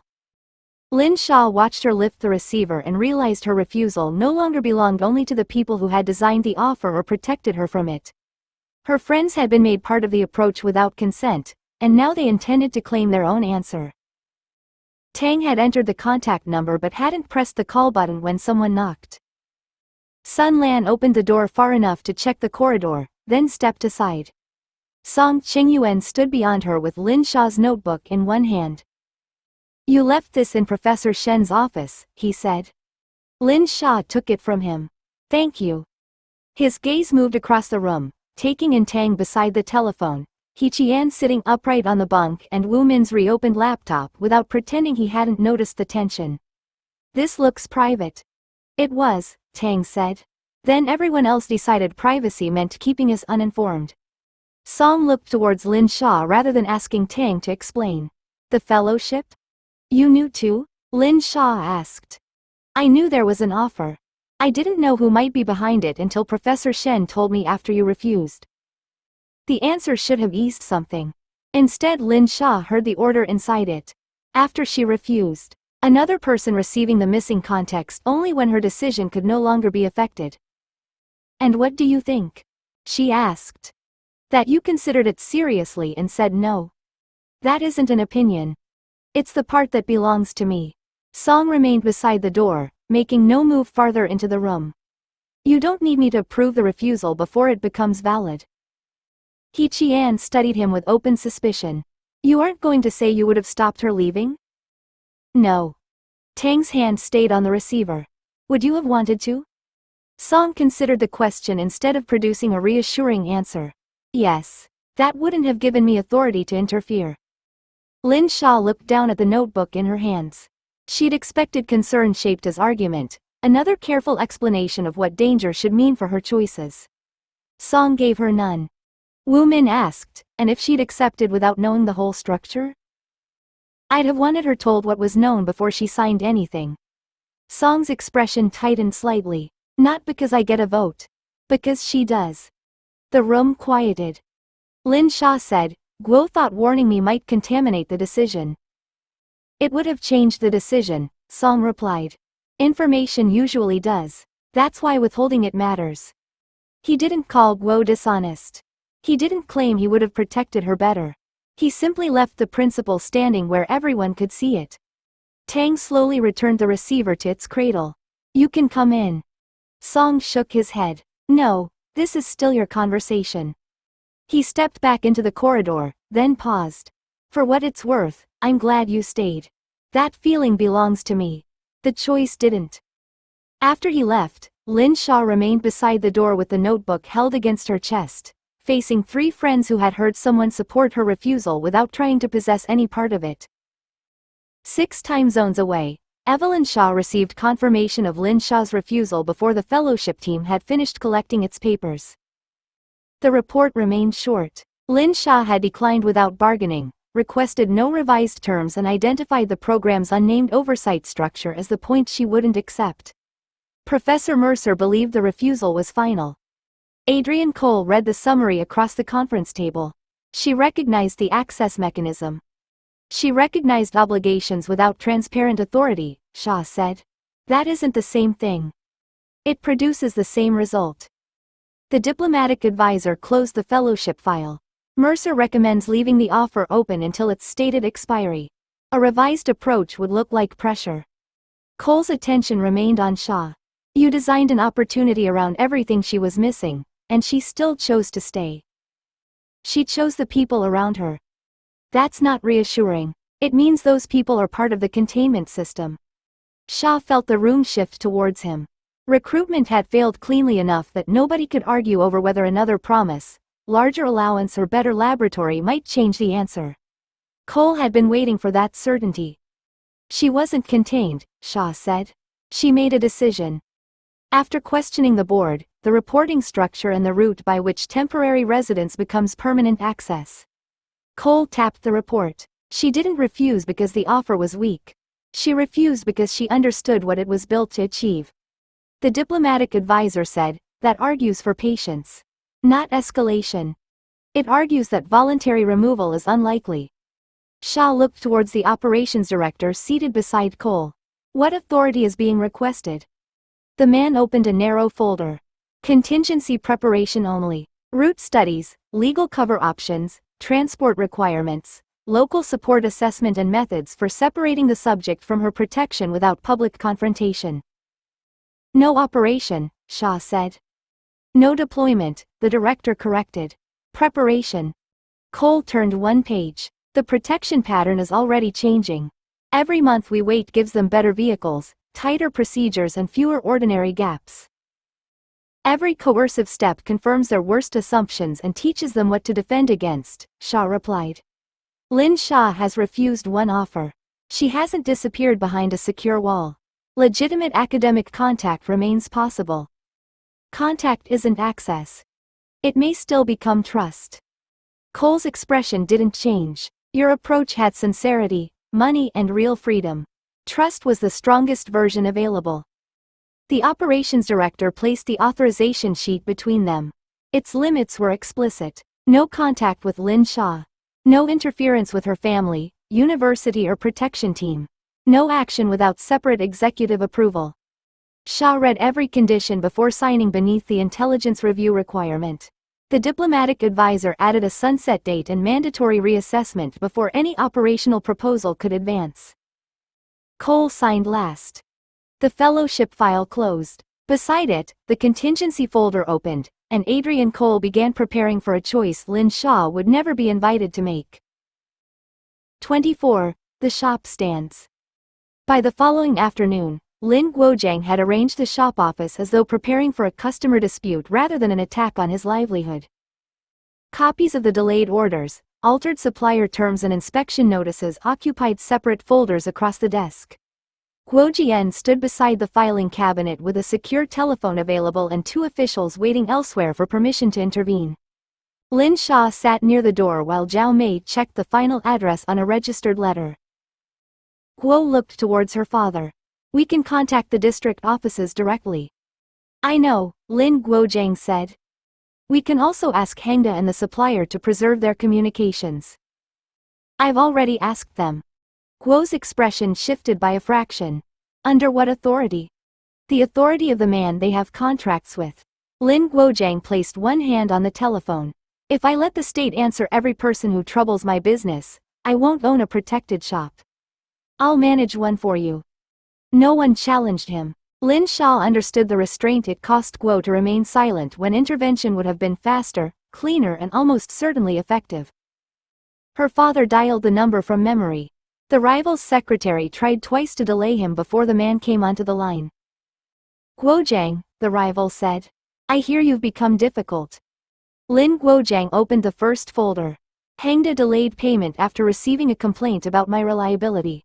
My supplier shortened established credit terms after someone questioned whether I'd remain solvent. An inspection date changed without a defect report. Business conditions change. They do. Contracts don't change because a competitor finds my daughter inconvenient. Silence answered him. Lin Guozhang continued before the man could recover. Every delayed payment is now under formal dispute. Every altered term has been challenged in writing. Copies are going to the District Trade Association and our legal advisor. You're threatening me without evidence. No, I'm telling you what I control. Her father's voice remained calm. My contracts, my records, my customers and the name above my door. Withdraw whatever requests you made. Stop calling people who do business with me. After that, we can compete honestly. The rival laughed once, too sharply. And if I've done nothing? Then the written answers will protect you. The line stayed quiet long enough for the shop machinery beyond the office wall to become audible. At last, the rival said, "Send whatever complaint you like." Lin Guozhang looked towards Zhao Mei. She already had the first folder open. "We will," he said, and ended the call. Zhao Mei drew the records closer. "Good. Now we show everyone why he's lying." She began with dates. Zhao Mei placed Hengda's payment schedule beside the purchasing manager's internal message confirming that the invoice had cleared technical acceptance. The delay had begun 2 days later, after an unnamed caller questioned whether the shop could complete future orders. Beside that, she set the supplier's original credit terms, 6 years of payment records and the revised demand for advance settlement. Guo leaned over the desk. "The timing suggests coordination." "The timing proves timing," Zhao Mei said. "People use words like suggests when they want someone else to finish the work." Lin Guozhang moved aside while she opened the inspection folder. The first notice scheduled an ordinary review for the end of the month. The replacement moved it forward by 17 days and added 2 production checks unrelated to any complaint recorded against the shop. Zhao Mei tapped the clerk's reference number. This change was entered 43 minutes after the supplier altered our terms. Lin Xia looked towards Guo. "Can you identify who called them?" "Probably." Her mother closed the folder before he could reach for it. "Later." Guo withdrew his hand. "You don't want state records involved." "I don't want anyone dismissing this as pressure applied only because my daughter matters to the state." Zhao Mei turned the Hengda correspondence towards Lin Xia. "Your father's work passed inspection. The invoice became inconvenient afterward. That matters whether you exist or not." The correction was gentle enough to hurt. Lin Xia sat back while her mother called Hengda's accounts office from the shop telephone. The clerk who answered tried to refer her to purchasing. Zhao Mei read the acceptance date, invoice number and contractual payment deadline aloud, then asked, "What written dispute authorizes withholding payment?" "There may have been concerns about future capacity." "Future capacity doesn't cancel payment for completed work." "I'd need to check with my manager." "Please do. While you're checking, also find the name of the person who instructed accounts to hold an accepted invoice without recording a contractual reason." The clerk's voice became more careful. "Mrs. Lin, are you alleging misconduct? I'm asking you to explain your own records." By the time the call ended, Hengda had promised a written response before close of business. Zhao Mei repeated the process with the supplier, then dictated a formal complaint to the inspection office that listed every altered date without mentioning Lin Xia, Janae or armed protection. Guo read the finished page. "You've left out the reason they targeted you." Zhao Mei capped her pen. "Their reason doesn't change what they did." She passed the complaint to Lin Guozhang for his signature. Beyond the office wall, the shop continued working while 3 separate organizations began discovering that their ordinary paperwork had preserved the same extraordinary pattern. Lin Guozhang signed each complaint, then gave Lin Xia the least important job in the room. "Make 2 copies of everything," he said. "One set stays here. One goes to the legal advisor." Lin Xia took the folders without answering. Guo had access to records her parents couldn't request. Officials they couldn't compel, an authority that could end the pressure before another invoice came due. She had access to Guo. Instead, her father directed her towards the old copier beside the filing cabinet. The first page caught against the feed rollers. Lin Xia opened the tray, straightened the paper and tried again while Zhao Mei called Hengda's purchasing manager. Her mother didn't ask Lin Xia what to say. Her father didn't ask Guo to take the receiver. They worked through dates, clauses and named decisions, building the case from the shop's own history. When Lin Xia returned with the first copies, she placed them beside her father. Guo could obtain the internal call records. "He can investigate whatever sits beyond our contracts," Lin Guozhang said. We're dealing with what was done to the shop. I'm part of why it was done. That doesn't make you responsible for answering it. It makes me useful. Her father looked up from the complaint. You're always useful. That isn't the same as being needed for every problem. The words struck harder than criticism would have. Lin Xia glanced towards Guo, expecting him to explain that her connections were relevant or that national attention had changed the scale of the dispute. Guo remained beside the filing cabinet. Your father is right. That agreement seems convenient for both of you. Zhao Mei ended her call and placed the receiver down. Sha, helping us doesn't mean taking the problem away. I'm not trying to take it away. You're waiting for us to reach the point where ordinary methods fail, so you can justify replacing them. Lin Xia opened her mouth, then stopped. The accusation was unfair only in its wording. She had already counted the pressure against the resources surrounding her and judged her parents' tools slower, weaker and less certain. Lin Guozhang slid the signed complaints into their envelopes. Take these to the registered post counter with Officer Sun. That helps. It was an errand anyone could perform. Lin Xia accepted the envelopes anyway. As she reached the office door, Guo's secure telephone vibrated against his jacket. He checked the display, and the stillness in his face changed. Lin Xia paused. Guo looked towards her parents. Continue without me. I need to verify where the next set of inquiries went. He took the call in the far corner of the office while Lin Xia remained beside the door with the registered envelopes in her hands. Guo asked 3 short questions, listened longer than he spoke and wrote 2 names inside his notebook. Whatever answer came last made him look through the office window towards the shop entrance, where Sun Lan waited beside the corridor leading to the yard. When? Guo asked. He listened again. Preserve the original requests. Don't contact the listed numbers. Lin Guozhang watched him end the call. More trouble? The opposite, locally. Guo returned the telephone to his jacket. Hengda's purchasing director has ordered the payment hold removed. Your supplier has restored the previous terms pending review, and the inspection office is returning to the original date. Zhao Mei didn't smile. That was fast. People become efficient when they realize their names may appear in the same complaint. Lin Xia looked at the folders spread across the desk. Her parents' records had forced 3 organizations to choose whether protecting a favor was worth creating evidence. The local campaign hadn't survived contact with daylight. Her father nodded once. Then we continue with the complaints until every correction is written. You should, Guo said. The rival's intermediary has already stopped asking about the shop. The room tightened. Lin Xia lowered the envelopes. What is he asking about now? Guo opened his notebook and turned it towards them. The 2 names belonged to companies contracted for university transport and facilities support. Beneath them he had written meal delivery windows, temporary vehicle access, maintenance scheduling and authorized contractor entry. Zhao Mei read the list twice. Those aren't business questions. No, Guo said. They're logistics. Sun Lan entered after hearing the change in his voice. Guo handed her the notebook and pointed to the first company. Someone requested confirmation of which service gates accept in scheduled deliveries and how contractor vehicles are redirected when the main entrance is restricted. Sun's expression lost what little softness it had carried. Using whose authority? A consulting firm with legitimate commercial registration and no clear connection to the rival. Lin Xia looked towards the yard, where the shop's open roller door revealed passing traffic beyond the fence. So the pressure here was a way to find us. Or a way to test which response exposed other routes, Guo said. Your father has ended the part he could see. The person behind it has moved on. Lin Guozhang took the envelopes from Lin Xia and placed them back on the desk. Then send these after copies are made. We finish our answer properly.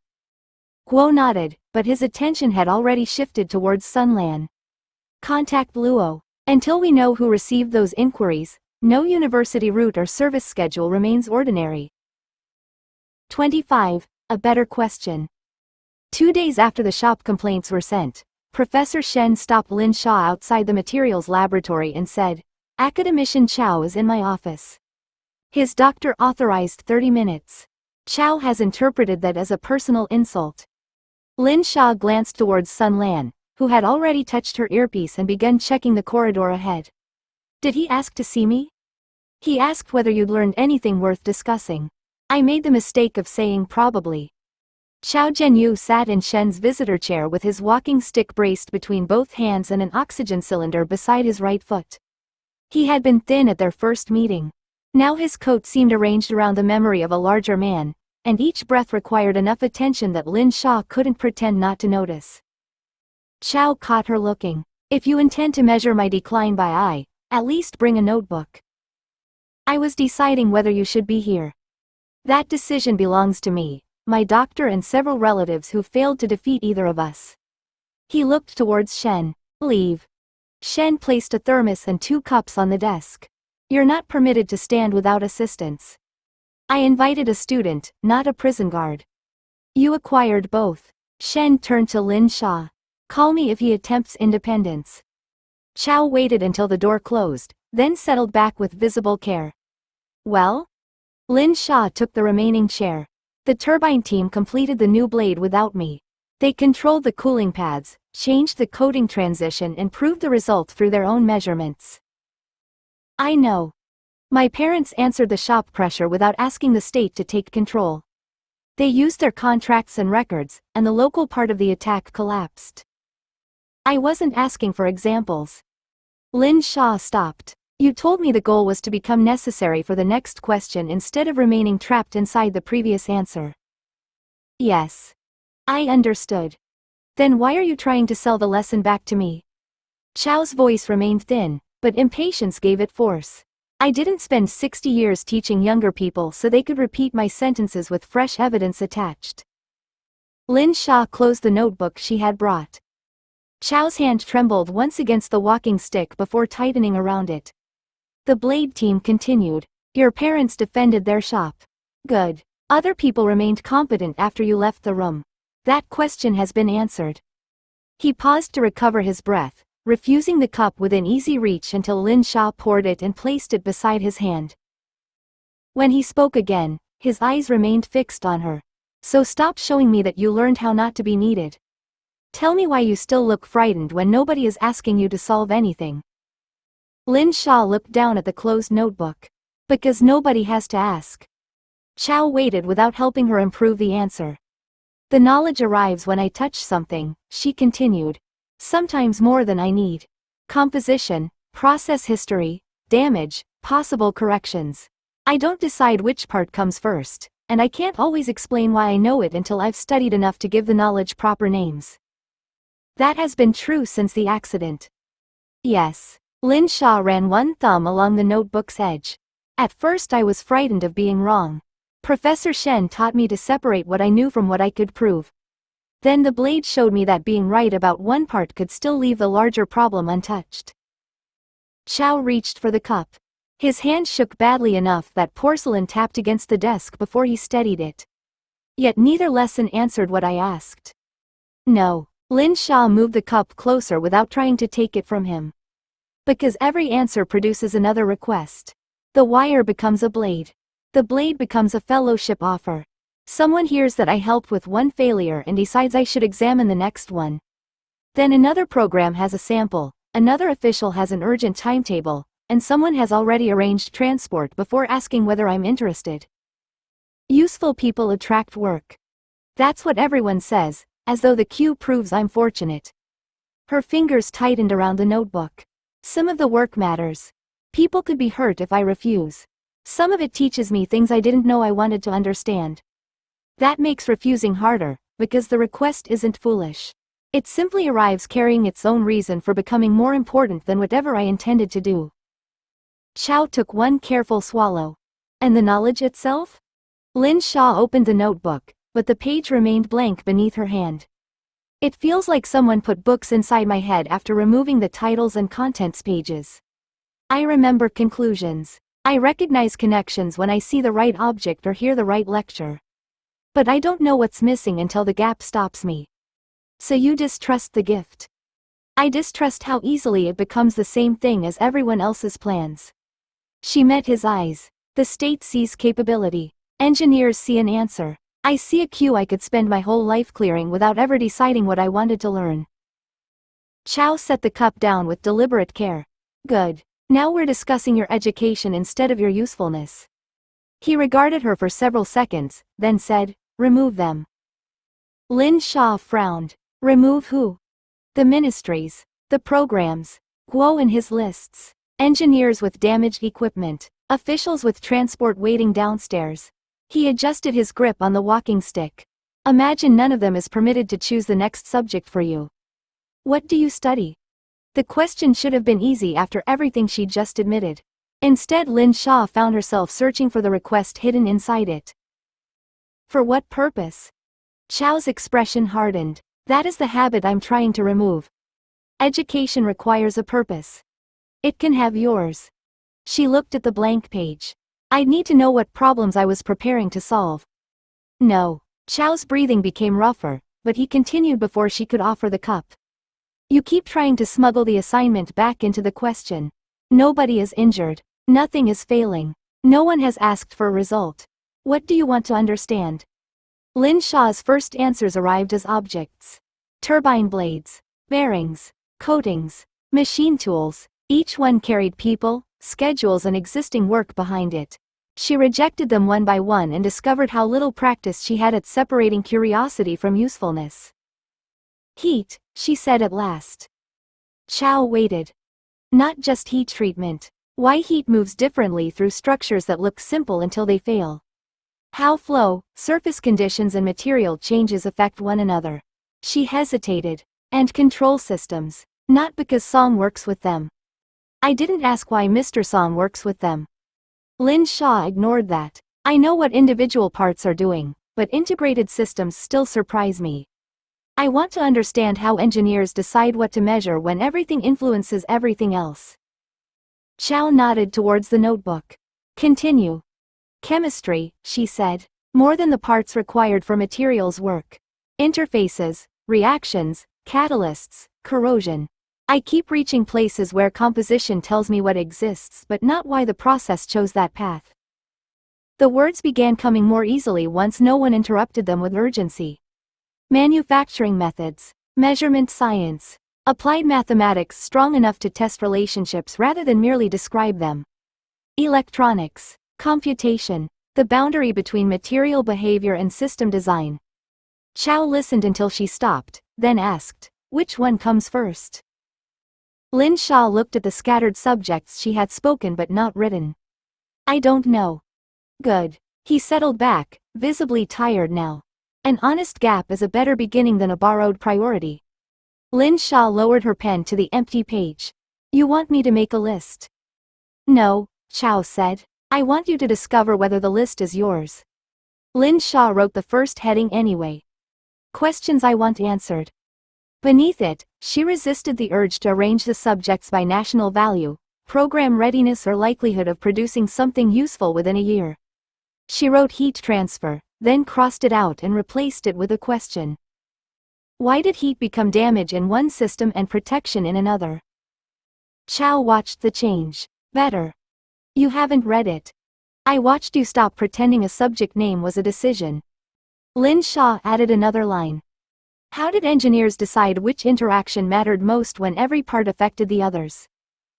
The blade had given her one version of that problem. Cooling paths, coating, substrate, combustion conditions and measurement had refused to remain separate merely because separate teams carried separate folders. Yet the question reached beyond one engine. She wrote control theory beside it, then added measurement, uncertainty and feedback underneath rather than turning them into destinations. Chow's breathing roughened. This time he accepted the cup when she offered it, though he needed both hands to hold it steadily. Lin Xia looked at him. You should stop. I have stopped many things. Speaking is not yet among them. You were given 30 minutes. I was given an estimate by a man who regards clocks as treatment. The office door opened before Lin Xia could answer. Shen entered, checked Chow's face and crossed the room without commenting on the elapsed time.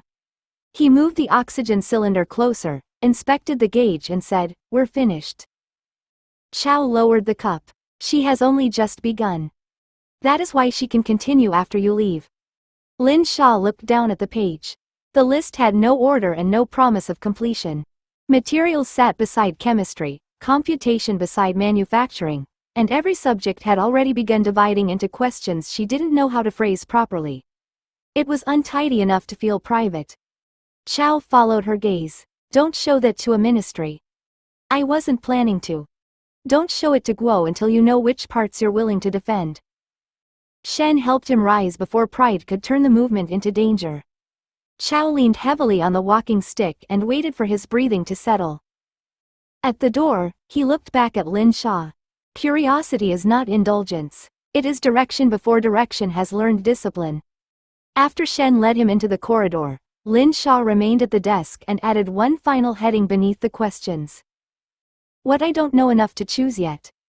For once, the empty space below it didn't feel like failure. 26. False failure. Lin Xia had added a third question beneath the empty heading when Professor Shen returned alone. He closed the office door, crossed to his desk and picked up the secure telephone before sitting. Guo Jian has been trying to reach me. Lin Xia capped her pen. Is Academician Chow all right? He's offended that I insisted on the wheelchair waiting downstairs, which means he retains enough strength to be difficult. Shen entered his identification code and listened. His expression changed before he spoke, not into alarm, but into the precise stillness he used when evidence had become inconvenient. When? Lin Xia remained in the visitor chair while he asked 3 more questions. None concerned Chow. Production number, test site, chain of custody. By the time Shen ended the call, the page in front of her no longer felt private. What failed? She asked. Shen looked at her. An arrestor wire. The old case returned with unwanted completeness. The torn strands, drawing marks, uneven heat treatment and the controlled arrest that had proved the replacement section could carry its load all rose together in her memory. Was anyone hurt? No, the aircraft was an instrumented load vehicle, not crewed. The wire separated below its qualified limit during a scheduled verification test. From the corrected production? That's what the report says. Lin Xia frowned. The team had manufactured the corrected section under documented controls, then extended those controls through the later batch. The live arrest had not merely succeeded. Its measurements had shown where strain accumulated, how the termination carried load and which surface markers belonged to the approved process. What does the fracture show? Shen opened the secure message on his desk terminal and turned the screen towards her. A photograph filled the display. The broken wire had opened close to the termination, but the strand surfaces were too smooth in places where progressive damage should have left longer tracks. Lin Xia leaned closer without touching the screen. That isn't consistent with the test record. The program agrees. They think the correction may have failed under a condition the original qualification missed. Then why call us before they completed their own review? Shen enlarged the identification plate attached to the recovered termination. Because this number belongs to the corrected batch. A second image appeared beside it, taken before the successful arrest. The stamped number matched. The machining marks around it did not. Lin Xia looked from one photograph to the other. Either their records are wrong, or that isn't the same component. Guo wants the smallest investigation capable of separating those possibilities. She closed Chow's notebook page and stood. One component, the original records and controlled references. We don't reopen the wire project. Shen reached for his coat. Good. You remembered how to refuse the larger assignment. Lin Xia looked once more at the mismatched marks surrounding an identical number. This wasn't another engineering problem waiting to be solved. Someone might have created it to look like one. The disputed termination reached the university's secured materials laboratory before Lin Xia and Shen did. Guo had arranged one sealed transport case, 2 retained reference samples from the successful batch and the original production records on a separate evidence trolley. Nothing else from the program had been moved. The senior wire engineer waited beside the cases. The investigation team offered the remaining failed section. Lin Xia placed her notebook on the clear end of the bench. We don't need it yet. They believe the fracture surface may identify the cause. They believe the corrected process failed, Shen said as he signed the evidence register. We're checking whether that assumption deserves more equipment. The engineer opened the records first. Lin Xia worked through the pages in production order: charge certificate, drawing log, heat treatment trace, dimensional inspection, surface report and termination machining sheet. Each bore the same batch and component numbers shown in the failure photographs. The signatures matched the copies preserved after the successful test. She stopped at the machining sheet. Where are the inspection photographs? The engineer produced a sealed storage drive. Shen loaded it onto an isolated terminal, and the original acceptance images appeared beside the recent recovery photographs. The stamp number was identical. Around it, the old component carried 3 shallow tool arcs and a narrow pressure mark beside the retaining groove. The recovered part showed a straighter finishing pass and no pressure mark at all. That could be later machining, the engineer said. Was later machining authorized? Lin Xia asked. No. Recorded? No. Shen placed the first retained reference sample beneath the inspection light. Then we compare what exists before inventing a reason for it. The reference was a short termination section cut from the qualified batch and preserved after the successful test. Lin Xia didn't touch it. She measured the stamped characters, photographed the tool arcs and checked the groove dimensions against the signed report. The second reference repeated the same manufacturing habits with small, ordinary variation. Only then did the sealed disputed component come out. The engineer reached for the cover release, but Lin Xia stopped him. Photographs first. Weight, dimensions and surface scan before contact. He looked at the 3 items arranged beneath the lights. You think the number was copied? I think someone wants the number to end the question. Shen adjusted the microscope over the disputed stamping. Numbers identify records. Process marks identify what was actually made. The scan moved across the metal line by line. Different cutter path. Different edge break. A retaining groove fractionally deeper than the specification recorded under its supposed identity. Lin Xia pulled on her gloves but kept her hands above the bench. The records agreed with the references. The disputed component agreed only with its stamp number. Now, Shen said, we find out which history the metal remembers. Lin Xia lowered her fingertips onto the disputed component. The metal answered with a manufacturing history that had never passed through the corrected wire program. Its composition sat within the required grade, but the similarities ended there. The termination had been machined on different tooling, finished under a faster feed and heat treated before assembly rather than after the final forming operation. The stamp number had been added last, driven into metal whose surface treatment was already complete. She withdrew her hand. This wasn't made with either reference. The senior engineer stared at the component. Could it be an earlier production route? No. Lin Xia pointed to the retaining groove. The cutter entered from the opposite side. The edge treatment came before stamping, and the heat history doesn't match the signed trace. This component never followed the process recorded under that number. Shen kept his attention on her rather than the metal. What can the instruments prove? Tool direction, groove geometry, surface sequence and hardness distribution. The composition should identify which approved suppliers could have produced the stock, but not who machined it. Good. Don't improve the answer beyond the evidence. The engineer brought the disputed intake record to the terminal. Its first photograph showed the termination inside a sealed transport cradle before the failed test. Lin Xia compared it with the component beneath the inspection light. The stamp number appeared in the same position, but a shallow mark beside the groove was visible in the image and absent from the metal on the bench. That photograph isn't of this part, she said. The engineer enlarged it. Then the substitution happened after intake. Not necessarily. Shen opened the file properties and placed them beside the evidence register. This image was inserted into the packet 2 days after the recorded intake. The engineer's face tightened. The register was closed that afternoon.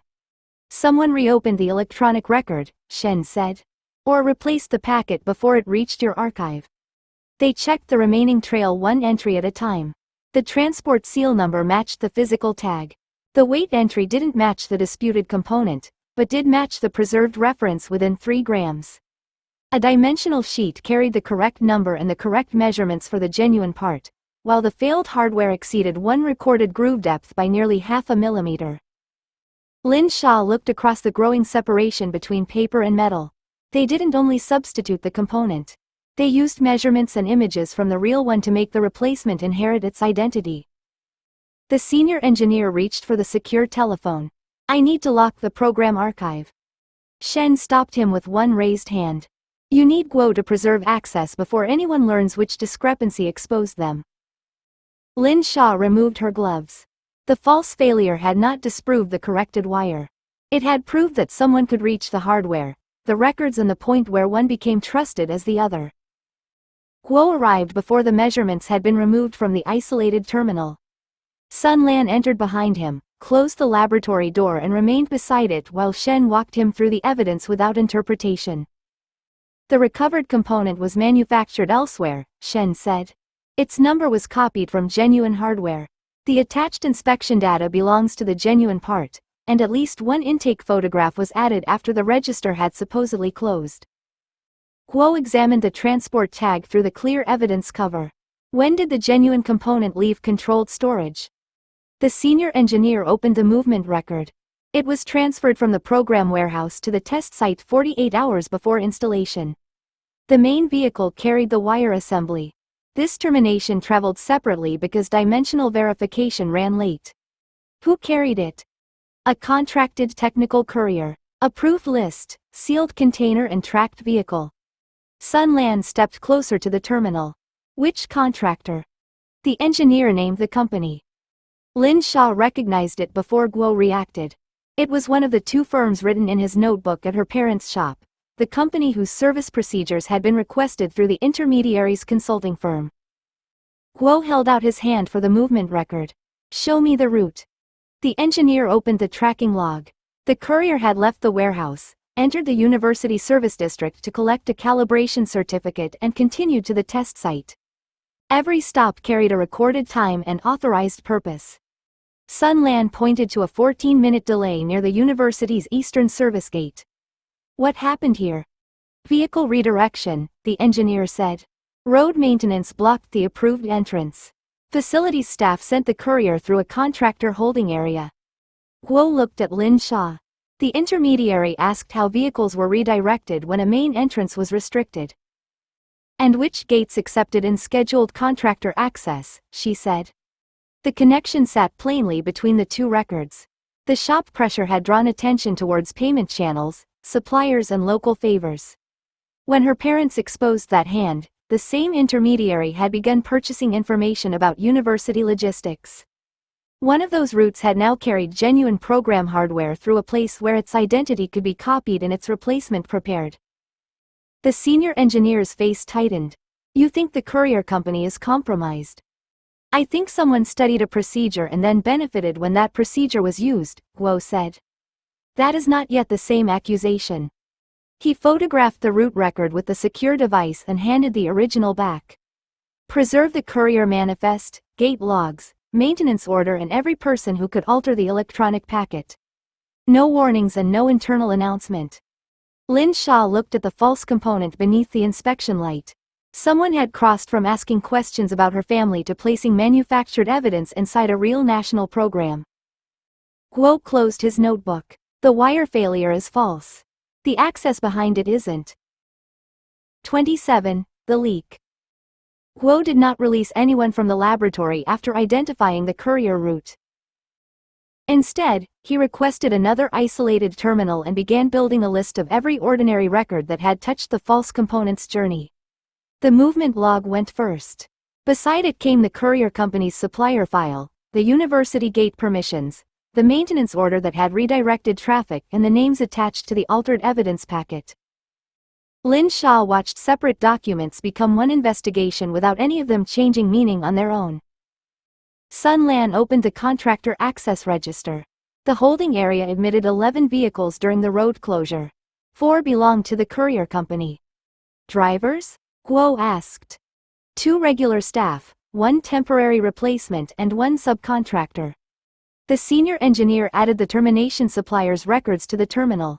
The stock composition could match 3 approved mills. Who had access to those certificates? Shen asked. Procurement, quality control and the program archive. Guo wrote each answer beneath a separate heading rather than drawing lines between them. No conclusions yet. We're identifying what could be seen, copied or requested without attracting attention. A conference credential appeared next. 6 months earlier, an engineering supplier had sponsored a university industry forum. The intermediaries consulting firm had registered 2 delegates, neither of whom attended the technical sessions. Their badges had still permitted access to the service corridor linking the guest hall, loading yard and facilities office. Lin Xia leaned closer to the screen. They didn't need classified access. No, Guo said. They needed to learn which ordinary offices knew useful pieces. The records spread wider. A supplier received component dimensions without program purpose. A facilities clerk saw planned gate closures. A conference organizer held staff names and department affiliations. The courier company knew collection times. Public timetables showed when Lin Xia attended compulsory classes and when Professor Shen's laboratory remained occupied after hours. None of those fragments identified her gift. Together, they described when protected work moved, which people accompanied it and where procedures bent under routine pressure. Shen looked at the growing map. This is not one leak. It's a market, Guo said. Most sellers may not know what they sold. Sun Lan enlarged the authorization trail behind the maintenance order. The electronic approval belonged to a university facilities administrator whose credentials also appeared on 3 contractor access changes and 1 late amendment to the conference guest list. Guo's pen stopped. Lin Xia recognized the name. The man had approved repairs in her department for years. Sun Lan looked towards Guo. He sits where several routes cross. Guo closed the laboratory evidence file and opened a clean case record. Then we find out whether he built the crossing or merely worked there. Guo's question reached the facilities administrator before restraint did. By the time the man entered the secured laboratory, 2 officers had searched his office, suspended his credentials and collected his university telephone. He stood beside the evidence bench without being invited to sit, his face pale beneath the fluorescent lights. I approved those access changes, he said. I didn't approve what's shown there. Sun Lan turned the terminal towards him. Your credentials authorized the maintenance diversion at 1426. I was inspecting a burst waterline in the chemistry annex. Can anyone confirm that? 6 people. Unless you've decided they're all lying too. The bitterness in his voice tightened the room. Lin Xia recognized him now, not personally, but as one of the men who appeared when laboratory doors failed, pipes leaked or contractors argued about where equipment could be unloaded. He had belonged to the university's unnoticed machinery until a list of ordinary permissions made him look deliberate. Guo placed a printed access log before him. Who could use your account? No one. That's why you searched my office. We searched because 3 altered routes carried your authorization. The administrator looked at the officers near the door. And how many people have already been told I'm suspected of helping foreign agents? Nobody answered quickly enough. His mouth tightened. Then clearing me won't put that back. Sun Lan received a message through her earpiece and crossed to the isolated terminal. She opened the chemistry annex security record beside the approval time. The administrator appeared on camera in a flooded service corridor, arguing with 2 contractors while water ran around his boots. His identification badge had remained inside the building until 41 minutes after the electronic approval. Guo looked towards the technical officer. Could the authorization have been entered remotely? Not through the normal account. Through a copied session? The officer checked the archived connection data, then enlarged an address assigned to a shared facilities workstation near the eastern gate. Yes. His credentials authenticated there after his office computer had already opened the maintenance file. The administrator stared at the screen. I left that file open when the emergency call came. Sun Lan removed his suspended badge from the evidence tray and held it out. You're cleared of authorizing the diversion. He didn't take it immediately. Am I cleared in the corridor? Guo's expression hardened, this time towards his own people. You will receive a written restoration, and everyone notified of the suspicion will receive the correction. That won't make them forget. No, Guo said. It won't. The administrator finally accepted the badge. After he left, Lin Xia looked at the access map they had nearly mistaken for a confession. The hostile network hadn't needed him to betray anyone. It had only needed security to panic faster than evidence could protect an innocent man. Guo left the false accusation on the screen rather than clearing it away. Start again, he said. This time, assume nobody inside the university intends harm. Sun Lan reopened the records one source at a time. The public academic timetable showed Lin Xia's compulsory lectures and assessed practicals. A facilities calendar listed rooms reserved after normal hours. Catering orders revealed when visiting delegations used the guest house. Contractor notices identified gates closed for repairs, while traffic permits showed which service entrances replaced them. Lin Xia watched the pattern rebuild itself without theft, bribery or classified access. They could know when I'm in Shen's laboratory, she said. Shen looked at the timetable. They could know when you're expected to be there. That isn't the same thing. The convoy movement makes it stronger. Lin Xia pointed to the gate records. If my assessed class ends at 1600 and protected vehicles enter the service road at 1610, someone doesn't need to know where I'm going. They only need to record that my timetable caused the movement. Sun Lan added the courier log beside it. And if a program collection changes after your class is rescheduled, the same comparison exposes a relationship. The senior engineer frowned at the screen. None of these records names the wire program. They don't need to, Guo said. One fragment says a protected student moved. Another says specialist hardware moved. A third says Professor Shen's restricted laboratory stayed open late. Repetition supplies the connection. Lin Xia opened the university's published examination calendar. She had always thought of it as proof that her student life remained visible and defensible. Now she saw the empty spaces around it. Days when she couldn't be summoned. Evenings when a convoy waited. Weeks when protected work had to move around her grades. My timetable doesn't only show where I am, she said. It shows when the state has to adapt. Shen's expression hardened, which means canceling ordinary life would confirm the pattern rather than conceal it. Guo nodded. We protect the information without turning every normal commitment into classified material. Otherwise the protection becomes another signal.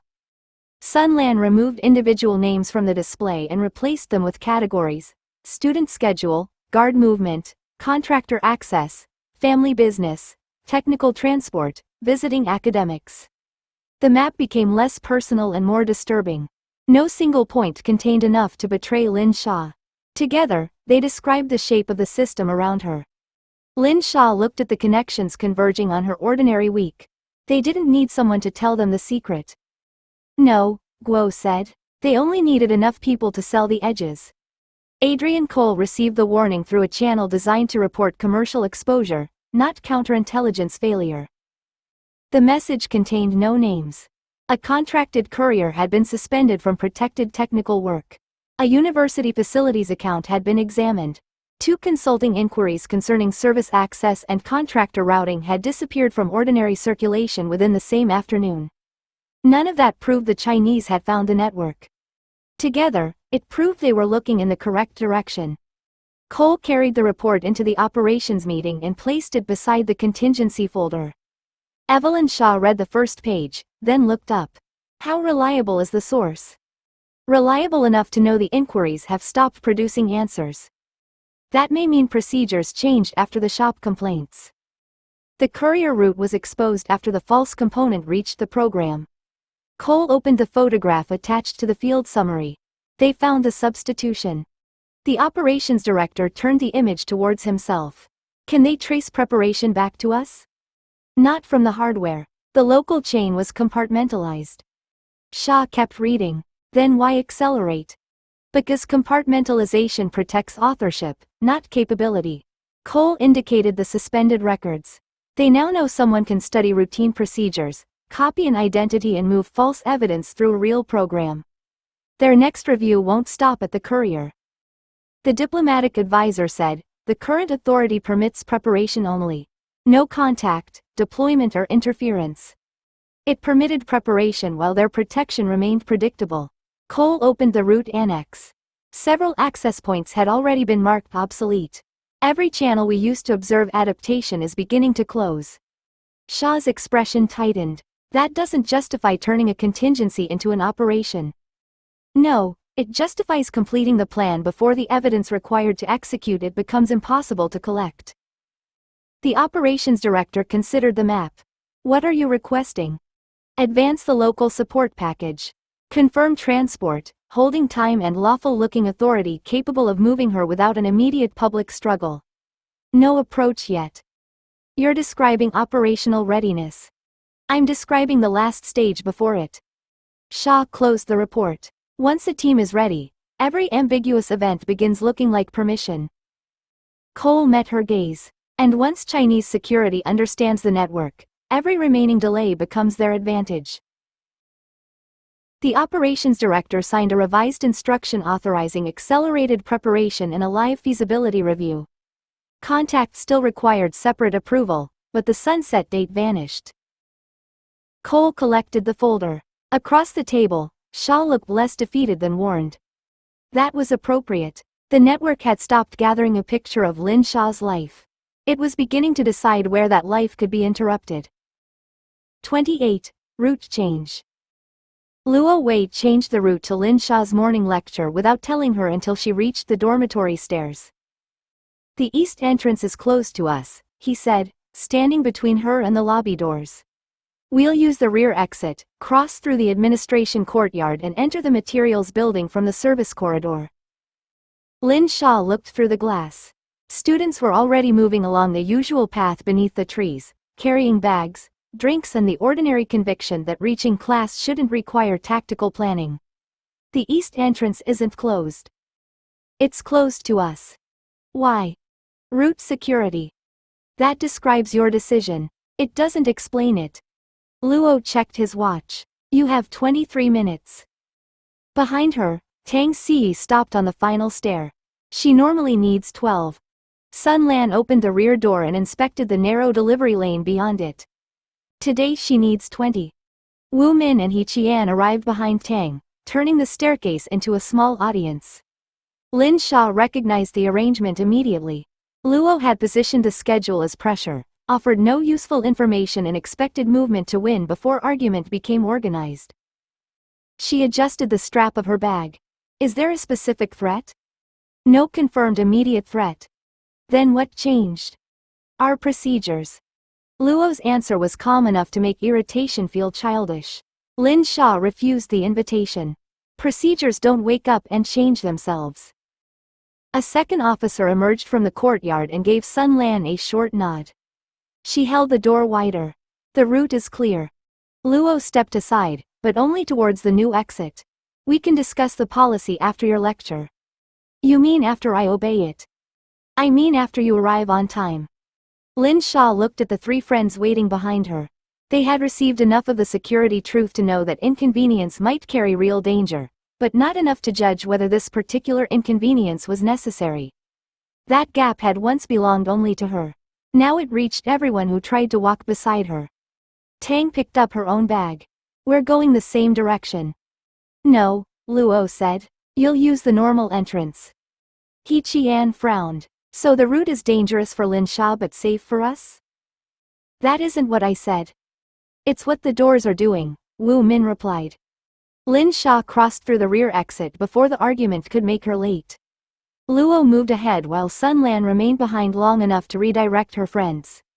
The service lane smelled of damp concrete and kitchen waste, and every delivery worker they passed had to stop while an officer checked the next corner. By the time the materials building came into view, Lin Xia's ordinary walk to class had become a moving restriction imposed on everyone near it, and Luo still hadn't told her what they were reacting to. The service entrance didn't open into the lecture hall. It opened into a preparation corridor whose inner door required a department key, and the technician responsible for it was still drinking tea somewhere beyond reach of Luo's authority. By the time the door opened, 7 classmates had gathered behind Lin Xia because Sun Lan had temporarily closed the main stairwell while checking the corridor ahead. Nobody complained at first. They merely shifted bags, checked watches and watched her protection team occupy the space where ordinary movement should have been.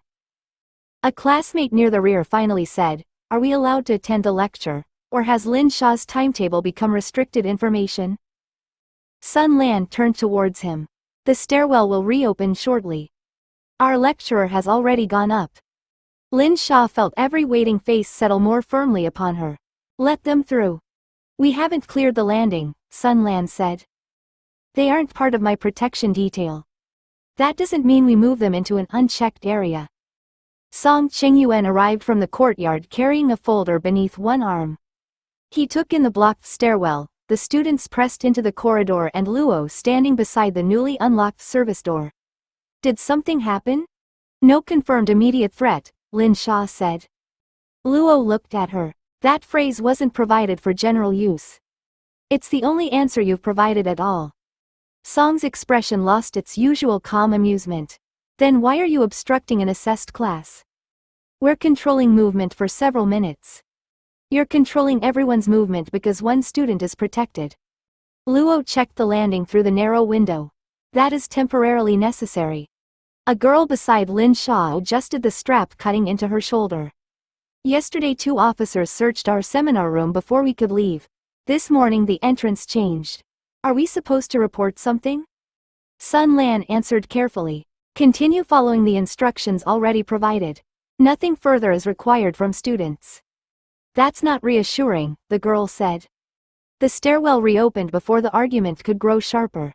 Students filed past without speaking to Lin Xia, which felt worse than open resentment. Song remained until the corridor emptied. You can't keep asking people to absorb consequences they aren't allowed to understand, he said. I'm not asking. No, the guards are doing it for you. Her phone vibrated before she could answer. Tang had sent a photograph of the dormitory lobby, where an officer had begun checking deliveries against a revised access list. He Qian's message followed beneath it. Are we under new rules, or are we simply discovering them one inconvenience at a time? Lin Xia showed the screen to Luo. They're asking for reasons. Luo read the messages without taking the phone. We'll explain what we can. When? After Guo reviews the change. Song looked towards the stairwell where their classmates had disappeared. Then Guo should review quickly. People are already deciding what your silence means. Chen Rui was waiting beside the support vehicle when Lin Xia left the materials building after class. He didn't open the rear door. Instead, he stood facing the service road with one hand resting on the roof and his attention fixed upon a gray sedan parked beyond the administration courtyard. Luo Wei followed Lin Xia's gaze. Problem? Possibly. Chen kept his voice quiet. That vehicle was outside the east entrance before the route changed. Sun Lan stopped beside him. You saw the occupants? Driver only. Male, dark jacket. He wasn't watching the dormitory. Lin Xia looked through the courtyard.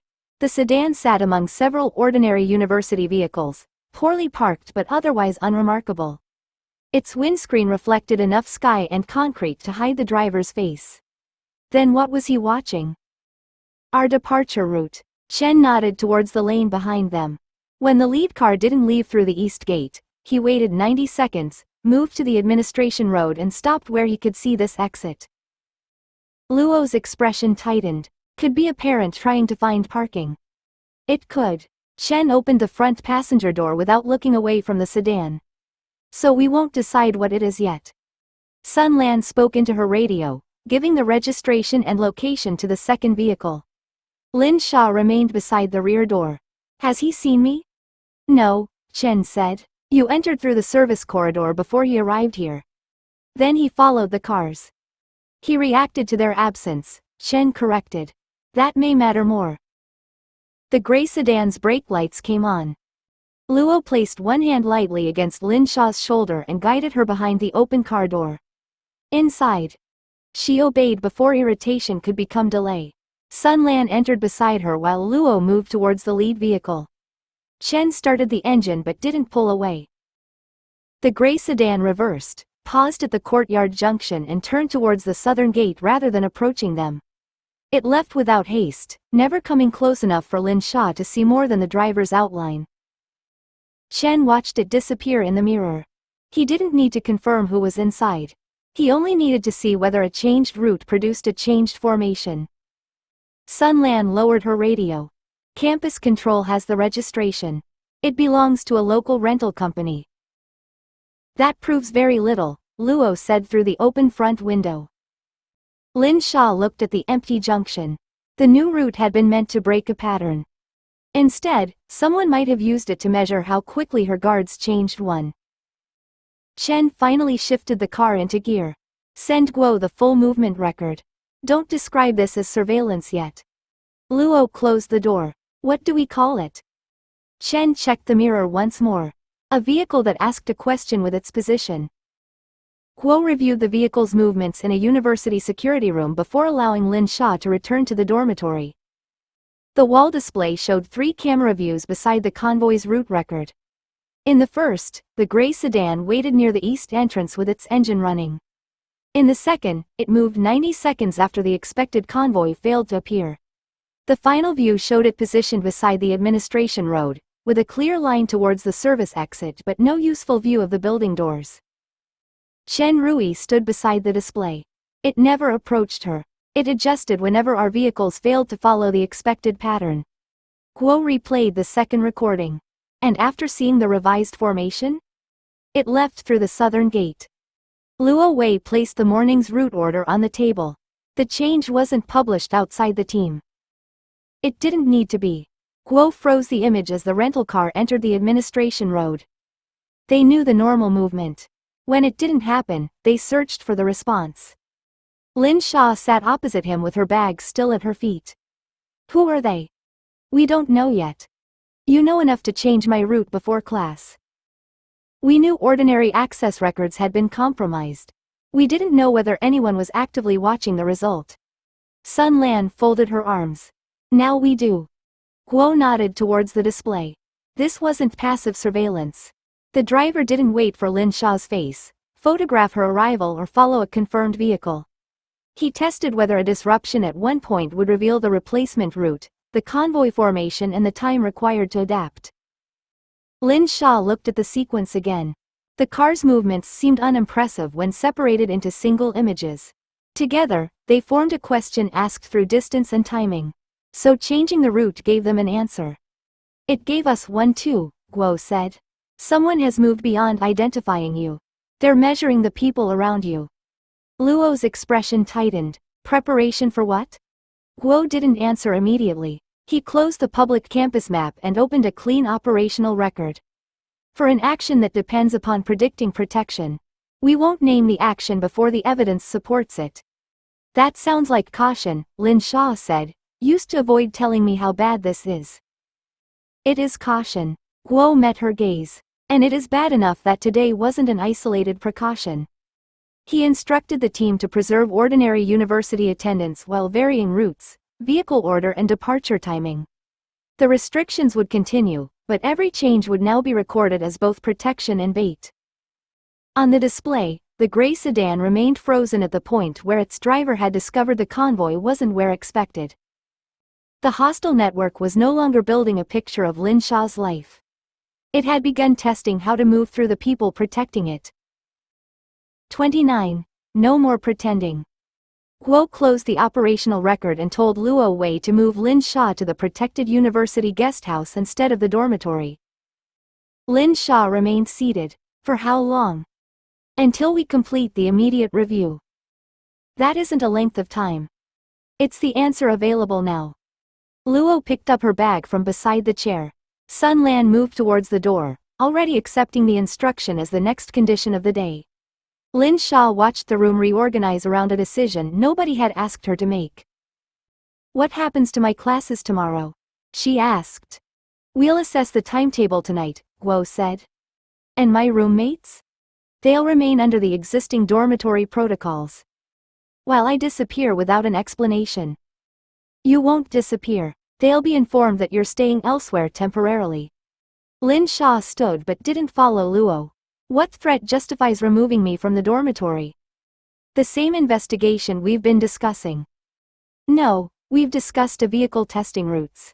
You've decided that means I lose my room, perhaps my classes and whatever plans I haven't yet been told you've cancelled. Guo's expression hardened by a degree. Someone is preparing to defeat your protection. Until we understand how far that preparation has advanced, ordinary movement carries unacceptable risk. Unacceptable to whom? To everyone responsible for keeping you alive. That still doesn't tell me what you believe they intend to do.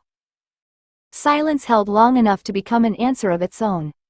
Lin Xia looked from Guo to Luo and Sun Lan. Neither appeared surprised by the restriction. It had been prepared before she entered the room, waiting behind the vehicle footage while Guo explained only enough to secure obedience. She took her bag from Luo's hand. "I'm not going to the guest house." Sun Lan stopped beside the door. "Lin Xia. I'm not walking out of this room under another rule nobody will explain." Guo folded his hands upon the table. "This isn't the time to test whether security advice is optional. Then stop giving me advice shaped like an order and information shaped like an excuse." Lin Xia set her bag on the table between them. "Professor Shen has already established that my assessed study can't be removed without his agreement and mine. Call him. He isn't part of the security chain. He's part of the chain deciding whether I remain a student while you protect me." She met Guo's gaze. "You can move me after we discuss what you know, what you're hiding and what I'm being asked to accept." Guo looked towards the frozen image of the gray sedan, then reached for the secure telephone. "Professor Shen won't enjoy being summoned into this." Lin Xia sat down again. "That makes two of us." Professor Shen answered on the fourth ring and refused to discuss Lin Xia's timetable until Guo placed the call on speaker. "What restriction has been imposed?" he asked. Guo looked towards Lin Xia before answering. "Temporary relocation from the dormitory, revised transport and possible changes to non-essential movement." "Possible changes isn't a timetable." Lin Xia almost smiled. Shen's irritation had crossed the distance intact. A counterintelligence official joined through the wall display, his image appearing beside the frozen view of the gray sedan. He had already reviewed the route records and spoke without introduction. "We shouldn't widen disclosure merely because the subject resists protective measures." Lin Xia looked at Guo. "The subject is in the room." The official paused. "Lin Xia, operational details can create additional risk. Knowledge changes behavior. Behavior can confirm what an observer is testing.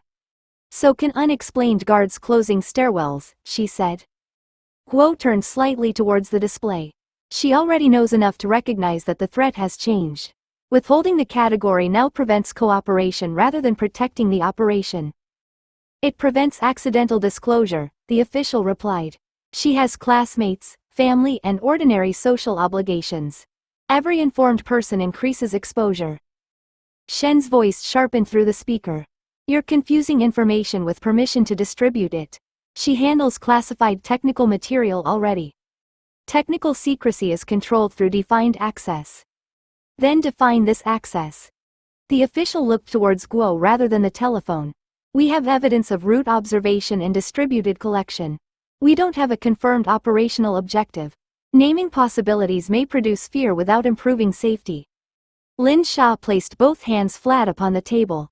"You've already changed where I sleep because of one of those possibilities." Guo didn't soften the answer. "Yes. Then I'm carrying the consequence whether you name it or not." The room remained quiet for a moment. On the display, the gray sedan waited beside the east entrance, ordinary enough to make every restriction feel unreasonable until its later movements were placed beside it. Shen spoke first. "Tell her what decision the evidence has changed. Not every source, not every method. The decision." The counterintelligence official frowned. "That line is difficult to contain." "So is a student who no longer trusts the people controlling her movements," Shen said. Guo reopened the operational record. The failed recruitment attempt is no longer being treated as an isolated approach. Coercive planning is now plausible. Lin Xia felt the words settle more heavily than the restrictions had. Coercive meaning what? Guo looked towards the official on the display. This time, neither man answered quickly. Shen broke the silence. "Before anyone decides what she can bear knowing, does her family know they may already be part of the risk?" Guo called Zhao Mei before anyone answered Shen's question. He used the secure line, identified everyone present and told her the conversation concerned the pressure already applied through the shop. Her voice changed at once. "What new pressure?" "We've identified surveillance of Lin Xia's protection routes," Guo said. "We're reviewing whether the family's current information is sufficient." "Sufficient for whom?" The counterintelligence official leaned towards his microphone. "Mrs. Lin, the purpose of limiting detail is to prevent hostile actors from learning what we know through changes in behavior. Zhao Mei was quiet for half a second. You let people use our business to reach my daughter, and now you're worried that telling us will make us behave differently? The shop campaign began as a local dispute. And became useful to someone else, she replied. You told us that much after the complaints. You also told us to report unusual inquiries, deliveries and contacts. How are we supposed to recognize unusual behavior when you keep changing what ordinary danger means? Guo looked towards the display. The official's expression remained controlled, but he no longer appeared confident that formality would carry the argument. Lin Xia leaned closer to the telephone. They want to move me out of the dormitory without telling me what they think may happen. Zhao Mei's reply came immediately. Then don't agree until they explain. Mrs. Lin, the official said, temporary protective decisions can't always wait for complete disclosure. I didn't ask for every name in your files. I'm asking whether someone may use my husband, my shop or my daughter's friends to force her somewhere she wouldn't otherwise go. No one answered quickly enough. Zhao Mei heard the silence. That has already happened once. The shop was pressured because someone believed hurting us might change Lin Xia's choices. You don't get to call ignorance protection after the family has already been used as leverage. Guo rested one hand on the closed operational record. The present concern is more direct than commercial pressure. How direct? We believe an attempt to remove Lin Xia alive is now plausible. Lin Xia felt the room contract around the words. This time nobody softened them into procedures, route security or temporary review. Zhao Mei drew a slow breath through the telephone. Then tell us what behavior increases the risk, what decisions remain ours and when these restrictions will be reviewed. Shen spoke through the speaker before the official could object. That sounds like the beginning of a legitimate protection plan. Guo opened a clean page in the operational record and placed his pen at the top. Then we'll define one. He wrote 3 headings across the page: information, restrictions and review. The immediate assessment is that an attempt to remove you alive is plausible, he said. Not confirmed. Plausible enough that we can't continue treating route changes as ordinary precaution. Lin Xia looked at the words until they stopped feeling like an accusation aimed at someone else's life. What does that change tonight? You stay in the protected guest house, Guo said. Routes vary without advance notice outside the protection team. No unscheduled public movement. The dormitory, shop and family residents receive additional checks. Zhao Mei's voice came through the telephone. For how long? 48 hours before formal review, Guo replied. Earlier if the investigation produces a clear answer. Lin Xia pointed towards the first heading. And what information do I receive before you change something? Guo considered the question before writing beneath it. The threat category, the reason the measure is necessary, who is affected and how long the measure lasts before review. Sources and methods remain restricted unless they change what you must do. The counterintelligence official leaned closer to his camera. Advance explanation won't always be possible during an immediate threat. Then explain afterwards, Lin Xia said. An emergency can justify acting first. It can't justify never accounting for the decision. Shen answered through the speaker. Record that. Guo did. Emergency action may precede consent where delay creates immediate danger. The reason, scope and expected duration must be provided as soon as operationally possible. Lin Xia watched the sentence take shape. It didn't make the guest house feel like her choice, but it stopped the restriction from pretending to be too important for limits. My classes continue. Yes, Guo said.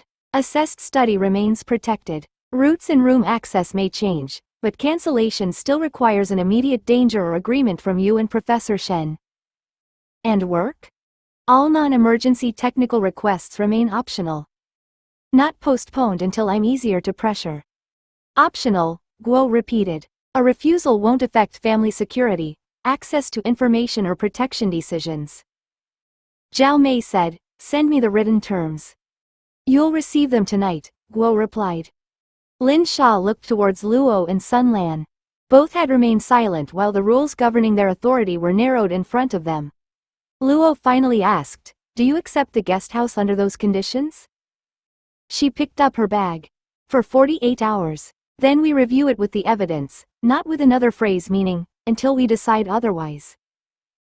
Guo signed the page and turned it towards her. Agreed. Lin Xia added her own name beneath his. The restrictions had become stricter, but they were no longer unexplained. Tomorrow, ordinary life would have to fit inside them without becoming another thing quietly cancelled for her own protection. 30. The last normal day. The written terms reached Zhao Mei before midnight and Lin Xia's roommates before breakfast, though Tang Xi ignored the security language and called about the cancelled celebration. It isn't cancelled, Lin Xia said from the protected guest house dining room. It's postponed until I'm allowed to sleep somewhere with less reinforced glass. Tang's voice sharpened through the telephone. We planned tonight 3 weeks ago. You agreed before your life became even more unreasonable. I've been relocated. Yes. We noticed when 4 officers collected your clothes and refused to explain whether you'd been arrested. They explained after I called. They said you were temporarily staying elsewhere because of a revised threat assessment. That's an explanation designed by someone frightened of nouns. Across the table, Sun Lan lowered her cup to hide a reaction. Luo Wei continued reading the morning route sheet with professional concentration. Lin Xia looked towards them. Tang wants to hold the end-of-term dinner here. Luo didn't glance up. No.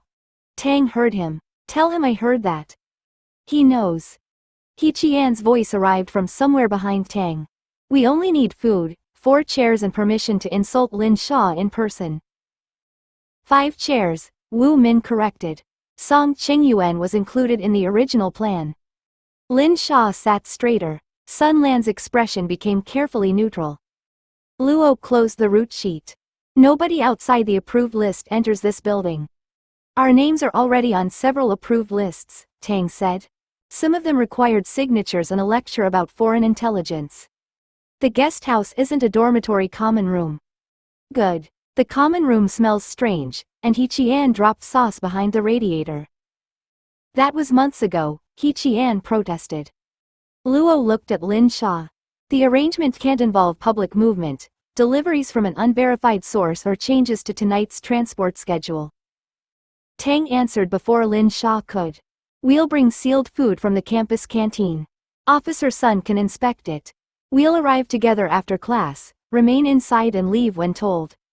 I'm being so cooperative it's damaging my character. Sun Lan finally smiled. 6 people in the ground floor sitting room. No outside guests, no photographs near the windows and no last-minute additions. Luo turned towards her. You've accepted this quickly. They're going to keep calling until you surrender, Sun Lan said.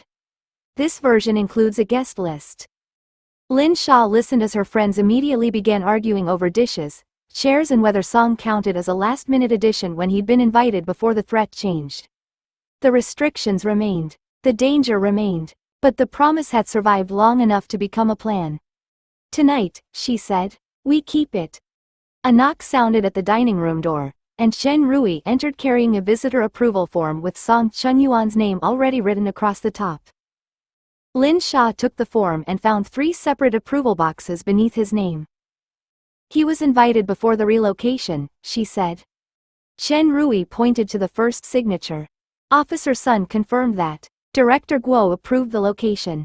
Luo still has to approve the route. Luo accepted the form with the expression of a man being asked to authorize romance through administrative procedure. Mr. Song leaves the materials building through the north entrance at 1740. Chen Rui collects him there. No independent travel and no additional stops. Lin Xia folded her arms. Are you going to tell him he's being collected? He's already been told, Chen Rui said. He asked whether formal clothing was required. Sun Lan looked towards Lin Xia. What did you call this event? Dinner. That was my answer. Song arrived 12 minutes before the others, carrying a paper bag that had been opened, inspected and resealed with security tape. Chen Rui delivered him to the ground floor sitting room, where 2 guards checked the corridor before withdrawing far enough to give privacy without pretending it existed. Song placed the bag on the low table. I brought sesame pastries. Lin Xia examined the tape. They've improved them.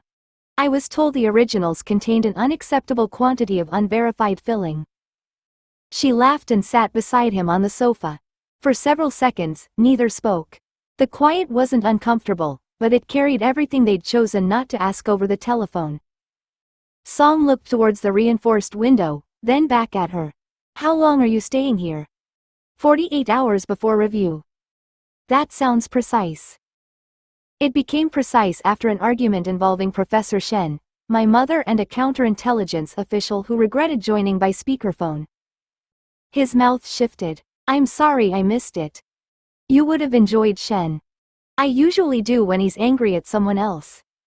Lin Xia rested her hands together. You're not going to ask what happened? I'm going to ask whether you're frightened.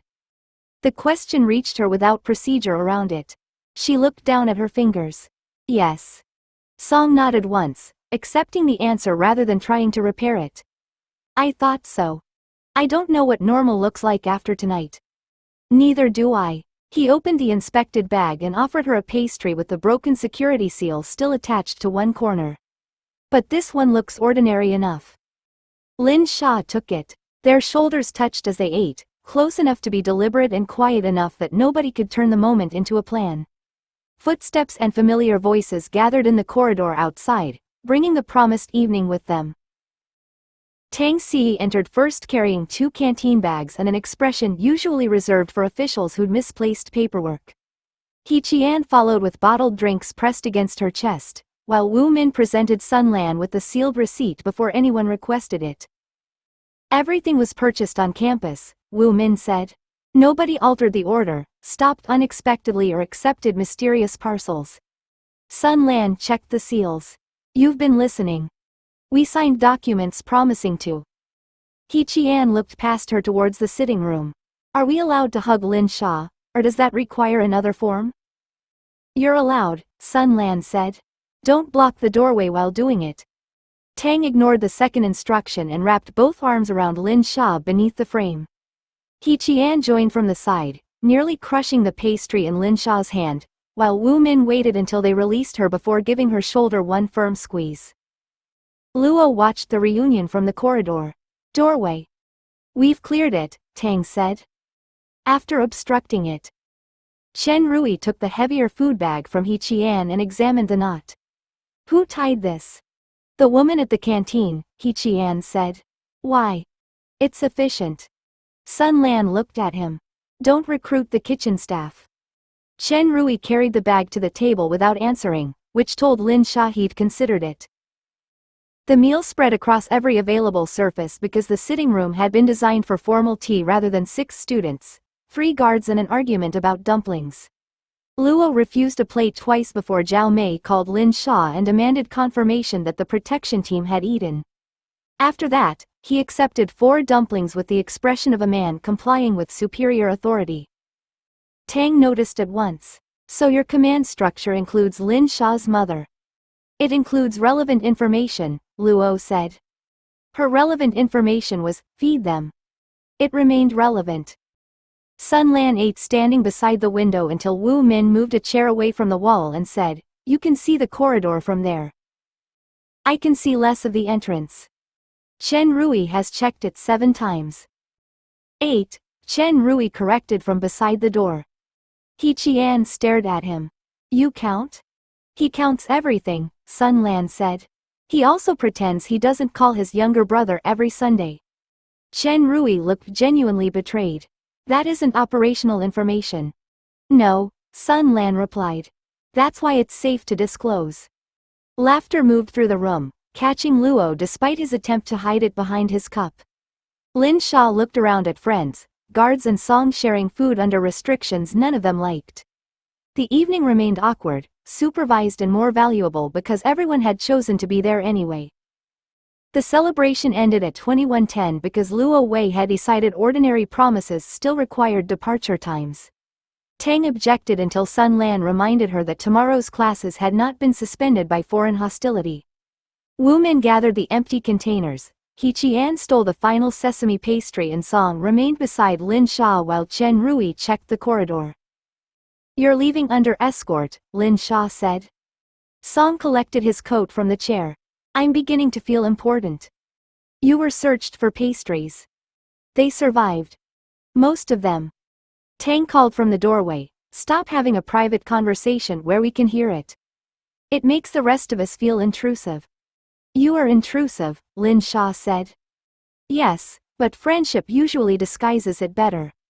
The guests left together through the rear entrance, where Chen Rui had already brought the transport vehicle beneath the covered approach. Luo watched until the doors closed, then checked the time against the next morning's movement plan. Departure remains 7:35, he said. The route will be confirmed after the first road check. Lin Xia looked through the glass as the vehicle carried her friends and Song towards campus. You know, telling me the route changes doesn't reveal the route. It reveals that we're changing it. That's less exciting than you think. Sun Lan closed the inner door behind them. Breakfast at 6:50. Review meeting after your first class. Lin Xia accepted both instructions without another argument. Tonight had cost enough negotiation already, and she didn't want its final memory to become another dispute in a corridor. She returned to the sitting room and began stacking cups while the protection team reset the building around her. Across the street, beyond the university property line, a man seated inside a parked maintenance van lowered a compact camera from the darkened side window. He had recorded the rear entrance, the covered loading space and the time required for Chen Rui to bring the vehicle close. More importantly, he had watched Luo stand inside the doorway rather than beside the curb, confirming that the guest house perimeter handed responsibility to the transport team at the covered approach. He marked the departure window from the words caught through a directional microphone, then added the road geometry already surveyed that afternoon. A narrow junction 2 minutes from campus. Construction barriers reducing the usable lane. A public footpath easily closed by uniformed men claiming an accident ahead. The encrypted message contained no speculation. Target departs 7:35. Rear transfer confirmed. Terrain suitable. Proceed. 31. The grab.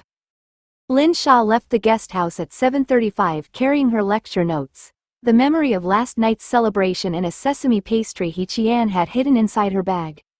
Chen Rui brought the sedan beneath the covered approach while Luo Wei watched the rear gate and Sun Lan checked the passenger compartment before allowing Lin Xia inside.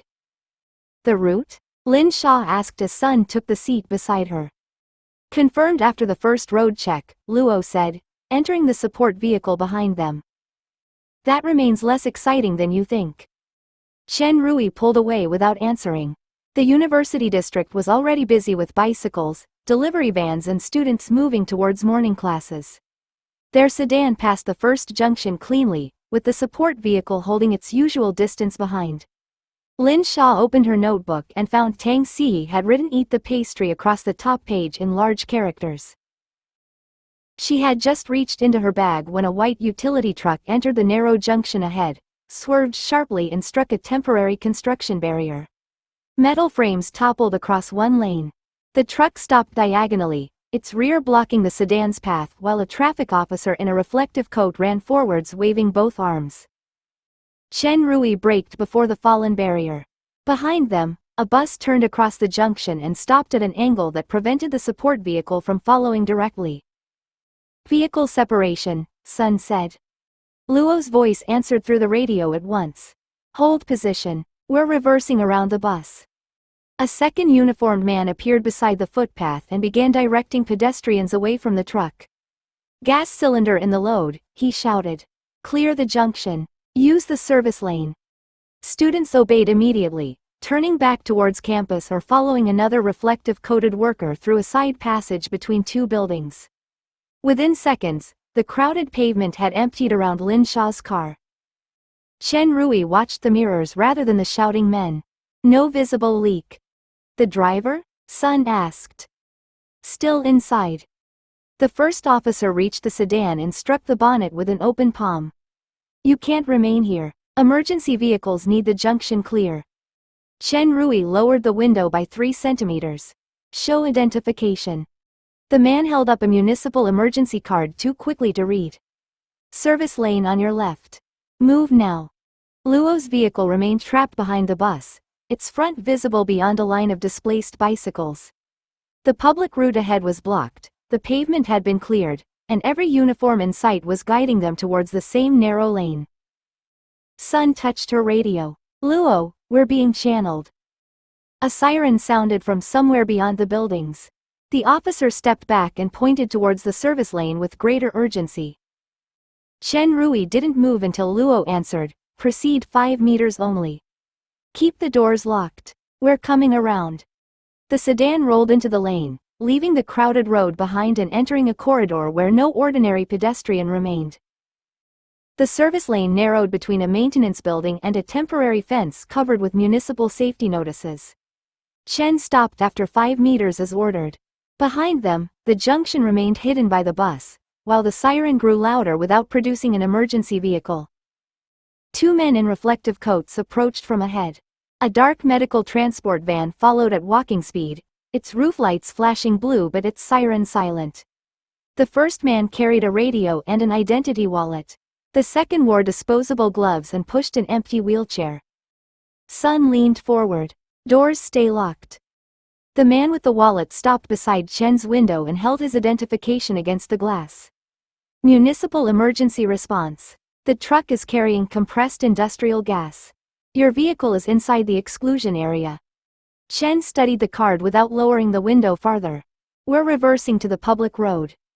"You can't. The bus behind you has suffered a brake failure." The official pointed towards the medical van. "We've been ordered to evacuate your passenger through the south access. Your driver can follow once the junction is cleared."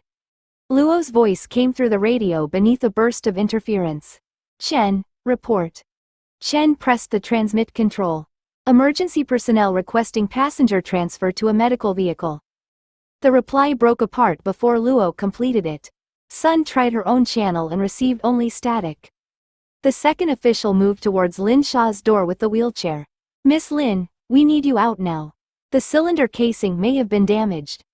Lin Xia looked at Sun rather than the man. "He knows my name." "They could have received the vehicle manifest," Sun said, her attention fixed on the officials outside. The first man raised his voice. "Your security director has authorized emergency extraction. We were given the protected passenger's identity and destination. University Clinic, secure entrance." Chen's hands remained on the wheel. "Authorization code." The official recited a sequence without hesitation. Chen entered it into the vehicle terminal. The screen displayed a recognized emergency routing header, followed by instructions to release the protected passenger to municipal response personnel and proceed separately to the clinic. Lin Xia felt the sedan become smaller around her. Every detail outside supported the same answer: uniforms, lights, identification, a recognized code and men who knew where she was meant to go. The gloved official reached for the rear handle. "We have less than a minute." Sun unlocked her seatbelt but kept Lin Xia's door secured. "Open the medical van first. She doesn't leave this vehicle until I inspect the transfer compartment." The man with the wallet stepped back and signaled his partner. The van's side door slid open, revealing a prepared stretcher, oxygen equipment and 2 additional uniformed attendants waiting inside. Neither attendant moved to receive a patient. One remained seated beside the stretcher with his hands free. The other watched Sun rather than Lin Xia, his attention fixed on the armed protector who would have to enter first. Sun opened her door and stepped into the lane. "Chen, keep the engine running." The man with the identity wallet gestured towards the van. "We don't have time for an inspection." "You requested custody of a protected passenger." Sun moved to the open side door without surrendering the space between Lin Xia and the officials. "You have time." She examined the stretcher restraints, oxygen kit and interior handles. Everything looked complete. The equipment carried municipal markings, the seals were current, and the attendants' badges matched the service named by the vehicle terminal. Lin Xia watched Sun's face remain unreadable until she reached the front partition. There was no radio handset mounted beside the attendant's seat. Sun looked back at the man with the wallet. "Which control center dispatched you?" He named the district emergency office immediately. "What was the incident reference?" He supplied another number. Sun pressed her own radio again. Static answered. She took the secure telephone from her jacket instead and held it out towards him. "Call your control center through this device and confirm transfer authority." The man's expression changed by less than a breath. "Our instructions came through the municipal network." "Then they'll confirm them. We're inside a hazardous exclusion zone." Sun lowered the telephone. Medical evacuation doesn't separate a protected principal from her assigned officer. Your transfer order names Lin Xia, her destination and her driver. It doesn't name me. The gloved official beside the rear door stopped touching the handle. Inside the sedan, Chen shifted the transmission into reverse. The first man stepped towards his window. The order authorizes immediate movement. It was written by someone who knew the vehicle manifest, Sun said. Not the protection protocol. The attendants inside the van moved together. One reached for the side door while the other rose from beside the stretcher. Sun caught the door edge before it could slide shut and drove it back along the rail with both hands. Chen, reverse now. The sedan surged backwards. The gloved man seized Sun's sleeve, trying to pull her against the van as it moved across the lane to block the retreat. Sun twisted free and struck him hard beneath the jaw. Through the rear glass, Lin Xia saw the bus at the junction begin moving forward instead of clearing them. The staged accident was no longer guiding traffic. It was closing the trap. The bus continued into the junction until its front corner blocked the service lane behind the sedan. Chen braked before striking it, leaving less than a meter between the vehicles. Ahead, the medical van turned across the narrow exit while the attendants spilled from its open door. Sun backed towards the sedan, keeping herself between Lin Xia and the men. Stay inside. The official she had struck recovered against the fence and reached beneath his reflective coat. The object he drew was compact, black and unmistakable. Gun, Sun shouted. Chen dropped below the window line as the first shot struck the sedan's windscreen. The laminated glass whitened around the impact but held. Lin Xia folded forward under Sun's earlier instruction, hands locked behind her head while the second round hit the bonnet with a hard metallic crack. The attackers abandoned every remaining sign of public authority. One attendant pulled a weapon from beneath the stretcher. Another opened the medical van's rear compartment and dragged out a short breaching tool. The man with the false identity wallet stepped behind the engine block and aimed at Sun. She fired first. His weapon dropped from his hand as he collapsed against the van's front wheel. Sun reached the sedan's rear door, opened it only far enough to force herself inside and slammed it behind her. A round struck the armored panel before the lock engaged. Are you hit? Chen asked. No. Sun checked Lin Xia with one hand while changing magazines with the other. Keep down. The radio cleared beneath the gunfire. Luo's voice broke through, sharp and controlled. We're behind the bus. 4 armed at the junction, more beside the van. Chen, vehicle status? Trapped front and rear. Glass holding. The breaching tool struck the driver's window. Once, then again. The glass flexed inward without breaking, but the third blow left a spreading white fracture across Chen's line of sight. Lin Xia pressed lower as Sun covered her with her body. The men outside no longer shouted about gas, evacuation or lawful orders. One moved towards the rear door with restraints clipped visibly to his belt while another fired past him at the support team trying to clear the bus. Luo's voice returned through the radio. They've committed. Response forces are inbound, but this position won't hold. Another impact shook the driver's window, and a dark opening appeared at its upper edge. The extraction had failed. The assault had begun. 30 seconds. The opening in Chen Rui's window widened beneath another strike. Fractured glass fell across his shoulder and the center console while the breaching tool withdrew for a fourth blow. Luo's voice came through the radio.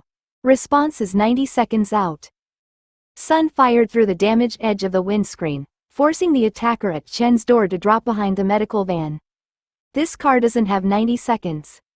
Chen kept one hand on the wheel and checked the mirrors through whitening glass. The bus sealed the lane behind them.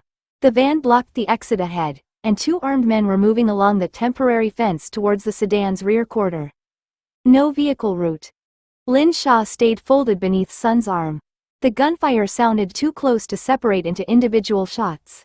Each impact traveled through the sedan's frame and into her hands where they pressed against the floor. Beyond the damaged window, a steel service door stood open in the maintenance building. It was less than 20 meters away, reached by a strip of bare pavement with no cover except 2 concrete planters beside the entrance.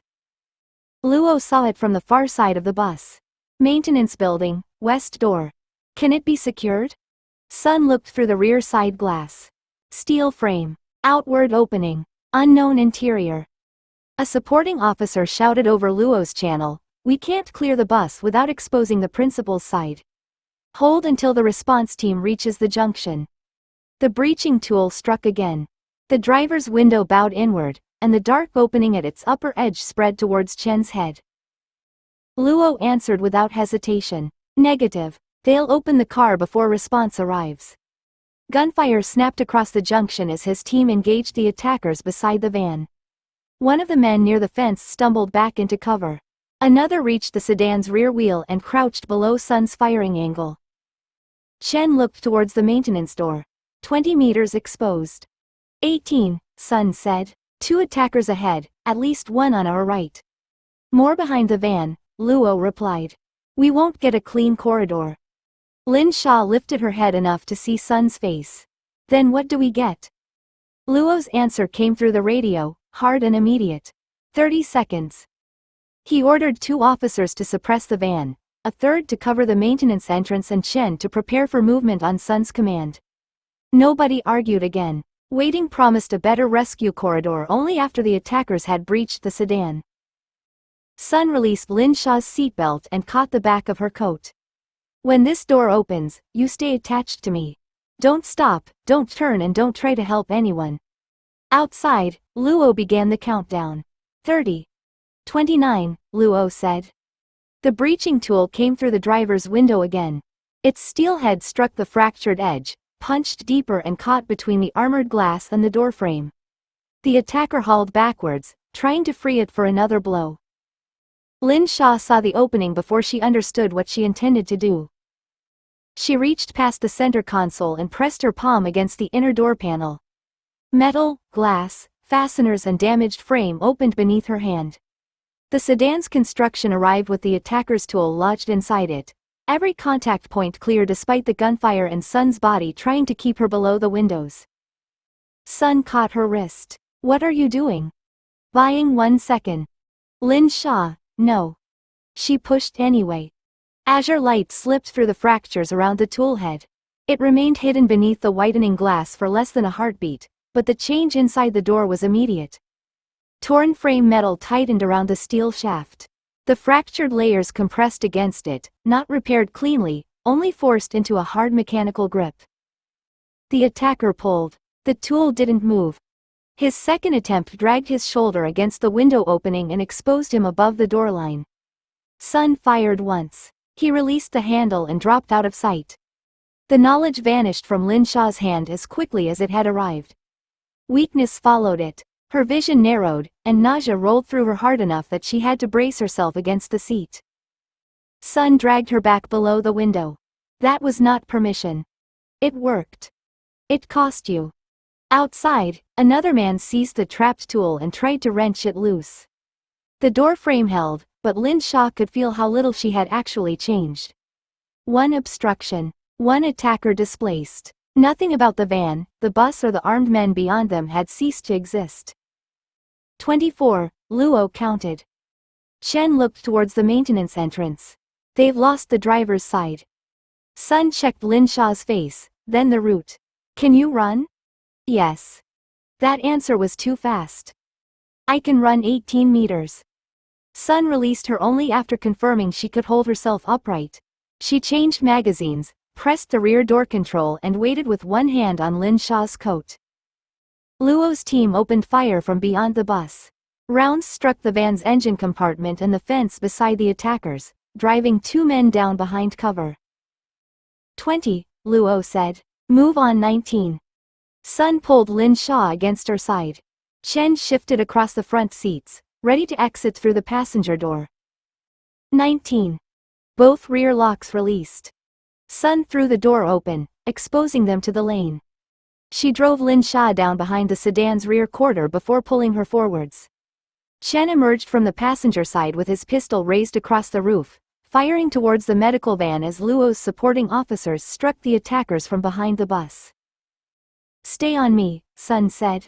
Move. Lin Xia ran because Sun's grip left no other choice. Her legs answered badly after the power use, weak enough that the first step nearly folded beneath her. Sun caught her around the waist without slowing and forced her towards the maintenance building. A burst of gunfire struck the sedan behind them. Another round chipped concrete from the wall ahead, throwing grit across Lin Xia's face. The open service door seemed impossibly far away despite the short strip of pavement between them.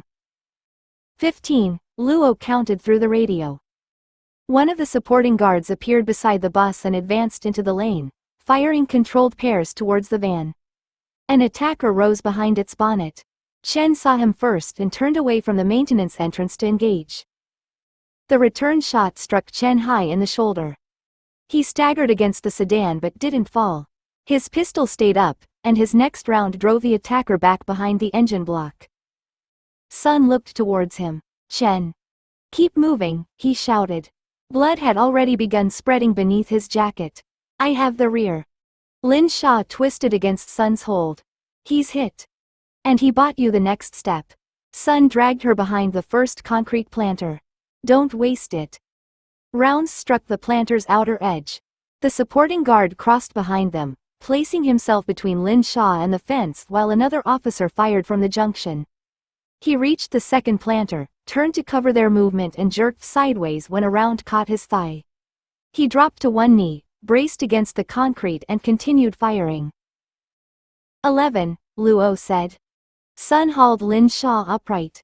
They crossed the remaining gap with the wounded guard covering their right side and Chen firing from beside the sedan despite the blood running down his arm. Lin Xia's vision narrowed again. Her feet found the pavement only because Sun kept directing each step through force. The maintenance doorway filled her sight. A supporting officer reached it first, checked the interior and shouted, "Entry clear." Corridor left. Interior door 10 meters. 8, Luo counted. Sun shoved Lin Xia across the threshold, then turned back towards Chen and the injured guard still exposed in the lane. Neither man had reached the building yet. Sun leaned into the doorway and fired twice towards the van, forcing the nearest attacker back behind its open side panel. Chen, move. Chen pushed away from the sedan.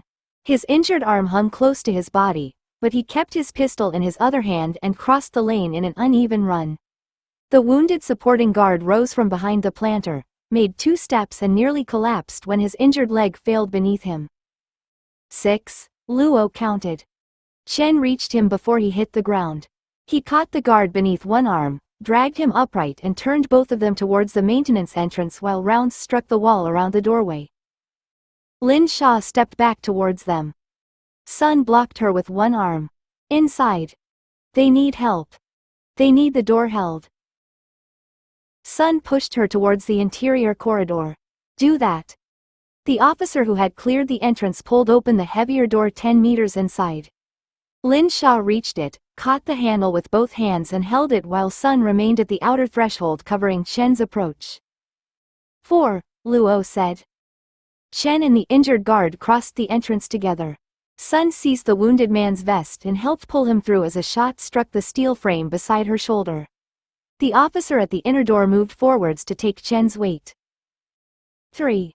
Sun fired once more, then retreated into the building. The supporting officer slammed the outer service door and dropped its mechanical bar into place. A burst of gunfire struck the steel from outside, loud enough to shake dust from the frame, but the door held. 2, Luo said. They moved through the interior doorway. Lin Xia kept it open until Chen and the wounded guard crossed. Then Sun caught the edge and pulled it shut behind them.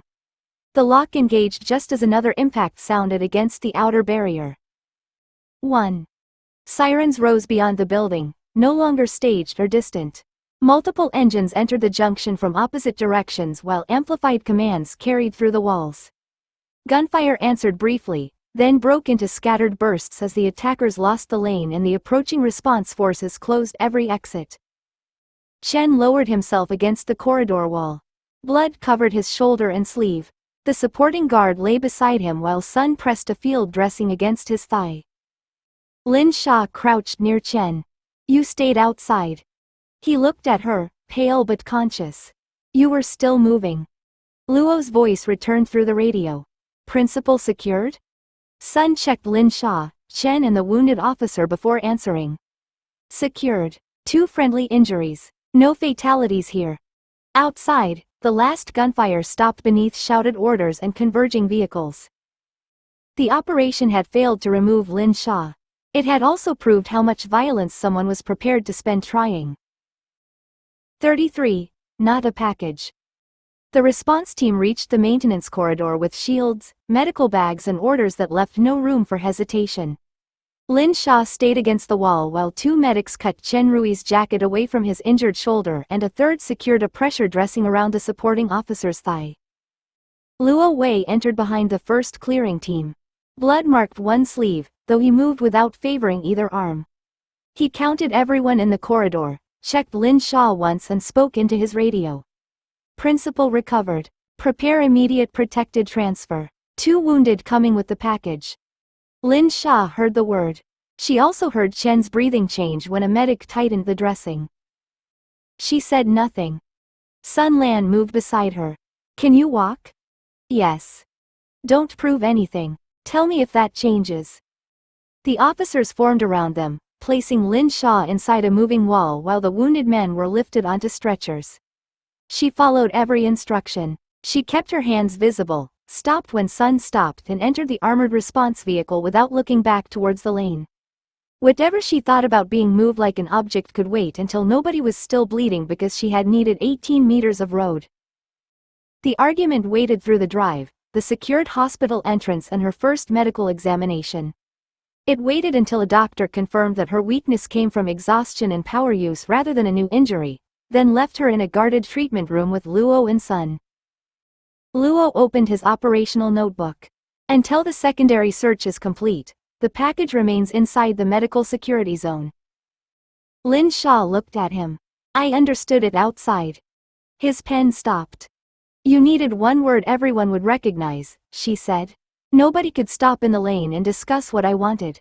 You had injured officers, an exposed route and seconds to move me. I understand why you treated me as the thing the formation had to carry. Sun watched her from beside the door. But the shooting has stopped. Lin Xia sat straighter despite the ache running through her body. I'm not asking you to apologize for saving me. I'm asking you to notice when the emergency language is no longer necessary. Luo closed the notebook halfway. What should the report say? My name would be a promising start. A tired breath escaped Sun that almost became laughter. Luo crossed out one line. Lin Xia remains inside the medical security zone. Thank you. A nurse entered before anything else could be said. She carried 2 sealed property bags, one containing Chen's blood-stained jacket and the other the wounded officer's cut uniform trousers. Which family do we contact first? She asked. Luo took the property bags without touching the bloodied fabric inside them. Both families are being contacted through the protection office. Neither should hear about this from a hospital switchboard. Chen's conscious, the nurse said. Officer Du is still being prepared for surgery. Their families will ask whether they can speak to them. Lin Xia stood before Luo could answer. The movement brought a wave of weakness through her legs, and Sun caught her elbow. You were told to rest, Sun said. I've rested for 9 minutes. That isn't how recovery works. Then I'll recover while walking. The nurse looked between them, decided the argument was someone else's medical problem and led Lin Xia down the secured corridor. Sun stayed beside her while Luo followed with the property bags. 2 armed officers guarded the treatment room ahead, but the door itself stood partly open. Chen lay beneath a hospital blanket with his injured shoulder immobilized and his face drained of its usual color. A telephone rested on the table beside him. He was staring at it when Lin Xia entered. Your family? She asked. Chen shifted his eyes towards her. Security called them. Have you? They were told I'm stable. That wasn't my question. Chen looked back at the telephone. My wife will hear my voice and know exactly how much I'm lying. Sun stopped beside the bed. She'll know more if you refuse to call. He gave her a tired look. Your support is moving. It usually is. Lin Xia picked up the telephone and placed it within reach of his uninjured hand.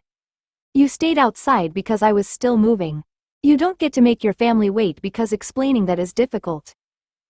Chen's fingers closed around the receiver, but he didn't lift it. Officer Du took the worse wound. Beyond the wall, equipment rolled past towards surgery. Lin Xia remembered the guard rising behind the planter after the bullet had torn through his thigh. She hadn't known his name then. He had still stood between her and the fence. "That doesn't make yours free," she said. Chen studied her for a moment before pressing the call control. When someone answered, his face changed more than it had beneath gunfire. "It's me," he said quietly. "I'm all right." "No, listen, I'm in hospital, but I'm all right." Lin Xia turned towards the window to give him what privacy the guarded room allowed. Outside the glass, Officer Du's stretcher passed towards the surgical doors while a nurse carried his cut uniform behind him. The attack had reached people who had never stood in the lane. Their families were receiving the cost now, one telephone call at a time.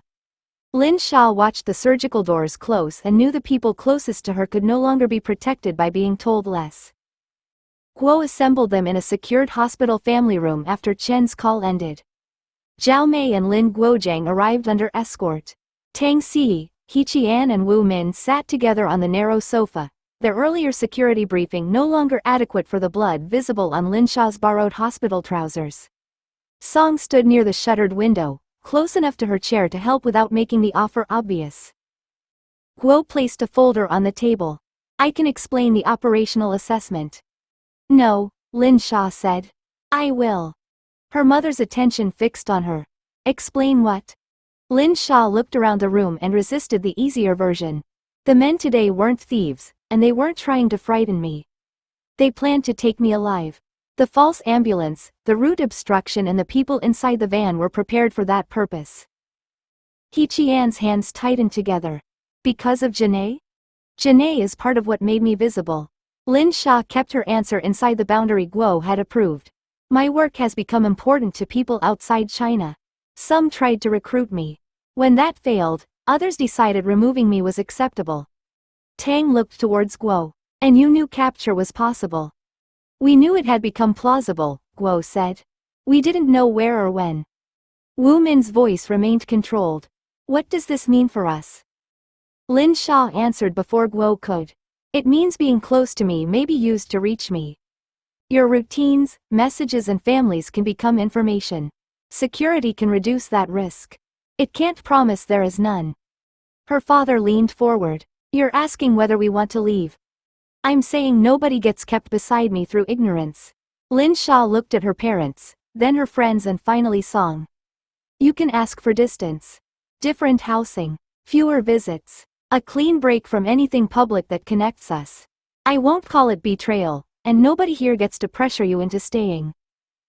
Song's expression tightened. "Are you offering that because it's what you think we should choose?"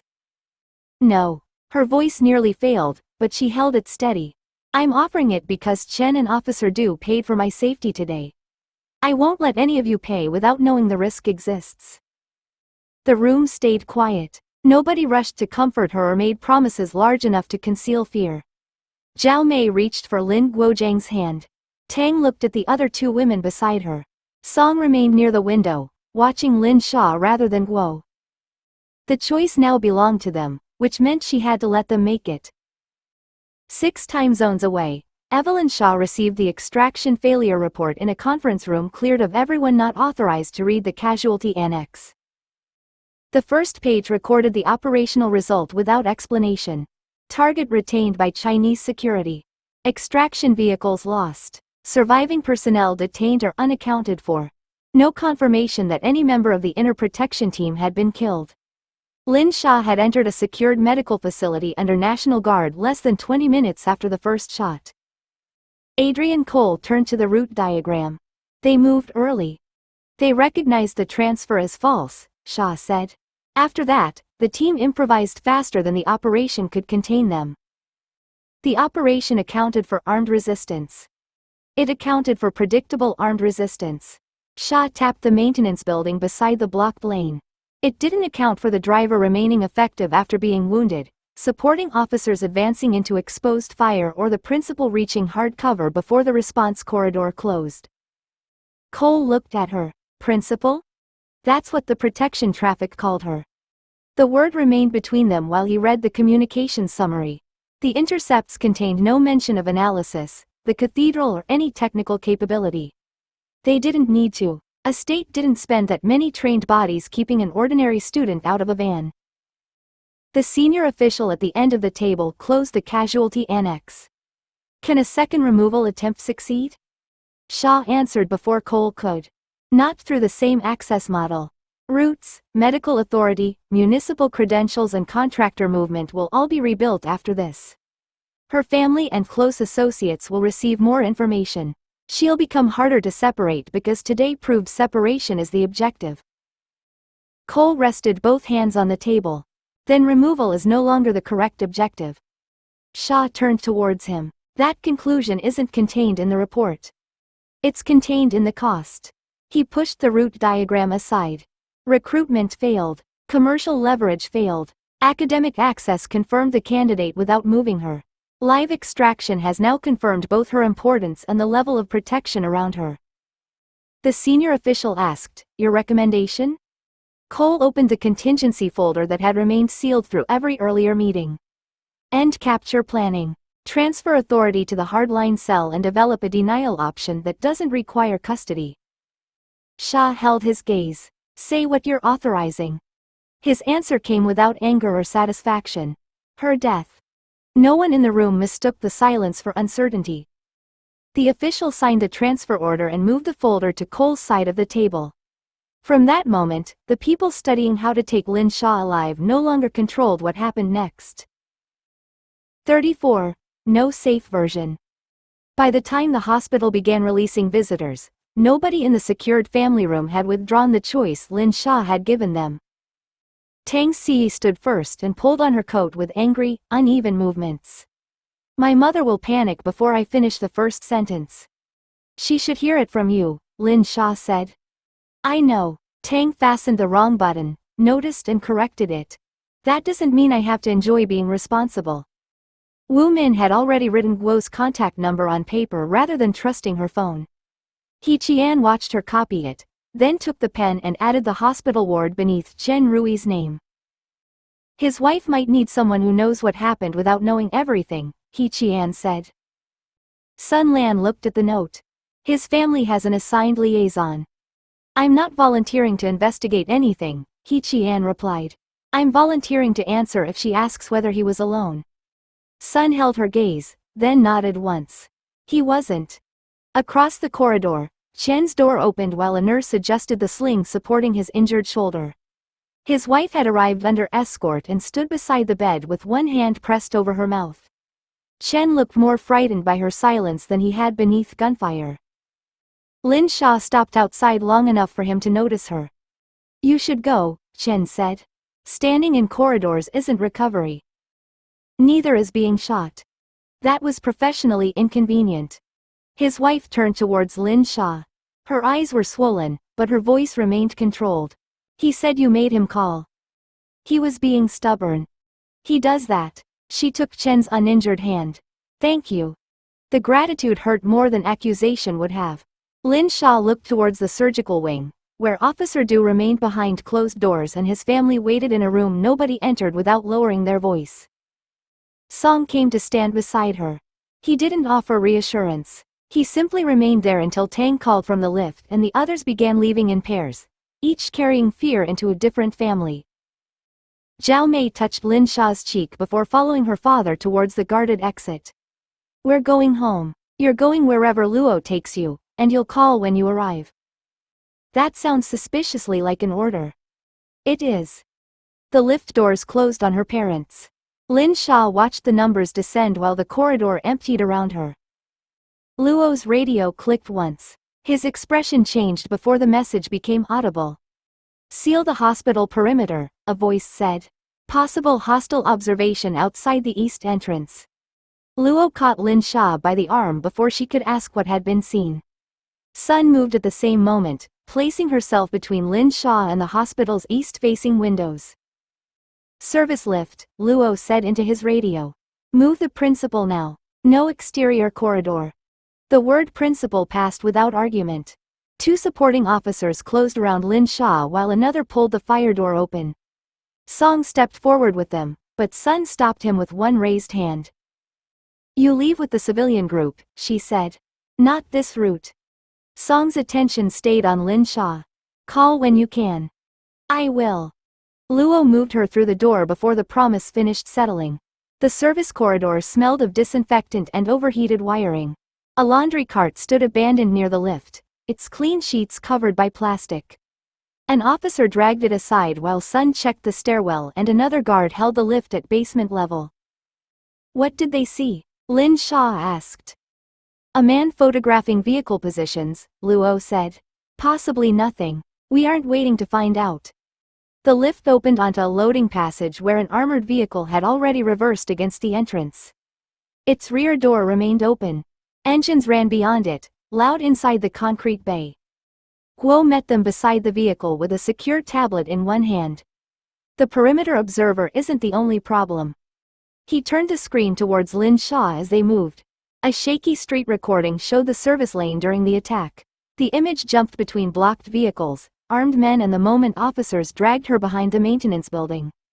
Her face appeared clearly for less than 2 seconds. That had been enough. Messages filled the side of the screen faster than she could read them. University group chats had matched her face to older photographs from Janae events and campus competitions. A public account had placed her name beside the cathedral, the Arrestor program and the Foreign Fellowship. Another claimed she was a weapons scientist. A third called the failed capture a staged government operation. That's nonsense, Lin Xia said. It's spreading faster than the platform removals, Guo replied. Copies are already outside the original networks. Sun guided Lin Xia into the vehicle. Luo climbed in behind her while the escort vehicles repositioned across the loading bay. My parents are on the road, Lin Xia said. Their convoy changed destination before the alert, Guo answered. Your friends and Song are being separated from public exits. The rear door began closing. Lin Xia looked at the frozen image of herself crouched beneath gunfire while strangers assigned her a life from fragments. Removing it won't put me back where I was, she said. No, Guo replied as the locks engaged. It won't. The convoy left the hospital through the underground service exit and joined a cleared road without slowing. Lin Xia sat between Luo and Sun while Guo watched the copied footage spread across the secure tablet. New captions appeared beneath the same blurred images every few seconds, each more certain than the last. She built the cathedral, Lin Xia read. She controls military research. She was being rescued from foreign agents. She was being arrested by foreign agents. She looked at Guo. Apparently I've had a very productive morning. We'll issue a correction through Janae and the university, he said. When? When the communications teams agree on wording that doesn't confirm classified relationships. That could take hours. It may take longer. Lin Xia held out her hand for the tablet. Guo didn't give it to her. No live access while we're moving, Luo said. The footage may be bait for contact or location confirmation. I'm not asking to post from my own account. Lin Xia looked back at Guo. Record me. Release it through Janae after you remove anything unsafe. Sun watched the road through the narrow armored window. What are you planning to say? The truth that's already public.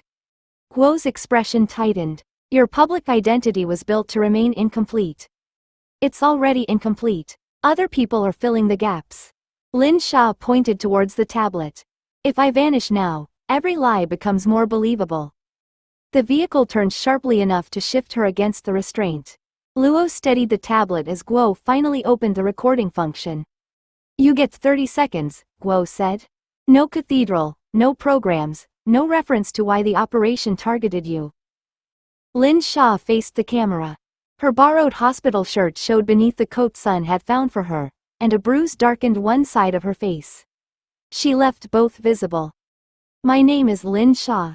I'm an undergraduate student and my family holds a public interest in Janae. The footage being shared today shows a real attack, but many of the claims attached to it are false. I'm not a military officer, I haven't been arrested, and I'm not leaving university. I'll continue my studies when my doctors and professors permit it. Please don't contact my classmates or family for information they don't have. Guo stopped the recording. You realize that confirms the face match. The shooting confirmed it. He replayed the statement once, then sent it into the protected communications channel. Within minutes, Janae's verified account posted the video without alteration. The convoy began descending towards the cathedral's outer transfer tunnel as Lin Xia's own words overtook the rumors. Ahead, the first security barrier remained closed. The convoy stopped 30 meters short of it. Red lamps burned above the sealed gate while two cathedral security vehicles crossed the tunnel behind them, closing the route back towards the city. Luo opened the rear door only after 4 armed officers had formed a corridor to the inspection room. Move. Lin Xia stepped down between him and Sun.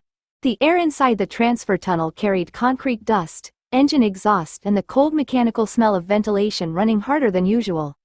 Nobody explained the delay while they crossed. Security had stopped discussing danger when danger was close enough to act upon. A cathedral officer waited inside the inspection room with 2 access terminals open. The barrier rejected a supply credential 11 minutes ago. Guo looked towards the gate camera. Rejected credentials don't stop protected transfers. This one queried the transfer schedule before failing. The officer turned the first screen towards them. The credential belonged to an approved maintenance supplier with current clearance for cooling system components. Its access history showed routine deliveries, verified drivers and no previous violations. Lin Xia looked at the final entry. What did it ask for? Temporary route occupancy, gate availability and the expected closure window for a protected convoy. Sun's attention sharpened. Those fields shouldn't be visible to a supplier. They aren't. The officer opened the audit trail. The request used an emergency logistics function reserved for internal scheduling. Guo leaned closer. When? The time appeared beside the query. Lin Xia read it twice. That was before we left the hospital. 6 minutes before the perimeter alert, Luo said. The room tightened around the fact.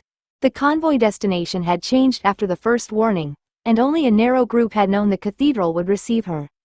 Yet a legitimate supply credential had searched for the exact window required to open the route. Guo pointed to the supplier record. Freeze the credential. Find every device that used it and every order attached to the account. The officer shook his head. We already tried. The account authenticated through a cathedral maintenance terminal. Which terminal? The second screen displayed a service node inside the secure complex, beyond the outer transfer point. Sun stepped between Lin Xia and the door leading deeper underground. Then the query came from inside. A radio call broke across the room. One of the barrier teams had found the credential's physical access card inside an unopened delivery envelope scheduled for tomorrow morning. Luo looked towards the sealed gate. They didn't steal their way in tonight. No, Guo said. They prepared this before the capture failed. The barrier locks released one at a time, admitting them into a cathedral that could no longer be assumed empty of the people waiting to kill her. 35. The first breach. The inner barrier closed behind the convoy before the last vehicle had cleared it. Warning lamps changed from red to white along the tunnel, but nobody treated the color as reassurance. Sun Lan kept Lin Xia between herself and the wall while cathedral officers sealed the door leading from the inspection room into the affected maintenance sector. Supply Corridor 3 is locked at both ends, the officer at the terminal reported. No personnel movement since the query. Guo looked at the access map. Locked the adjoining plant rooms as well. Nobody opens anything because a screen says the person outside belongs there. The officer relayed the order. On the second terminal, the maintenance credential remained active but frozen, attached to a contractor Lin Xia recognized from earlier cathedral reports. Haicheng Thermal Systems supplied valves, cooling components and inspection services. Its crews had passed security checks for months without incident. Luo read the company name over Guo's shoulder. Where's the registered cardholder? Home, the officer said. Local police reached him 4 minutes ago. He says his access card is in the sealed delivery packet we recovered. That part is true, Sun said. We have the card. Guo opened the contractor's record. Then compare the credential file against the original approval package. Not the cathedral copy. Get it from the issuing authority. A second officer moved to another terminal and established a secure link. The first discrepancy appeared in the driver photograph. It looked identical until the images were placed together and magnified. The cathedral version carried compression marks around the face and badge number, evidence of a copied image saved into a new file rather than transferred through the approved system. They didn't invent an employee, Lin Xia said. They copied one. The officer opened the maintenance history. Every listed visit matched a real work order.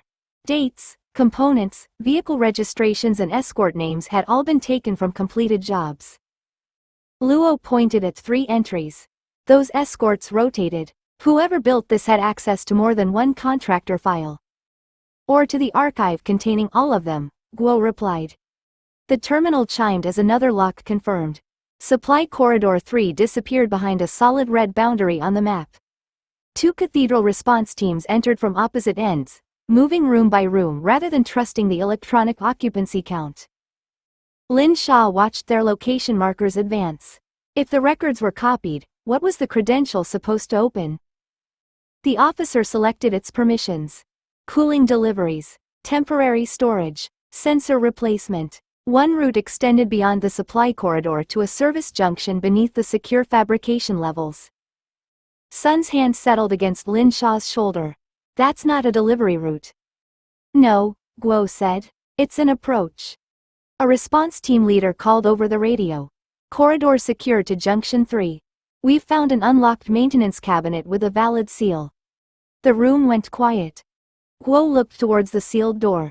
Don't open it. Hold the corridor and bring the inspection team forward. Behind Lin Xia, a secure university tablet began ringing with Professor Shen's scheduled class call.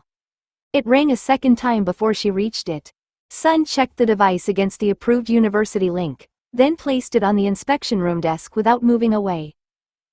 Professor Shen appeared on screen beside a lecture display filled with fracture diagrams. You're late. Lin Xia looked towards the sealed service door, where armed officers were waiting for an inspection team to reach the corridor. Someone may have broken into the cathedral. That explains your location. It doesn't improve your attendance. Guo glanced at the tablet. Professor Shen, this may not be the best time.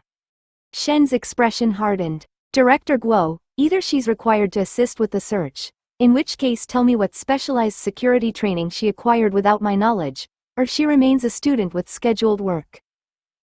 Lin Xia sat because standing beside guards while other people searched for an intruder had begun to feel too much like waiting to be moved. Sun adjusted the tablet so the camera showed Lin Xia without revealing the terminals behind her. Shen changed the display. We were discussing fatigue cracks before you decided national infrastructure needed an audience. Look at the upper specimen. Why did the inspection interval fail to catch the damage? The cathedral radio interrupted before she answered. Inspection team entering supply corridor 3. Cabinet remains sealed. Lin Xia's attention shifted towards Luo's handset. Shen tapped the diagram with his pen. The officers can hear their radio without your help. She forced her eyes back to the screen. The crack had grown from a machined edge beneath repeated loading, visible in the final image but easy to miss earlier. The interval was based on average propagation, she said. The edge condition shortened the early stage, so the inspection schedule assumed time the component never had. And what should have changed? The trigger for inspection. It should have followed measured damage conditions, not only elapsed cycles. Shen nodded once. Good. Write the distinction down. A warning tone sounded from the corridor terminal. Sun touched Lin Xia's shoulder but didn't move her. Guo crossed behind the tablet to read the incoming status while Luo answered a clipped call from the response team. Lin Xia opened her notebook. Her handwriting looked absurdly ordinary beneath the emergency lights.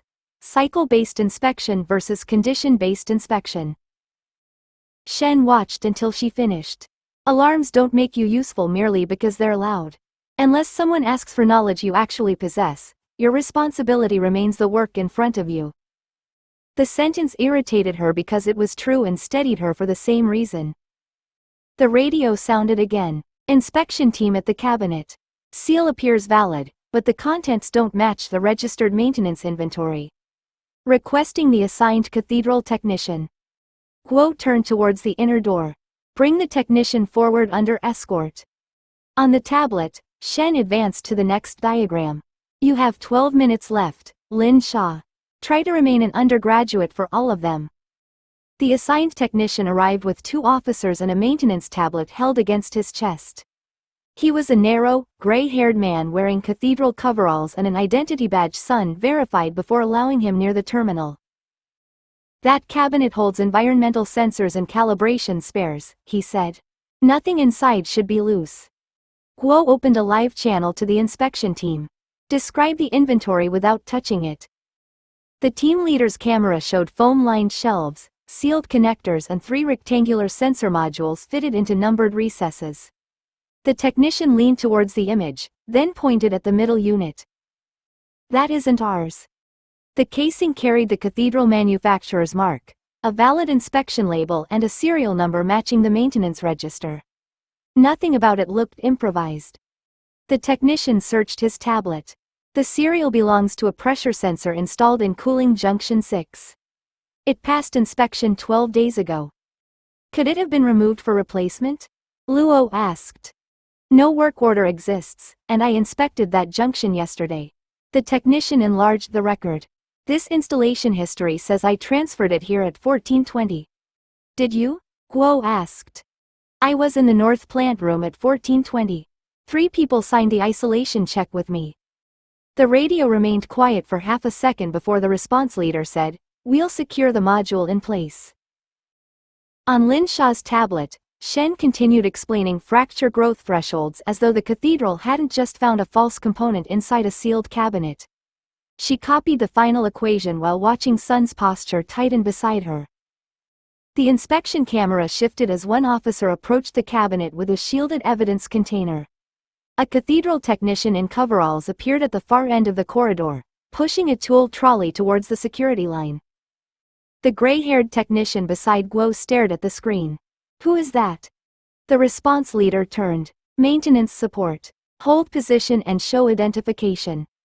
The man stopped with both hands on the trolley handle. His badge faced forward. His coveralls carried the correct department stripe.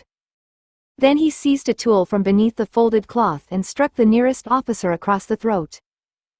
The camera jolted sideways. Someone shouted. The disguised man drove the trolley into the second officer, vaulted the fallen barrier and ran through an open service door before the response team could close around him. Armed intruder moving east from corridor 3, the leader called. Service level access. Lock ahead. Luo was already at the inner door. Sun pulled Lin Xia away from the terminal while Guo ordered every service junction sealed by physical teams rather than remote commands.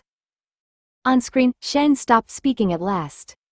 A distant gunshot cracked through the service levels, followed by the alarm announcing that one of the locked doors had opened. Luo opened the inner door only far enough to receive the response team's route updates. The disguised intruder had crossed 2 service junctions before disappearing from camera coverage, leaving a dropped badge, a cut access panel and a maintenance bag wedged beneath a fire door to prevent it locking. Bag first, Guo ordered. Nobody follows an object through a doorway without checking what it was meant to make them do.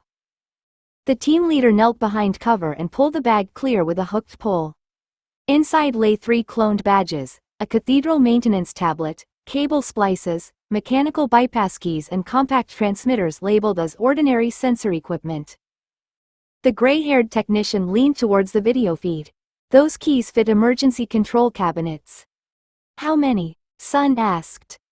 Too many. Lin Xia's class remained open on the tablet behind her, but Shen had stopped advancing the lecture.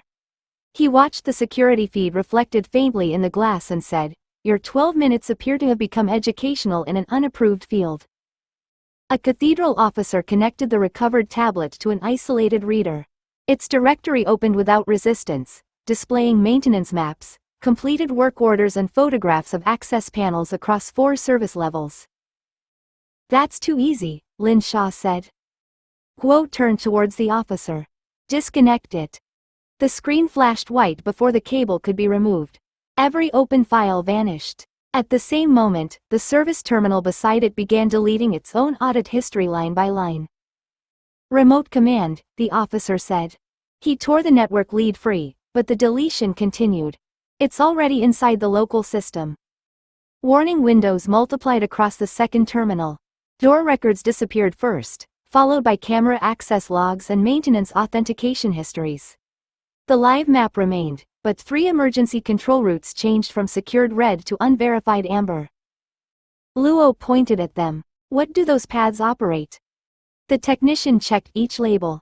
Smoke extraction, pressure isolation and emergency cooling transfer. Can they open equipment directly? Guo asked. Not under normal authority. Nothing about this is normal authority. A response team recovered a transmitter from behind the cut access panel. Another was found inside the false sensor module, wired into the cabinet's legitimate power and data connections. The intruders hadn't entered merely to observe the cathedral. They had installed ways to issue trusted commands through systems designed to respond before people could question them. Sun moved Lin Xia away from the terminals as physical teams were dispatched to every exposed control path. The search routes compromised. We're relocating. On screen, Shen closed the lecture file. Submit your notes before midnight. Lin Xia stood and gathered her notebook while alarms spread through the service levels. You're still grading this? Surviving an emergency doesn't improve weak work. The local logs went dark completely. Across the map, the 3 emergency control paths remained open, waiting for commands whose sender no longer needed to stay hidden. 36. False credentials. The local logs went dark, but the cathedral's radios remained alive. Guo ordered the response teams through the breached service route while Luo took the lead channel and demanded spoken confirmation at every junction.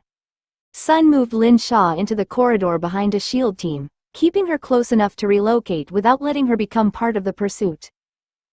East Service Stair reports the intruder entering Pressure Control 4, Luo said.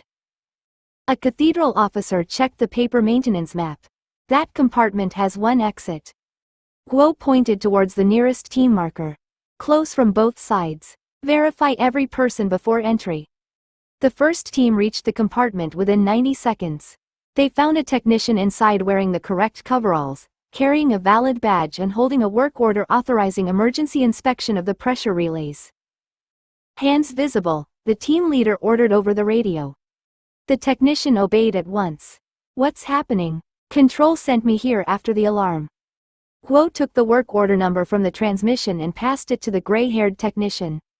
The number was genuine. The task wasn't. That order closed yesterday, the technician said. The inspection was completed. The man inside the compartment gave his supervisor's name, shift assignment and tool inventory without hesitation. All of them matched personnel records recovered from an independent terminal. He's clean, Guo said. Remove him under escort. Search the compartment anyway. They found nothing except opened relay covers and tools the technician had been instructed to use.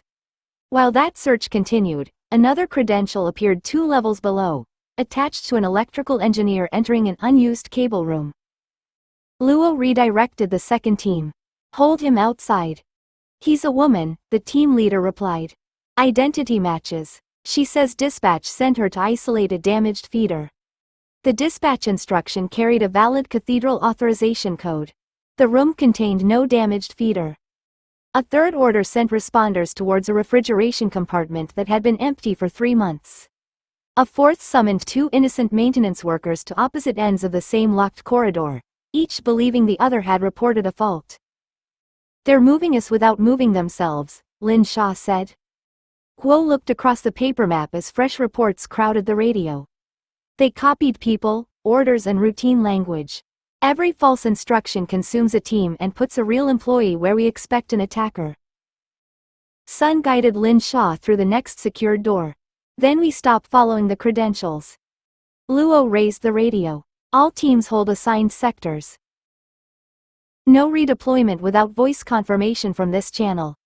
A cathedral officer opened the secondary controls room ahead of them, then stopped. Director, this room isn't empty.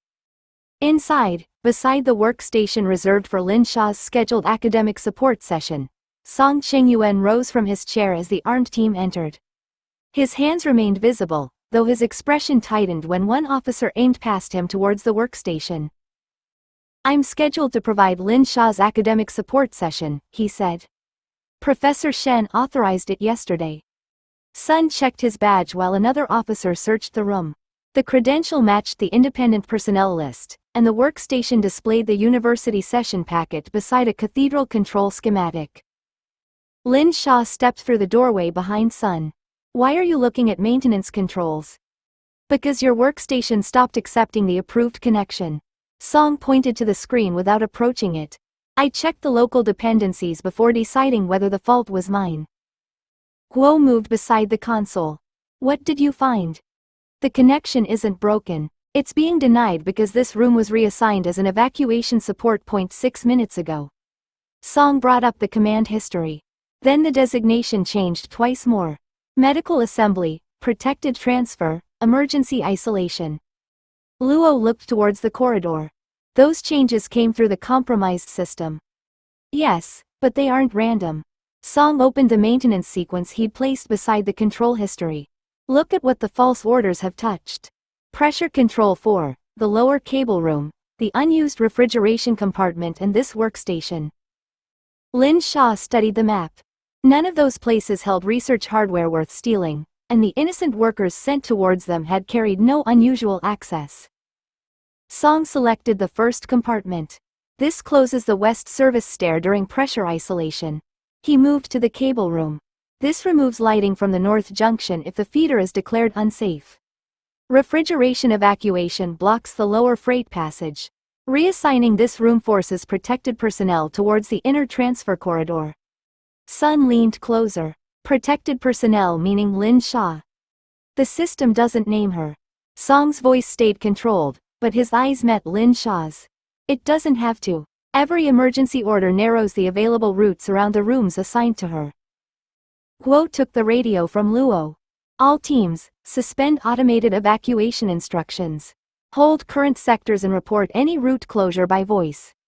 Sun turned Lin Xia away from the workstation and checked both corridor directions. Which path stays open after all 4 changes? Song traced the remaining connections with one finger but didn't issue a command. The south transfer route. It passes cooling junction 6, then enters the fabrication service level. That's where the false sensor came from, Lin Xia said. Song nodded. They haven't been protecting equipment or hiding their entry. They've been building the route you'll be told to use when something goes wrong. Guo looked at the map, then ordered every affected control change printed and carried to the response teams. Across the screen, the surviving evacuation path remained green, waiting for an emergency that had been prepared in advance. Guo ordered the route printed at 3 scales and spread the pages across the workstation. The green line ran from their current sector through cooling junction 6, descended by the south transfer stair and entered the fabrication service level through a pressure door controlled by the compromised network. That route can't remain available, he said. Close it physically and reopen 2 alternatives. The cathedral officer beside him checked the paper directory. The west stair is isolated by the false pressure order. The north junction has no lighting, and the freight passage is marked for refrigeration evacuation. Those are system conditions, Luo said. Send people to verify the actual conditions. 2 response teams broke from their sectors under voice-confirmed instructions. One moved to release the west stair's mechanical isolation while another carried portable lights towards the north junction. Guo assigned a 3rd team to cooling junction 6 with orders to prevent anyone entering from either side, regardless of badge or work order. Sun stayed beside Lin Xia as the room emptied around them. We're not using any route the system recommends. Lin Xia looked at the printed map. They'll know when you change it. They'll know when the doors stop behaving as expected, Sun replied. That's better than arriving where they expect us. Song remained at the workstation, comparing the paper orders against live status without touching the command controls. The south route is still being protected, he said. Every attempted closure receives an automatic emergency override. Guo leaned over the display. Can you identify the trigger? Not without trusting the same logs they've already altered. Song pointed to the sequence. But the override activates whenever another evacuation path becomes usable. They built the system to preserve this corridor as the preferred answer. The West team reported reaching the manual isolation wheel. 2 officers turned it together while a cathedral technician confirmed the pressure reading locally. The stair changed from unavailable amber to unverified white on Song's screen. At once, the south transfer door began closing. "They're closing the trap behind the route," Luo said. Guo raised the radio. "Cooling junction team, move now. Secure both pressure doors before they lock." Boots struck metal over the open channel. The team reached the first door as it descended and forced a mechanical brace beneath the lower edge. At the opposite end, another officer opened the emergency cabinet and began disconnecting the powered actuator under the technician's spoken direction. The north junction lights returned from a portable supply. The freight passage was confirmed empty and cold but safe. 3 routes now existed where the compromised system had allowed only one. Song watched the green line disappear from the evacuation display. "They've lost control of where she'll be moved." A warning symbol appeared over Cooling Junction 6. Luo reached for the radio before the accompanying message could load. "All teams hold. They've seen the change." The warning message never finished loading. Every external status line on Song's screen turned gray at once, followed by the secure university connection and the cathedral's links to the perimeter command post. Luo pressed his radio key. "Control, confirm receipt." Only static answered. Guo tried the independent handset at his belt. Its signal indicator remained lit, but the call failed before leaving the cathedral network. "External communications are down. Internal radios?" The cooling junction team answered through heavy interference. "Local channel active. Pressure doors secured manually. We've lost contact with perimeter control." Song moved through the workstation menus without issuing commands. "They've cut the external gateways, not the whole internal network. Cathedral systems are still talking to one another." "That isn't reassuring," Lin Xia said. "No." Song watched new traffic appear across the local map. "It means the commands can continue moving inside while nobody outside sees them." Guo ordered runners dispatched to the perimeter and assigned officers to carry printed instructions between sectors. Sun positioned Lin Xia between herself and the interior wall while Luo checked the 2 newly opened routes by direct radio confirmation. The lights above them flickered. Once. Then again.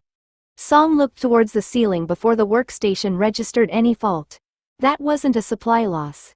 The room changed feeds. The cathedral officer checked the local panel. Primary power remains available. A low mechanical thump traveled through the floor. Somewhere beyond the secondary controls room, a bank of ventilation fans slowed out of sequence.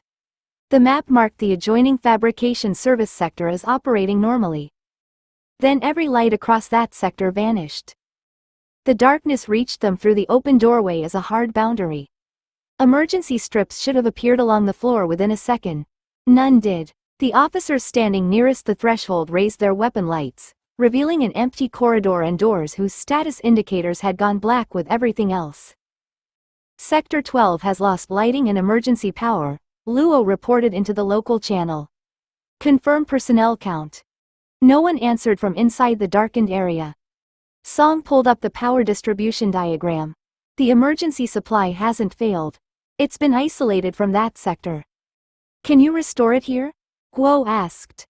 "Not without sending another trusted command through the compromised controls." Sun took Lin Xia by the arm and moved her away from the doorway. "Then we don't restore it from here." The workstation alarm sounded a second time. This warning came from inside the cathedral rather than the dead external link. Additional sector boundaries changed from green to amber, but the evacuation map remained blank, unable to recommend any route at all. Luo's radio cracked with a broken transmission from Cooling Junction 6. "Movement in the dark sector. Identification unknown." Guo lifted the printed maps. "The attack has started. Nobody waits for the system to explain it." Behind him, the secondary controls room went dark. 37, lights out. Darkness swallowed the secondary controls room before anyone could move. Weapon lights snapped on across the space, their beams cutting over faces, printed maps and the dead workstation. Sun's hand tightened on Lin Xia's arm and pulled her against the interior wall while Luo reached the doorway and stopped short of entering the unlit corridor. "Hold positions," Guo ordered. "Count everyone." Song answered from beside the workstation. 2 cathedral officers confirmed themselves, followed by the 4 members of the SHIELD team. A voice from the rear doorway added, "Professor Shen and 3 laboratory staff are in the preparation room." Shen's voice followed with familiar irritation. We were told this was the safer side of the building. It was, Luo said. Emergency lighting should have restored within seconds. Instead, a red beacon began flashing above the far door without illuminating the floor. A mechanical alarm sounded somewhere beyond the room. Another answered from the opposite direction with a different pattern. The cathedral officer nearest the local panel opened its cover and checked the indicators by torchlight. Fire detection reports smoke in Sector 11. Suppression control says the sector is empty. A third alarm joined the others. Song looked towards the dead workstation. Pressure evacuation in 12. Fire isolation in 11. Those commands close the shared passage from both ends. Guo raised his radio. Sector 11, confirm smoke locally. Static broke around a fragment of speech. No visible fire. Doors are closing. A heavy impact sounded through the wall as a fire barrier dropped somewhere nearby. Almost at once, air began moving beneath the secondary room door, flowing inward hard enough to drag loose printouts across the floor. That's wrong, Lin Xia said. A fire sector should be drawing air away from us. Song crouched to catch the nearest page before it vanished beneath a cabinet. Pressure control is treating this room as a protected refuge. Fire control is treating the adjoining corridor as contaminated. The cathedral officer stared at his panel. Both commands are valid. Neither condition is, Guo said. Disregard all automated instructions. The door behind Shen's preparation room locked with a solid metallic clunk. One of his staff tried the release and received a sharp denial tone. Luo's radio came alive with overlapping reports.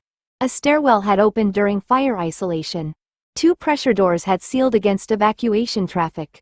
The internal telephone exchange was sending calls to compartments that had already lost power. Sun moved Lin Xia towards the rear passage. We leave manually. Before they reached it, the red beacon changed to green and a recorded voice calmly instructed all personnel to evacuate through the darkened fabrication sector.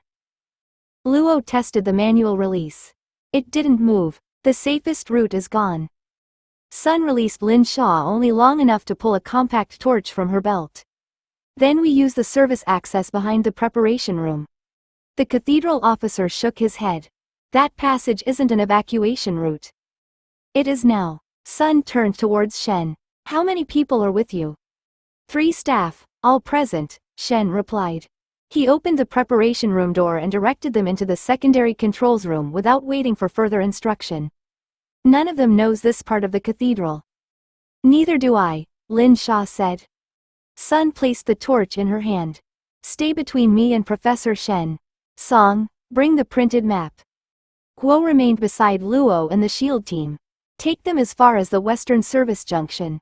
We'll hold this room and reopen the main passage. The manual panel beside the preparation room contained a recessed handle beneath a warning plate. The cathedral officer removed the cover with a key, pulled the release and forced the narrow door inward. Darkness waited beyond it, close and complete. Pipes crossed the low ceiling, leaving barely enough clearance for Shen to pass without ducking. Sun entered first. Lin Xia followed with the torch held low, its beam catching painted direction numbers, cable trays and dust disturbed by recent boots. Song came behind her with the maps folded beneath one arm, followed by Shen and the 3 staff members. The door closed behind them before the last person had taken 5 steps. One of the staff turned sharply. Was that meant to lock? Song tried the internal handle. It moved without releasing anything. No. A recorded fire warning began above them, distorted by the confined passage. It ordered personnel towards the eastern refuge point, then repeated the same instruction with the sector number changed. The east refuge is on the other side of the dark sector, Lin Xia said. Shen looked back towards the sealed door. So we've lost the safe route and received directions towards the unsafe one. Efficient. Sun raised her radio. Luo, service passage door has locked behind us. We're continuing west. Static swallowed most of the reply, but 3 words came through clearly. Do not return. Sun moved faster. The passage narrowed around a descending pipe run before dividing at an unmarked junction. Song opened the paper map beneath Lin Xia's torch. The left branch reaches the western stair, he said. The right reconnects with Sector 12. A fire shutter dropped across the left branch before they reached it, striking the floor hard enough to shake dust from the ceiling. Sun turned them towards the only remaining passage. Keep moving. Ahead, another alarm began counting down to automatic isolation of the corridor they had just entered. The countdown reached 12 before the first gunshots sounded. They came from beyond the fire shutter behind them, 3 controlled reports followed by a burst of automatic fire farther away. The staff members stopped as one. Sun turned, pushed Lin Xia behind the nearest pipe support and raised her weapon towards the passage they had just left. That isn't equipment failing, Song said. Sun keyed her radio. Luo, shots near Western Service Access. We're in the right-hand passage approaching Sector 12. The reply broke through in fragments beneath shouting and interference. Attackers opened maintenance doors. 2 responders down. Don't enter 12. The countdown reached 8. Shen drew the nearest staff member against the wall and motioned the others behind him. We've already been denied every other option. They're making this one compulsory, Lin Xia said. A door ahead opened without warning. White light spilled across the passage, revealing a cathedral maintenance corridor and an armed man crouched beside the release panel. He wore the same gray coveralls as the innocent technicians they detained earlier, but the pistol in his hands removed any remaining ambiguity. Sun fired first. The man dropped behind the frame and returned 2 shots into the service passage. One struck a pipe bracket above Lin Xia, scattering paint and metal fragments. Sun moved forward while firing, using the narrowing wall as cover until the attacker withdrew into the lit corridor. Back, she ordered. Everyone stay behind the bend. The isolation alarm stopped. The passage door behind them remained sealed, but the open door ahead held, inviting them into Sector 12. Song unfolded the map against the wall. That corridor connects directly to Cooling Junction 6. The route they built for us, Lin Xia said. Sun pressed the radio key again. Luo, confirmed armed contact. They're holding the Sector 12 entrance and leaving the kill route open. This time Luo answered clearly enough for every person in the passage to hear him. Understood. We've located the human attack. Hold where you are. Gunfire cracked across his channel. Someone shouted for a shield. Luo's voice returned, harder and closer to breathlessness. North team, breach the western shutter manually. Cooling team, turn back and open the maintenance crosslink from your side. Sun checked the magazine in her weapon. How long? 2 minutes. We may not have 2. A heavy strike sounded ahead as the attacker began forcing the open door wider. At the same moment, metal groaned behind them. The western fire shutter lifted 10 centimeters, stopped, then rose again under manual force. Luo's voice came through the radio. Exit opening. Move when Sun tells you. Before she could answer, every ventilation fan beyond the lit doorway accelerated together. The pressure change struck the passage at once. Air tore towards Sector 12, pulling dust, loose paper and the edge of Song's map towards the open door. Sun caught Lin Xia's shoulder before the flow dragged her off balance and forced the group against the inner wall. That isn't ventilation, Song said, fighting to fold the map one-handed. They're evacuating air from the sector. A cathedral technician's voice broke through Sun's radio beneath the rising mechanical roar. Cooling Junction 6 reports main return pressure climbing. Isolation valves aren't responding. Shen looked towards the open doorway. What happens if it keeps climbing? Something ruptures, Song replied. The question is what they've arranged to rupture first. The fire shutter behind them rose another 20 centimeters. An officer's gloved arm appeared beneath it, reaching into the passage. Sun pushed the first staff member towards the opening while keeping her weapon trained on the lit corridor. Crawl through. Don't stop on the other side. The nearest laboratory worker dropped to his knees. Before he reached the shutter, a deep metallic strike traveled through the floor. The lights beyond the open door flickered, and white vapor burst across the far end of the corridor. The cathedral technician returned over the radio. Secondary cooling line has opened into the service sector. 2 maintenance crews are trapped between Junction 6 and the fabrication bay. Pressure doors sealed on both sides. Luo answered from somewhere beyond the shutter. Can they isolate locally? Manual station is inside the affected corridor.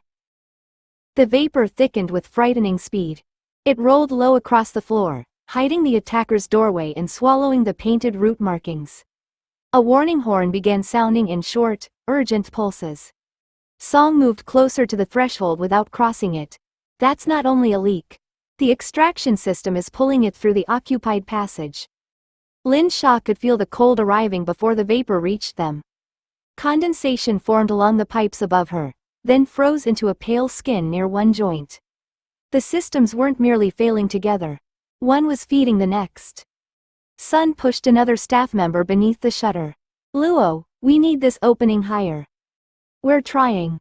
The shutter lifted 5 more centimeters, then slammed down to its previous position as the motor fought the officers holding it. A voice came through the local channel, thin with interference and controlled fear. We have 6 people inside the fabrication access. 1 is injured. The inner door won't release. The technician answered, return pressure is still rising. Conventional shutdown isn't reaching the valves. Lin Xia looked through the advancing vapor towards the trapped workers she couldn't see. Security had found an exit, but the cathedral's own systems were becoming lethal faster than anyone could clear them. Then the cooling line pressure alarm changed from warning pulses to a continuous tone. 38. The first thing that cannot wait. The continuous alarm flattened every other sound into urgency. Lin Xia looked past the vapor spilling through the open doorway and forced herself to separate what would happen first from everything else already going wrong. Pressure reading, she said. Not the warning state. Give me the actual numbers. Song held the map beneath one arm and reached for Sun's radio. Cooling control, report junction 6 return pressure and rate of rise. The technician answered through interference. 11.8 megapascals, rising approximately 4/10 every 10 seconds. Relief path indicates open, but downstream flow is 0. Shen's attention shifted from the trapped workers channel to Lin Xia. What happens if it continues? The system thinks it has somewhere to discharge, she said. It doesn't. Another metallic impact traveled through the floor, stronger than the last. Frost spread along the pipe above them, whitening the joint before creeping towards the next support. The vapor at the doorway thickened until the corridor beyond became a blank wall. Sun pushed the third laboratory worker beneath the partly raised shutter. Luo, we still have Shen, Song and Lin Xia on this side. The opening isn't holding. We're bringing a mechanical jack, Luo replied. Gunfire sounded behind his voice, followed by an order Lin Xia couldn't distinguish. 30 seconds. The trapped crew transmitted again. Pressure door is deforming at the lower hinge. We can't reach the manual station. Visibility is gone. Lin Xia crouched near the threshold without crossing it. Cold struck her face and hands. Beneath the alarm, a rapid series of sharp knocks traveled through the pipework, each one closer than the last. Water hammer, Song said. No. Lin Xia watched the frost line jump across another coupling. The return is flashing inside the pipe. Liquid is entering the low pressure section, becoming vapor, then collapsing when the pressure rises again. Shen moved beside her. Which failure kills them first? She looked at the map in Song's hands. Junction 6 fed the service sector, the fabrication access and the corridor holding the trapped crews. If the blocked return ruptured, the release would strike every sealed compartment connected to it. The extraction fans were already drawing vapor through occupied space. The return manifold, she said. It's carrying pressure the downstream section was never built to contain. When it opens, the blast reaches the trapped workers first, then this passage. The cold and vapor won't give anyone time to reach us. The technician's voice returned. 12.6. Rise accelerating. Sun looked towards the shutter, then back at Lin Xia. Can security clear the zone before rupture? Lin Xia counted the shortening interval between impacts. No, she said. This is the first thing that cannot wait. Shen didn't let the decision stand untested. What do you know, and what are you assuming because the alarm is frightening? Lin Xia looked from the frozen pipe to Song's map. The question irritated her because it was necessary. I know the return manifold is above its rated pressure. I know the relief path shows open without recorded flow. I know the extraction fans are pulling released coolant through occupied compartments. You believe the manifold will rupture first, Shen said. Yes. Evidence? The pressure rise, the flashing inside the line and the impacts moving towards this junction. Lin Xia pointed towards the hidden corridor. But I don't know where the blockage begins, whether the indicated relief valve is actually open, or which section has been weakened enough to fail first. Song raised the radio. Cooling control, send every surviving reading for junction 6. Valve command, local position feedback, temperatures before and after the manifold, and extraction flow. Data arrived in broken fragments. Song repeated each value aloud while marking the paper map with a pen. The commanded relief valve was open. Its position sensor agreed. Temperature fell sharply beyond it, but pressure remained almost unchanged on both sides. Lin Xia stared at the figures. The wire case returned first, not as an answer but as a warning. A recorded process could be correct while the material experienced something different. The turbine followed it, heat and flow refusing to behave as separate problems merely because separate instruments measured them. Coursework supplied the language her certainty lacked. The valve isn't the blockage, she said. The instruments only prove its actuator moved. Shen crouched beside her. Continue. If flow stopped downstream, pressure should be lower after the valve until the trapped volume equalized.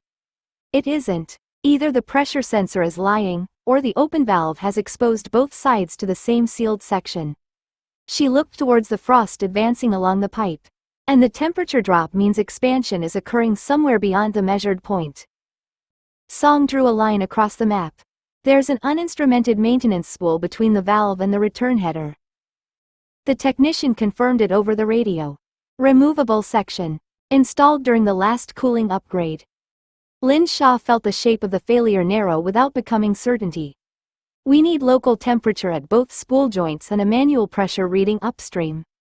Don't trust the network values alone. Shen held her gaze. And until those confirm it? We isolate everything feeding that spool, she said. Not the whole cathedral. Only the branches that can keep loading it. The radio filled with technicians assigning manual teams to 3 surrounding valves. Then a worker near Junction 6 reported that the downstream spool joint was already bending away from its support. The report removed the last safe delay. Lin Xia rose and held out her hand to Song. Give me the map and keep every live reading on the radio. I need the spool, not the whole system. Song passed her the folded sheet, then moved beside Sun's shoulder where he could hear both the cooling channel and the reports from the corridor. Manual Team 1 has reached the northern isolation valve. Team 2 is still blocked by a pressure door. Upstream pressure is 13.1. Sun lowered the fire shutter enough to protect the passage, leaving only a narrow firing gap beneath it. Gunshots struck metal somewhere beyond the bend. She answered with 2 controlled shots and called, "You have the route. We'll keep it." Shen caught Lin Xia's arm before she entered the vapor. One correction. You touch only what you identified. I know. Say it properly. The maintenance spool and its failing downstream joint, Lin Xia said. I don't correct the valves, sensors, extraction system or anything beyond the immediate rupture path. Shen released her. Go. Sun moved with her into the corridor, weapon raised towards the hidden doorway while Lin Xia followed the pipe through the cold. Vapor reduced the world to torchlight and painted floor markings beneath her feet. At the first junction, 2 cathedral workers strained against a manual valve wheel that had barely moved. North branch closing, Song reported through the radio. West branch is isolated. Southern feed remains open. A burst of fire struck the wall behind Sun. She turned, fired through the vapor and forced the attacker back without leaving Lin Xia's side. Keep moving. The spool emerged ahead as frost-coated steel bowing away from its support. Its downstream flange had begun separating unevenly, opening a white line around one side of the joint. Lin Xia pulled off one glove and pressed her palm against the pipe. The system opened through contact. Pressure loaded the metal from within. The removable section had been fitted under strain, its axis forced into alignment by the bolts rather than the supports. Cooling contraction had tightened that strain until the rising pressure began peeling the flange apart. 14.2, Song said. Southern team has the valve wheel, but the stem is fighting them. Tell them to keep closing, Lin Xia replied. I'm correcting only the spool geometry and the damaged joint. Azure light gathered beneath her hand. She forced the bowed section back towards its true axis, rebuilt the thinning flange face and restored the bolt seats without extending the change into the surrounding line. Resistance pushed through her arm and into her chest.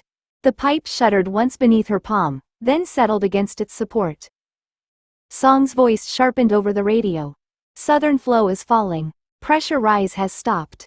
Lin Xia kept her hand against the steel as the corrected joint took the load. It held, but the trapped pressure had not yet begun to fall. The corrected joint endured another impact, then the pipe went quiet beneath Lin Xia's palm. Song's voice followed through the radio. Southern feed isolated. Upstream pressure is 14.1 and falling. The change began slowly enough to distrust. Frost stopped advancing across the support. The flange remained seated. Vapor still filled the corridor, but its movement weakened as the trapped pressure bled towards the surviving return path.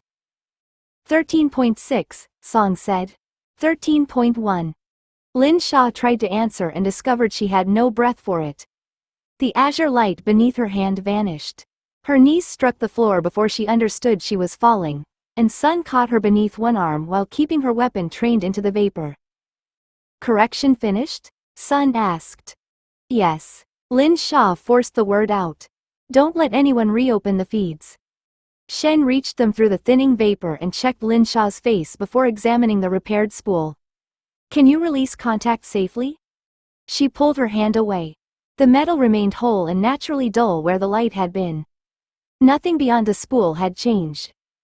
A cathedral worker's voice broke across the channel. Pressure door at fabrication access has released. We have the first trapped crew moving now. Another report followed from the opposite compartment. 6 workers had reached the maintenance cross-link. The injured worker was conscious and being carried. Conventional teams opened the extraction bypass in stages, drawing the remaining vapor away without loading the repaired line again. Song continued reading the pressure until it fell below the manifold limit. Only then did his voice loosen. The cascade is arrested. Lin Xia leaned against Sun because refusing the support required strength she no longer possessed. Relief arrived without triumph. People were moving. The corridor wasn't going to rupture around them. That was enough. Then the Southern Isolation team called again. We've opened the relief valve actuator housing. Someone installed a machine stop collar on the stem. The valve could report fully open, but physically travel less than 12%. Shen took the radio from Song. Preserve it in place. Photograph every surface before removal. The technician added, the position sensor bracket has been relocated to match the restricted travel. This wasn't wear or incorrect assembly. Lin Xia looked towards the pipe disappearing into the remaining vapor. The false reading, the blocked relief path and the deliberately strained replacement spool had turned a safety response into a sealed pressure weapon. The system hadn't failed into catastrophe.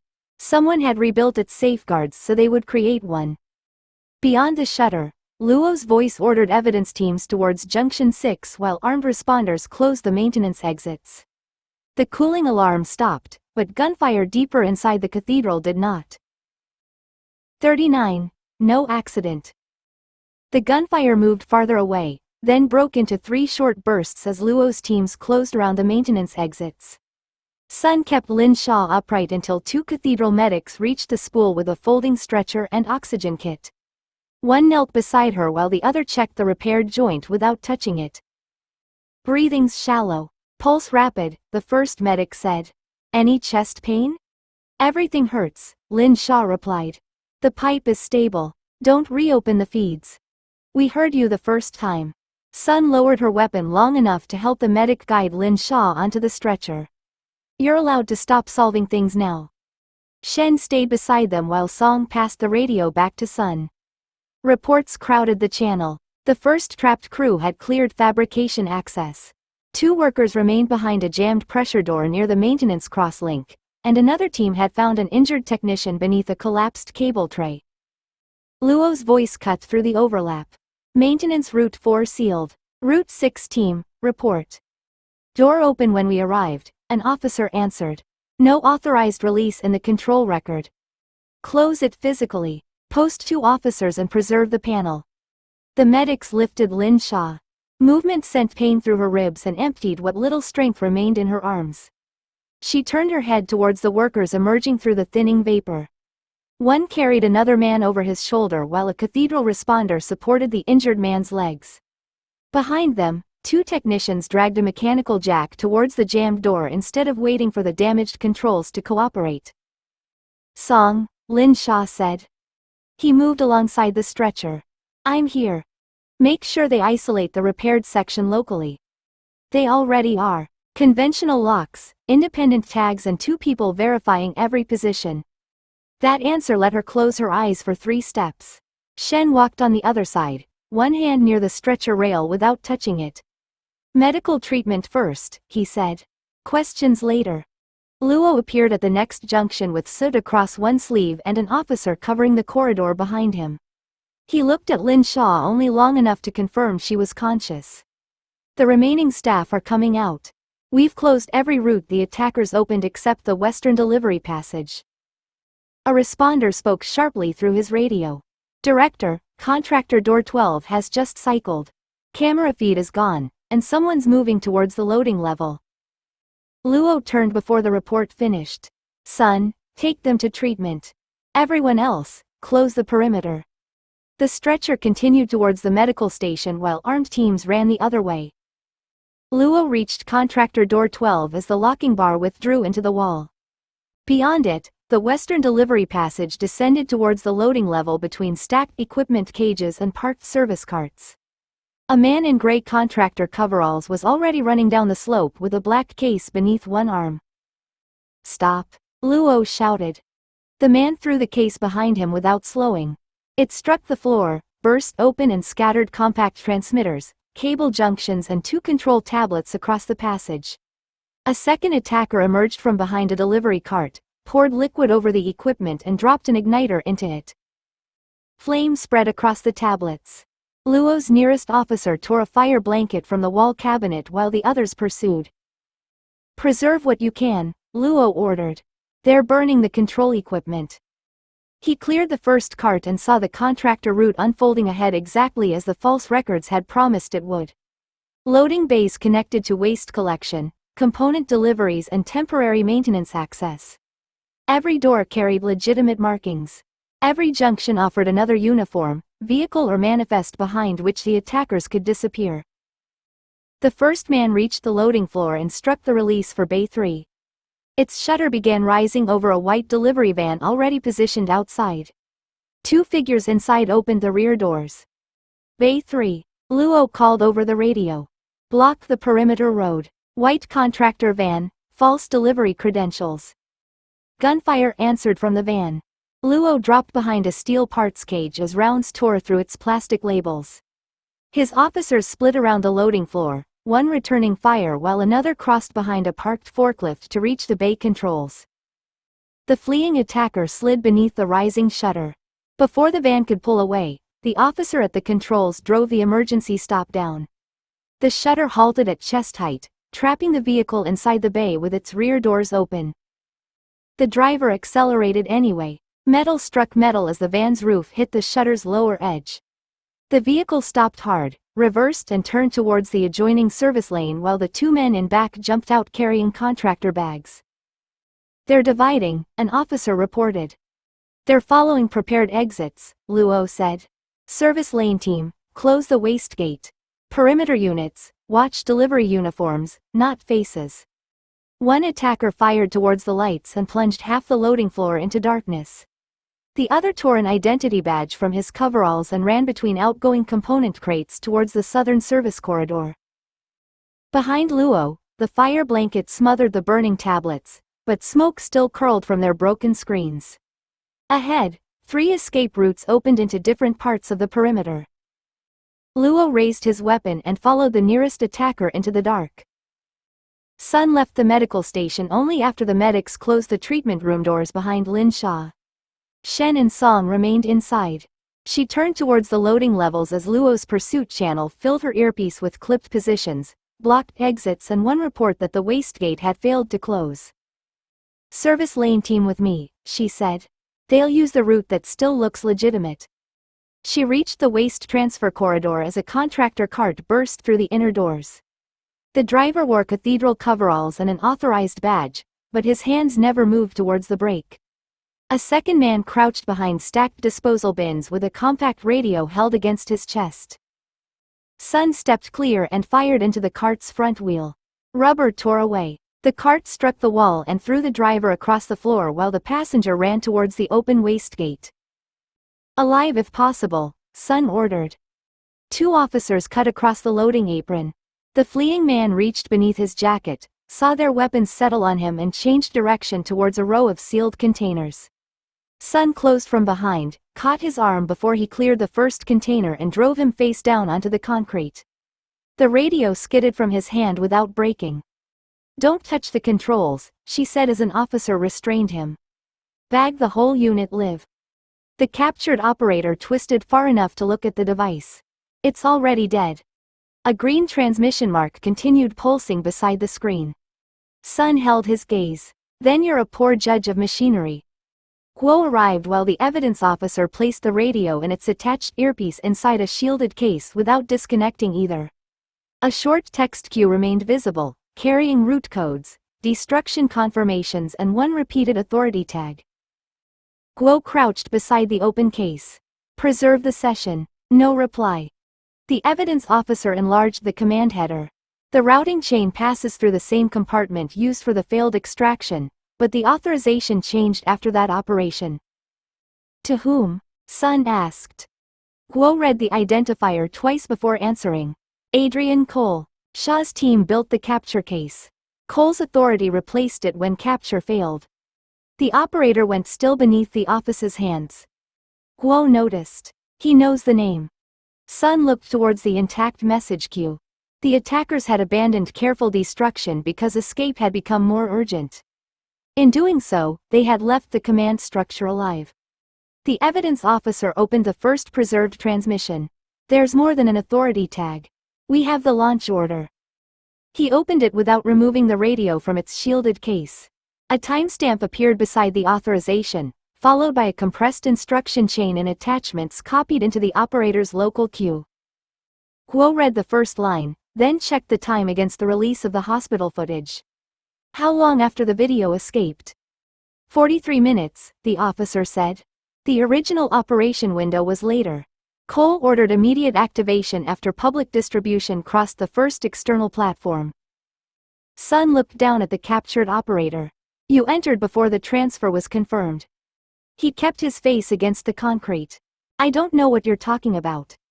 "The order names the cathedral, the expected arrival route and the systems you altered," Guo said. "You knew enough to build a pressure weapon around a woman whose transfer hadn't officially happened." The officer opened the first attachment. Photographs filled the screen. Lin Xia leaving the hospital beneath armed protection.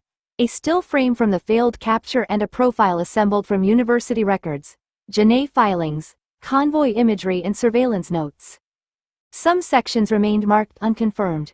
Her face did not. Sun crouched beside the case. "This was the identity package?" "One version," the officer replied. He scrolled through the transmission record. "It was received here from Cole's channel, then forwarded before the attack began." "To whom?" Guo asked. The officer expanded the routing list. 3 destinations appeared beneath different commercial and diplomatic covers. One carried the same compartment markers as Cole's operation. The other 2 did not. Guo's expression hardened. "Separate services?" "Separate recipients," the officer said. "I can't prove service control from this device alone, but the encryption families and relay paths don't match. At least 2 foreign actors outside Cole's authority received copies." The captured man shifted beneath the restraints. Sun saw the reaction and pressed one hand between his shoulders. "How many copies left your network?" He turned his head enough to breathe more easily. "Once a package is released, nobody counts copies." Guo stood. Around them, responders secured the damaged cart, photographed the false badges and marked every item before movement. The hardline cell had failed to kill Lin Xia. It had also distributed the reason for trying. The evidence officer opened the final transfer receipt. The last external copy was acknowledged 12 minutes before the cooling attack began. Guo looked towards the cathedral corridors where the alarms had stopped and rescue teams still worked. Preserve every route. This is no longer only evidence of an assassination. Sun followed his gaze towards the sealed medical level.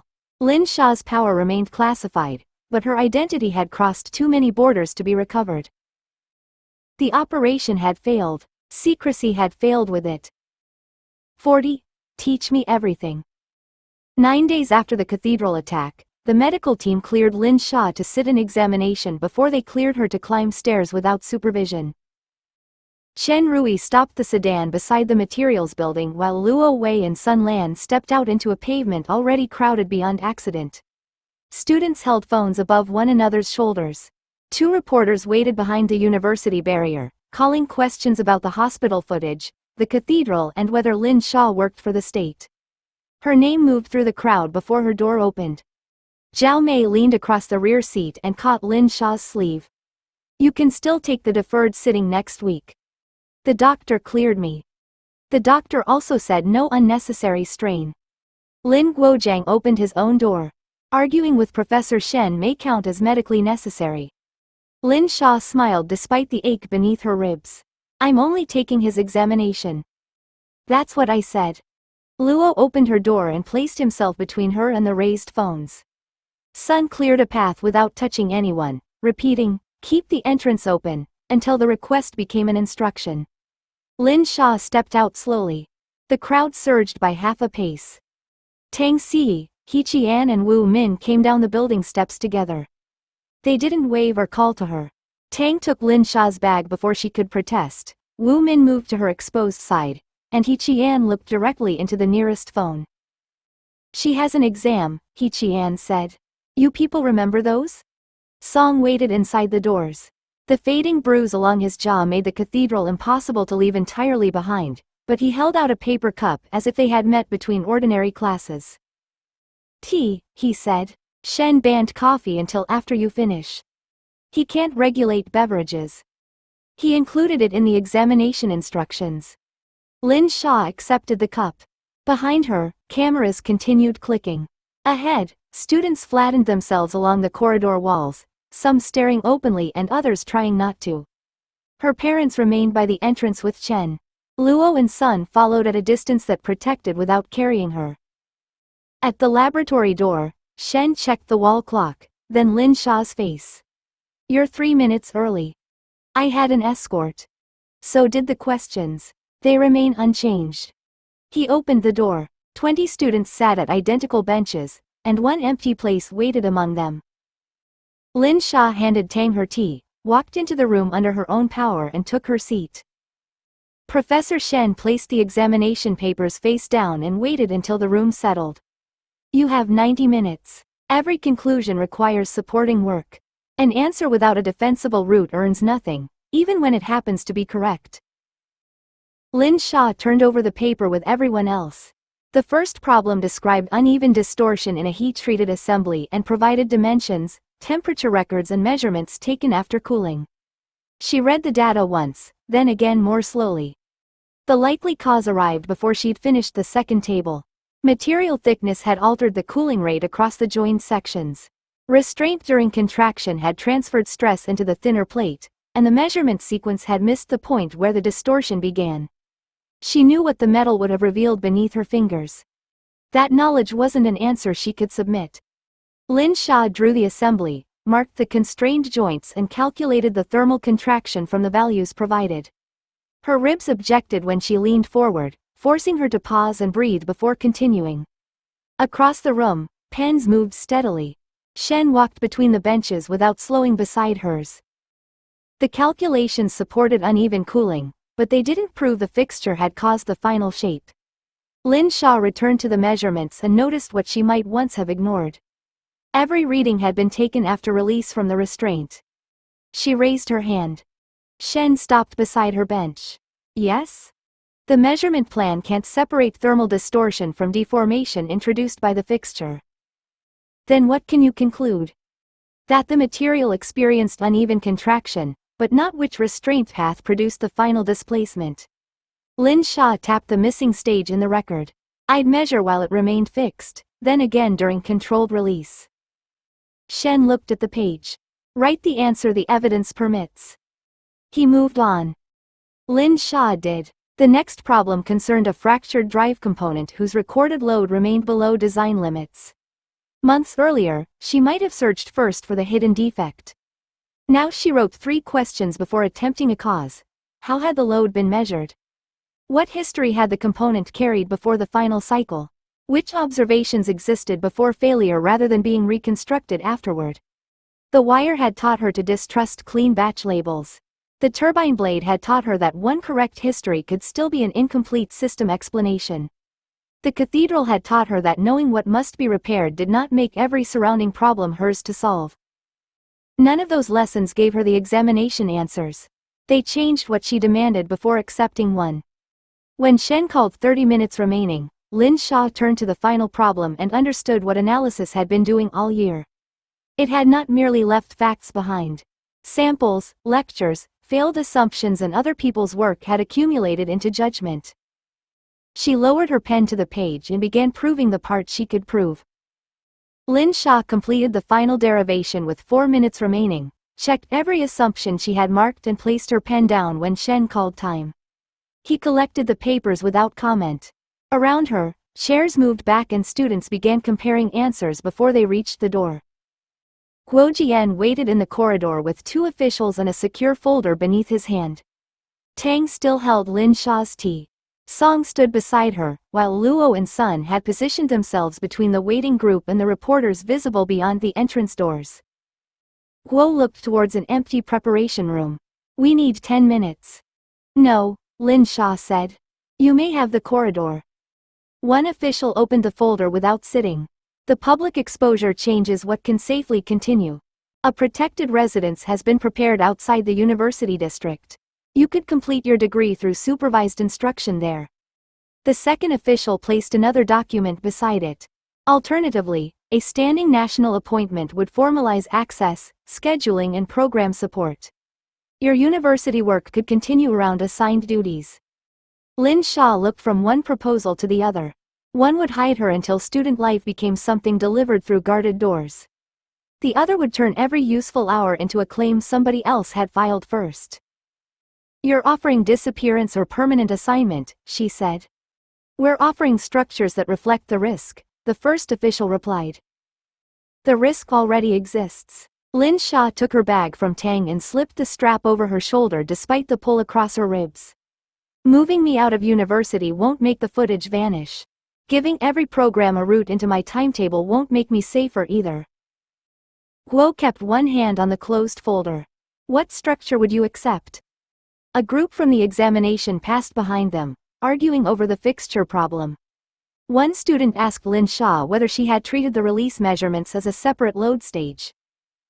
Yes, but I couldn't prove which restraint path dominated, she answered. He nodded before hurrying after the others. The exchange lasted seconds. It mattered more than either document. Lin Xia stepped away from the preparation room door and walked towards the stairwell with her friends, Song and the protection team moving with her. Guo followed after a brief word to the officials. You still need an answer, he said. I gave you one. Lin Xia stopped beside the notice board where next term's course lists had been posted. Materials, controls, thermodynamics and manufacturing remained separated into tidy departmental columns. I'm not becoming a hidden resident or a standing assignment. What I need next is education. Shen emerged from the laboratory carrying the completed examinations. Lin Xia looked from him to Guo. Both of you, come with me. She led them into the empty preparation room Guo had tried to use earlier. Tang, He Qian and Wu Min came with her before anyone could suggest otherwise. Song followed, carrying her abandoned tea, while Luo and Sun took positions beside the closed door. Her parents remained near the window, close enough to hear and far too tired to pretend the decision concerned only officials. Shen placed the examination papers on the bench. You have an educational proposal prepared? No. Lin Xia lowered herself onto a stool and waited for the pain beneath her ribs to settle. I have the part that matters before anyone prepares it for me. Guo remained standing. Go on. I've spent this year being given problems one at a time. Wire, blades, machines, systems I could read more clearly than I could explain. She looked at Shen. You taught me to prove what I knew, and to notice what I didn't.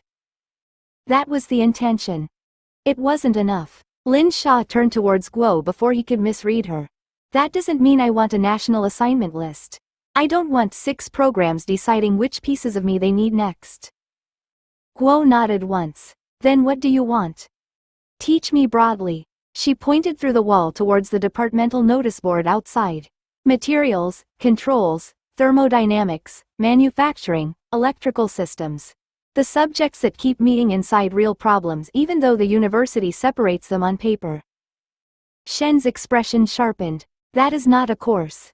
It is several departments and a scheduling dispute. Then dispute properly. Lin Xia leaned one hand against the bench.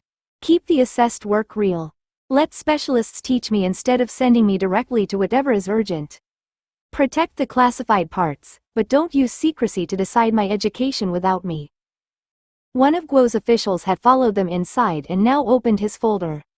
A protected program would require central coordination.